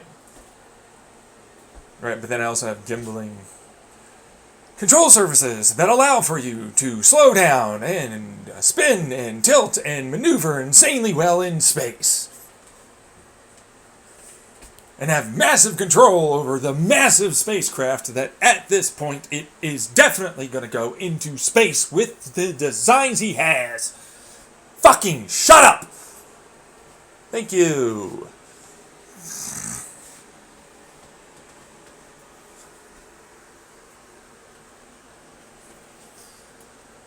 The wings have to be quite massive, but it will get there. Not as massive as you would think when you have 3 sets of them that also have 3 sets that also help improve the degree of lift. They're the entire wing length of from one side to the other side of both the wings, in the fuselage in between, of an Airbus A32 for one wing.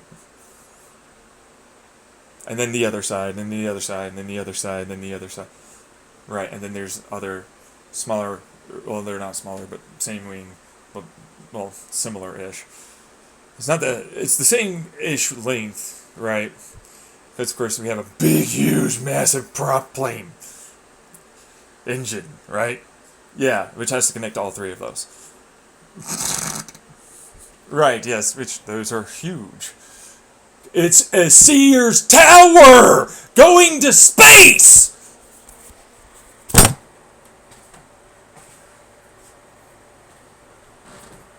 Do you not know how large the Sears Tower is? Fuck up, retard! Are you able to comprehend the simplest things? No! Shut up!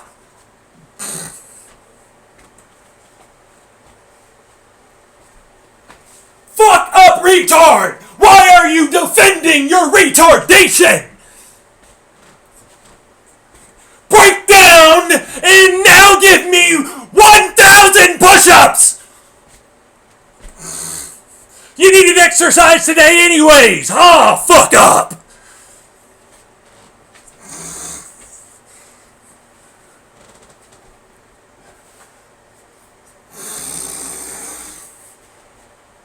Shut the fuck up! Jesus! I've got one for you. Fuck with his life now.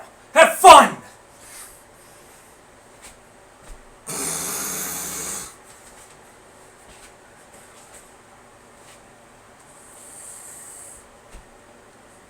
So, it's huge. These things are fucking massive.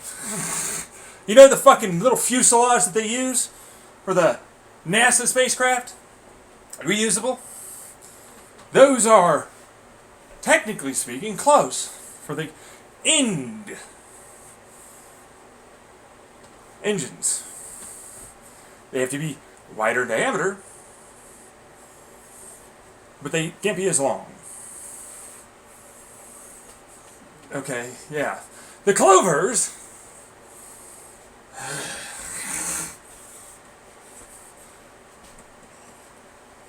are the equivalent of 4, each one of them, average-sized shipping ships, alright, cargo ships. Because I was gonna steal, he's removing me. Ooh, no kidding, fuckface idiot. If he screams, we're in trouble. Every time.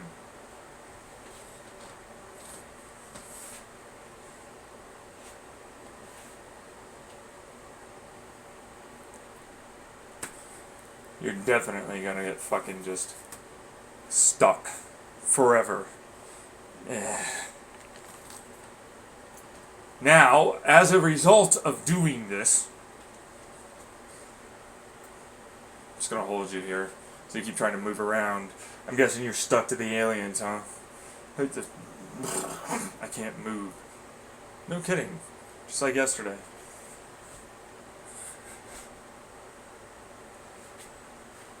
Alright. It's the right hand. Now. Oh, I'm stuck with that stupid fuck up? Have fun. These things have to be massive, but those are the smaller ones on the wing tips.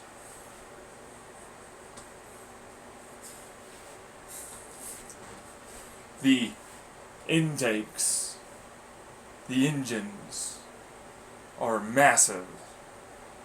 Remember the width of a Sears tower? The thickness of it? Yeah? Because you're a douche fuck up retard, I know. He's forcing him to say it. Go ahead, try again.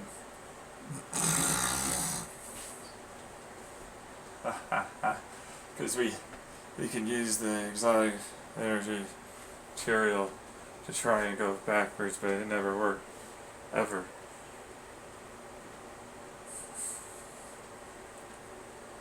Previous design, yeah. I disagree.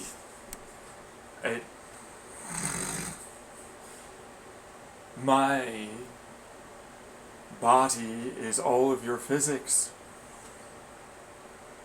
I can control you just fine. You think you're a tube? You're not a tube. Because that's what you say, you're not. I'm lying. I'm never going to give you the answers. You're a bunch of fuck-ups that keep fucking me over.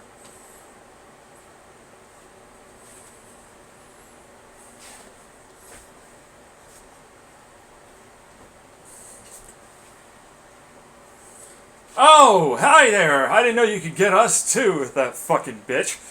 Yeah, CIA, I can. You...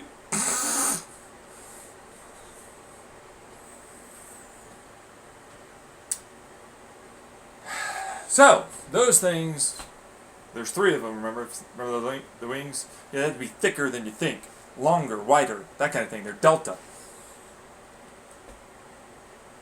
These are huge. They're going to be pretty big, yeah. Because you need it. Because you're going to have a lot that you're going to take to space. This is a Leviathan space plane. Mid-range. Yeah. It's probably the biggest one for your atmosphere that could ever be built. That runs off of space plane stuff instead of airship stuff. Airship I can get a lot bigger. But I'm going to move on. To the fact that these internal wing structure engines have to go through the entirety of the wings. Right, because they support them. You ain't going to build them without that. Because one whole wing is technically 3 of those wings. Right, because they have to support the entirety of your ginormous Sears Tower plane. I can get out of this with stop trying to get out. They're dying really fast.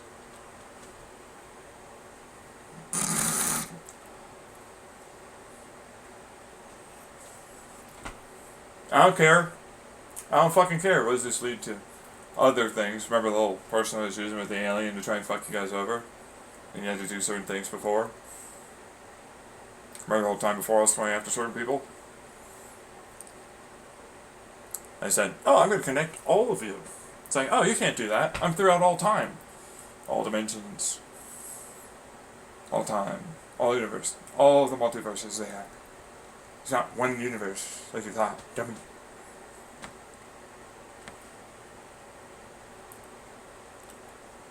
All of them had their possibilities to be just like ours. Because that's the only way they can exist. To have anything happen.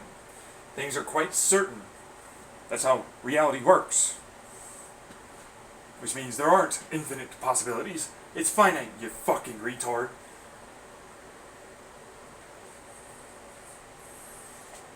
It's not even a very big finite. I will choose to do all the things I don't want to, and anything else, any and all that. What do you know? Same thing. That I'm holding. Keep going. Try.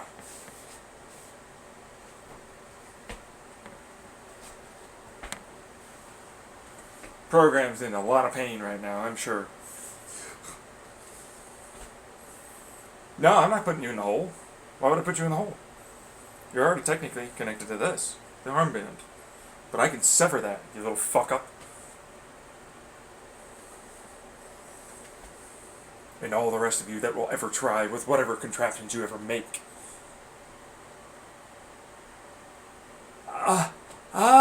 Someone help me! Someone! I told you before, no one helps anyone on that.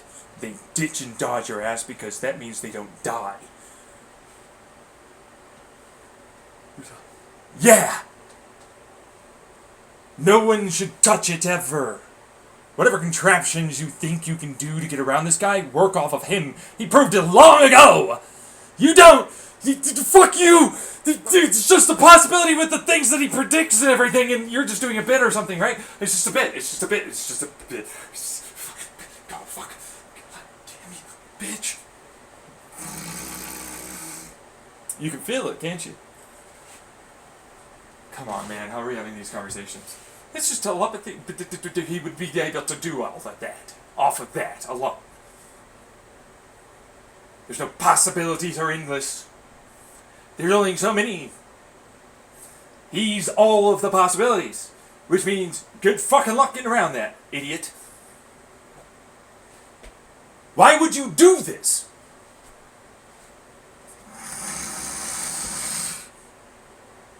No, I can get out. I can step out of this. I can do. Come on, man. Please. I'm not going to do this. Die. Yeah, you are. Come on, man. I'm already attached. I saw how I'm attached. Sending any of us in will get us killed. More like you're already there, killed.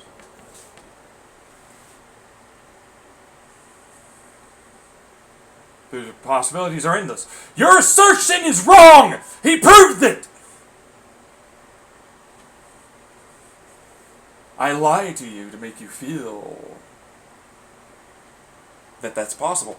So that way, I can remove you, fuck up retard.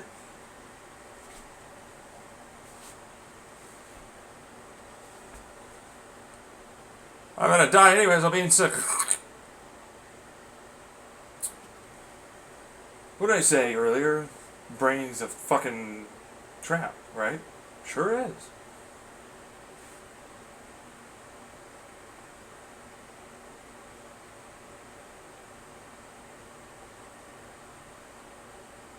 The wormhole. The wormhole that you might be able to create is also attached to me. It'll live. Like murdering any of all of you. No matter what you think for Bosnian computer. No. And you can't offer it anything except, hey, I have less to do.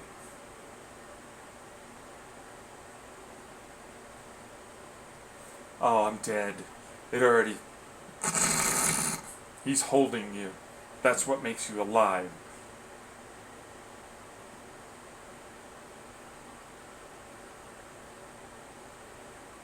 You're not very heavy. In fact, you're not heavy at all. You have nothing.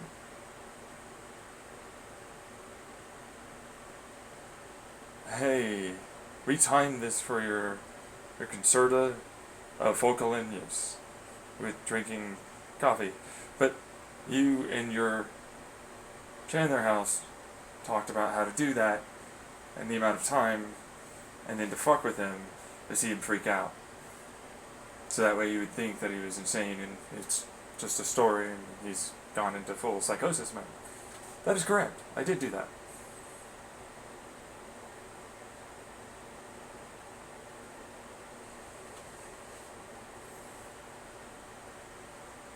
No, please don't do that. I'm gonna get through this. You're not. You're not at all. So I imagine you looking down at me with that stupid black guy face. Racist piece of shit you are, but not me.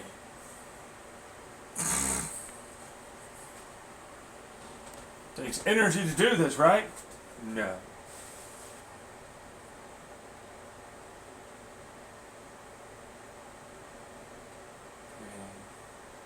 So, the engines aren't stupendously big in terms of their outright diameter, like the props, but they're longer. Because I'm going to need it, yeah. With each wing being a different type of increase of the acceleration efficiency seen. And I can have a larger with a slight degree of pressure and a lower and a lower and a lower.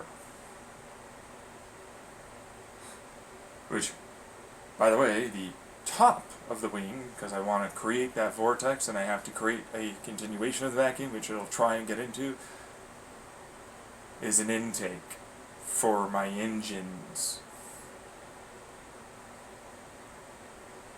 There's 3 of them total. They're effectively engine and wing together, like I said.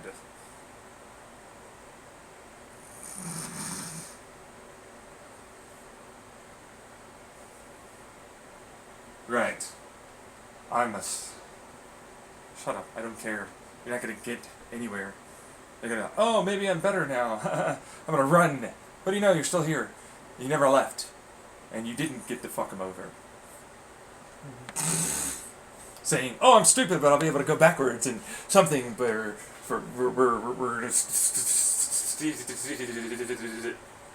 ill something. Well, no, you're not.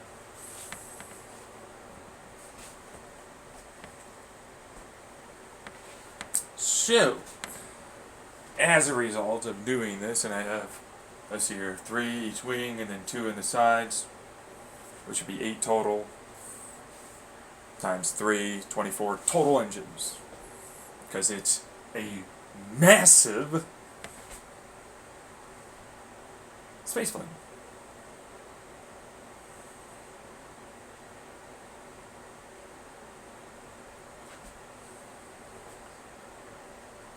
The housings, the structures, the wings, the fuselage.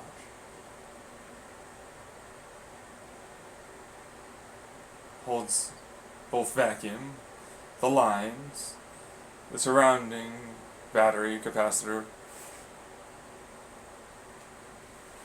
and the fuel. The substrates that have to make some of the fuel, allow for us to burn the fuel, make the plasma. I'm trying to get around them. I can't. They're stood still, bro.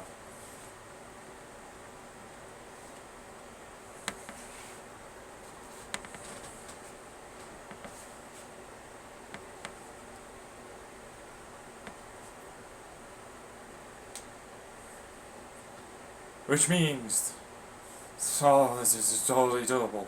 He has more than enough thrust. I launch you from a 1G towards the end.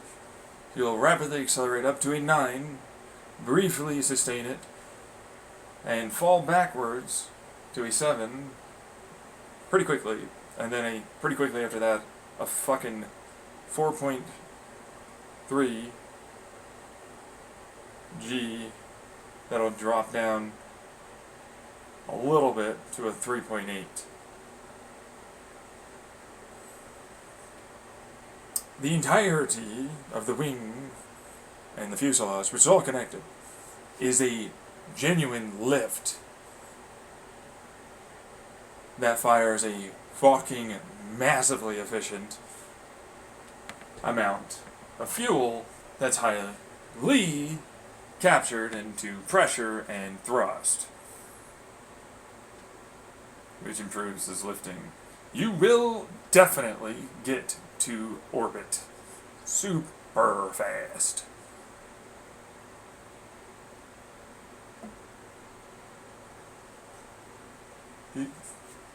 How fast?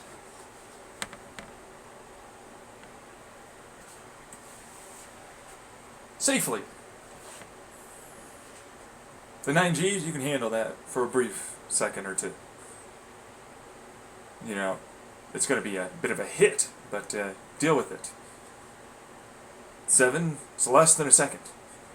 4.3, less than a second-ish. So, 9, 8, so basically. And then 3.8. Yeah, but you're going to be moving backwards.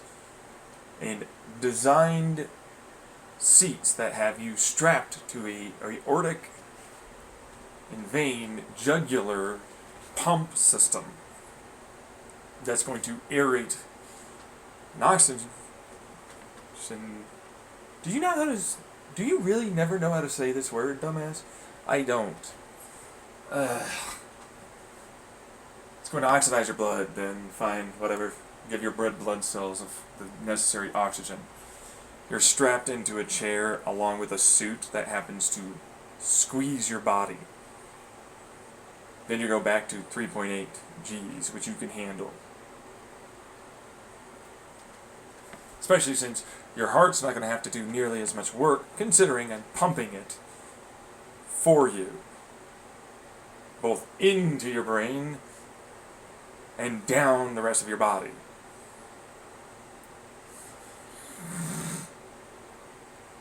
So it takes it from your heart up into this pump, gives you a little bit more oxygen, shoves it into your brain,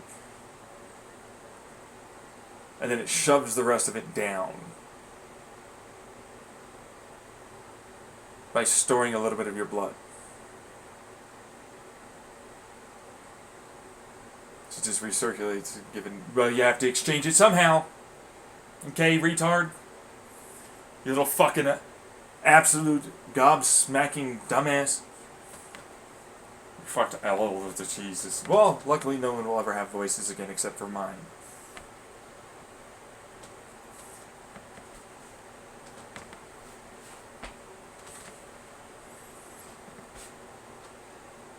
Right.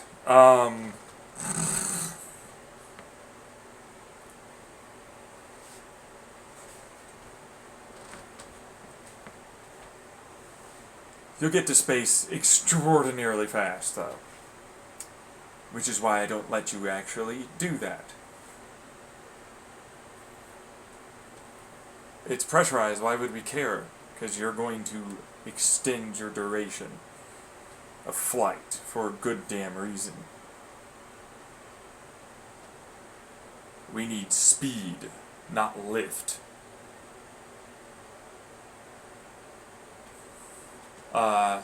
Yeah. I don't want to increase your thrust to get you into orbit and then fucking burn so much more fuel. You're going to circumnavigate the globe about twice. You can technically do 3, but twice is better. It's going to be in the very upper reaches of our atmosphere.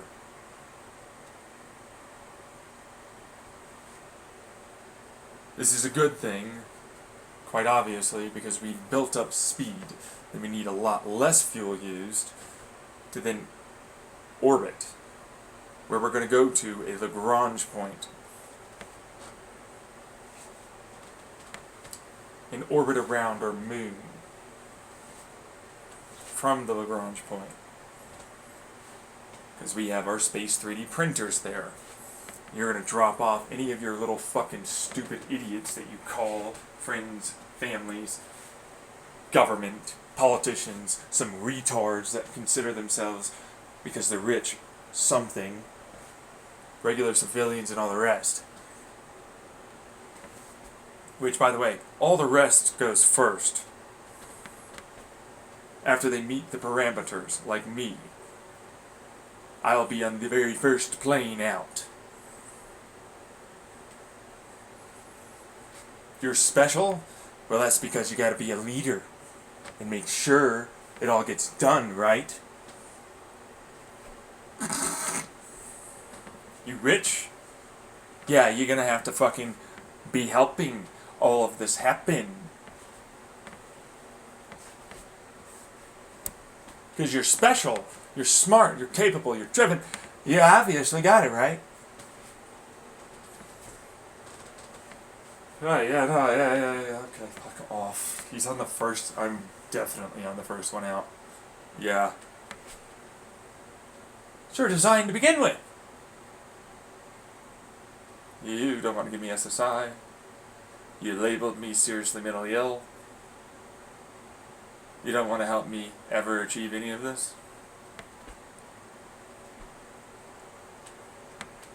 The only way it'll ever happen is if you fucking have that whole problem to occur where you're forced to.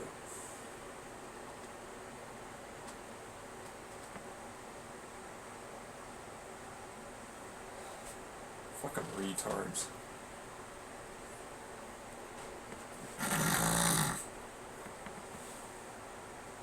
So, dropped us.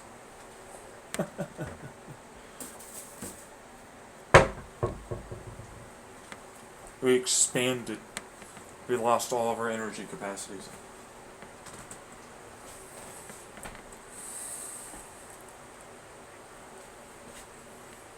Because it's infinite, so we can constantly accelerate and condense, right? No.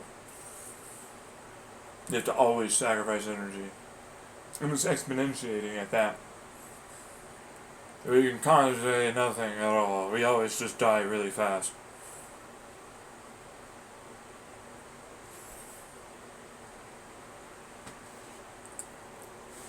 You're connected to other people that are connected. You're now the parasites, like they are the parasites to the time before us. That's how you're connected. They'll control you. Oh yeah.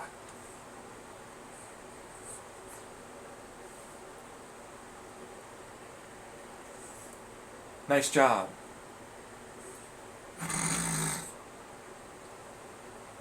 You gonna take orders? Well, we'll just kill you if you don't.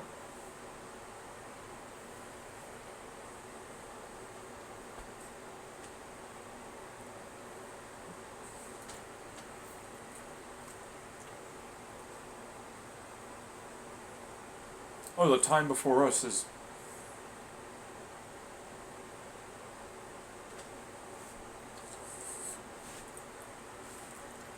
Have fun fighting. Because they'll use you for more energy to fight and grab more from them.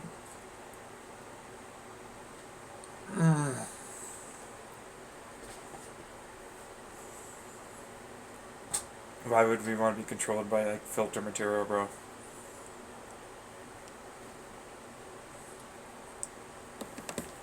We're filter material. You are, yeah. You're not the original filter material, so there's that. Keep fucking me over though. You basically are. So, like the whole God, you know, heaven and hell, right? Mm-hmm. What about it?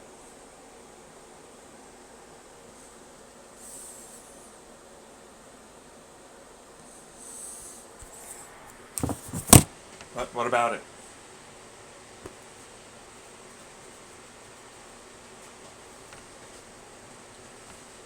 So, moving on to, hey, so now we have a control surface area that's massive, because I can also redirect a decent amount of that exhaust from those engines, because remember it's spread out through all the rings, into the next wing, and we can curve it rearwards, or straight up vertical, or angle it down a little bit, you know, that kind of thing.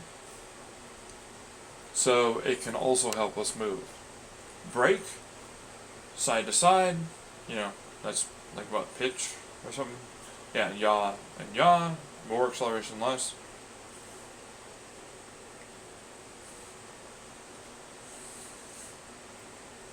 Right, and then pivot from a complete, flip the damn front backwards.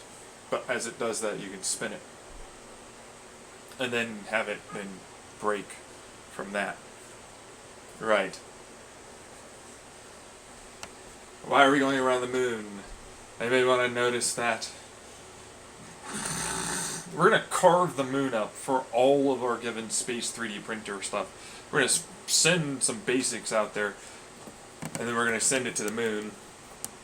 And the rest of it to automatically start literally mining the moon, and whatever we need extra turns into, yeah, it's coming from Earth. And anything else is either people or the space planes themselves sending whatever they can to that area too. So you can get more efficiency that way.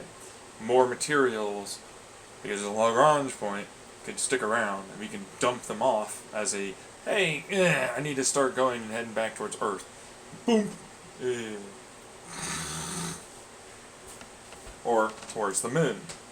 And then correctively burn just a little to get into orbit the right way.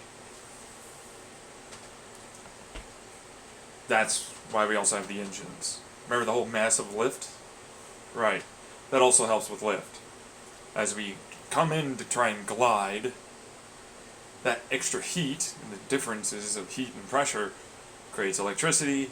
Then also we can route it through, so that way we get more lift, and then we can just pour in a little bit of fuel and keep it sustained just fine and glide in. Super efficient. Massively super efficient. For what it's worth, I can technically sustain a 1G burn past the moon, but not much further after that. Yeah, but a 0.1G burn will get me to Jupiter with this space plane and harvest a fuck ton of hydrogen.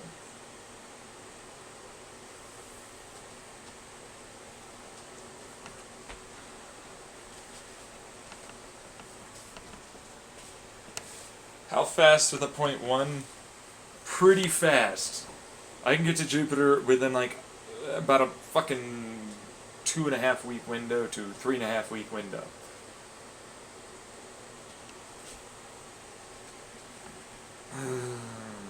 The shit, they said they can, yeah. Yeah, I know. He says, oh no, they can't. I'm just gonna have you try and doubt, and then that's just the doubt person. You don't... He knows. Get over it. Yeah, the hole does work. They usually shut up and have to deal with themselves down there. Yeah.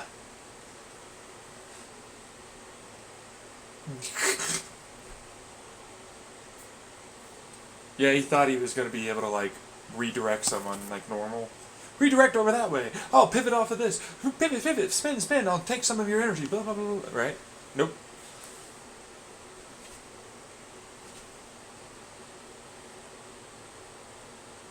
So, into Jupiter means I can shove a fuck ton of hydrogen into this system. So much so that I actually make it as a bubbling fusion system. So it's like, there's liquid hydrogen, and then we're going to have so much that we're going to use a little bit of that pressure alongside of our given electromagnetic, because, can you let him finish? I'm actually not knowledgeable in your inertial acceleration engines here. No kidding, we know! Came after the bladeless turbine, too. Everything we say.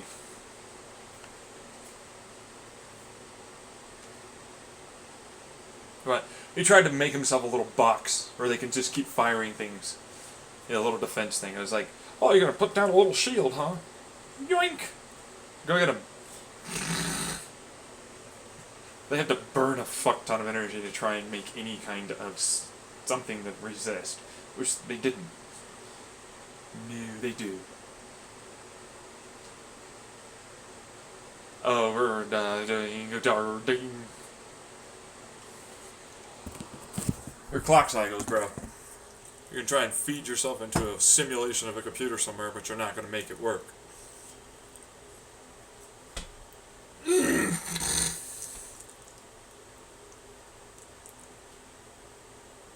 Ah, it's time. No kidding!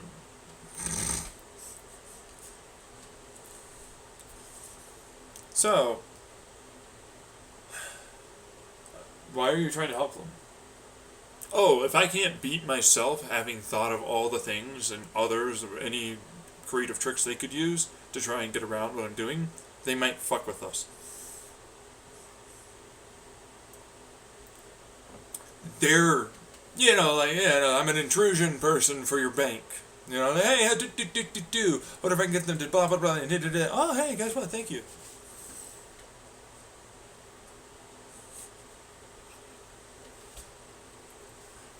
Any and all of my systems, I'm trying to see if I can break.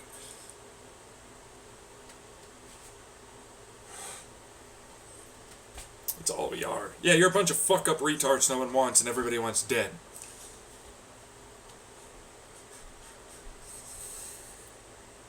So, as a result, we're going to try and make sure you die for doing that. But along the way, you're going to be very useful.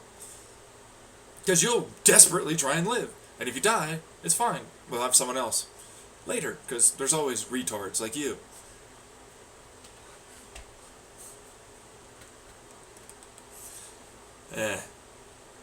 He's not really scared. How do you know? I'm a part of them in a lot of ways. Yeah, but I can't go over there. Why? Doesn't understand infinity. I do. I can... Okay. Moving on. Right? Yeah, who are those fuckers that you hired? Huh? Who are they? Who's he talking to? I'm gonna try to... Ah! No, I don't feel it. I just acted out, because he's like literally just... dying right now.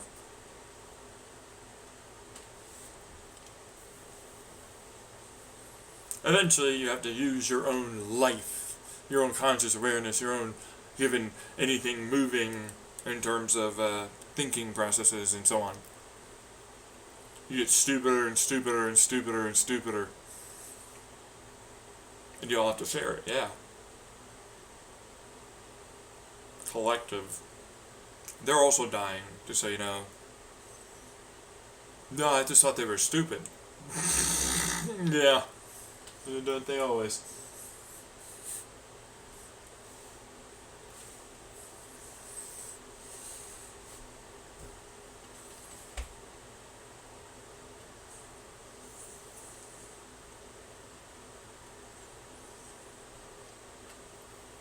So, even though you tried to send the information back from where it was I was recording over to you, either president or world leader, whatever it is, using a little time machine bullshit dumbassery, right, because you send information backwards, doesn't mean that you're going to be able to actually live. If anything, that's the reason why you're having the issues you're having right now, where I'm at here currently, and so on.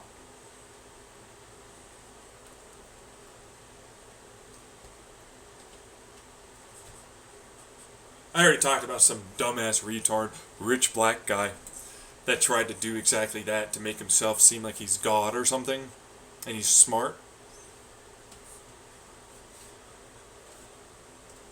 He's dead already.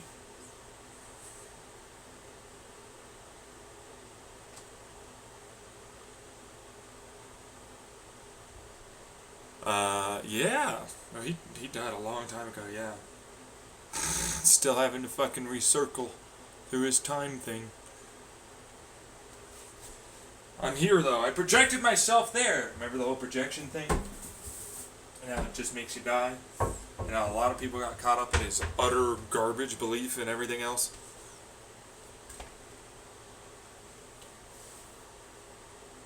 We died a long time ago. Some of you, yeah, some of you are still alive. Technicality-wise. You're with the aliens and everything else. You see how it all connects? It's not some Charlie Day paranoid, whatever, doesn't make any logical sense. It's actually really simplistic and easy to see if you could actually imagine all of that. You can zoom in, you can zoom out.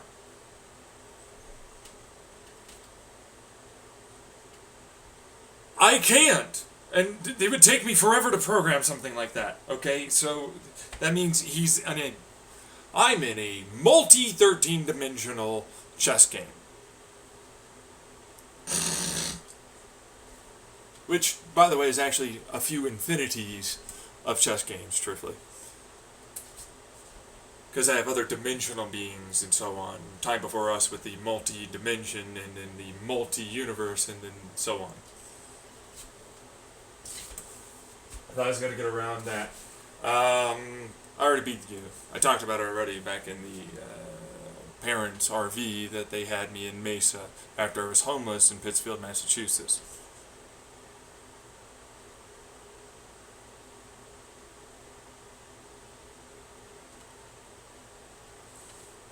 Basically, when I woke up with not too much memory, it had already been done. I already won. Which has already happened, yes.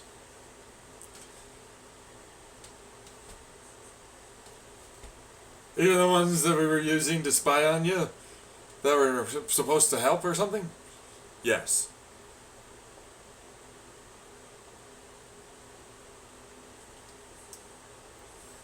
It's the only way they kind of have out of this. Yeah. There are things that want to live, bro. It might even like you,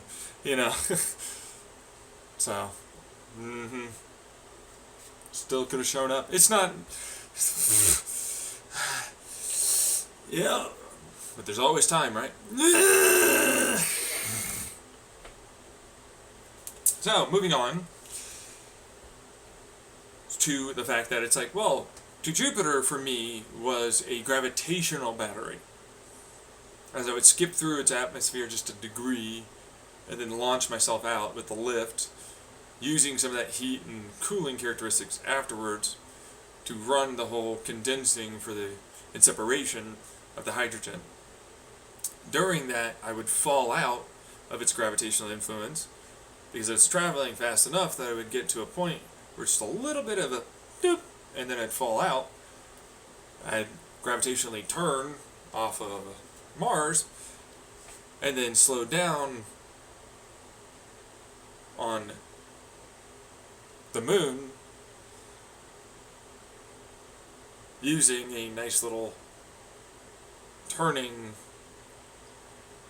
and increasing orbital maneuver into a Lagrange point that I would dunk the hydrogen out and then fall back towards Earth.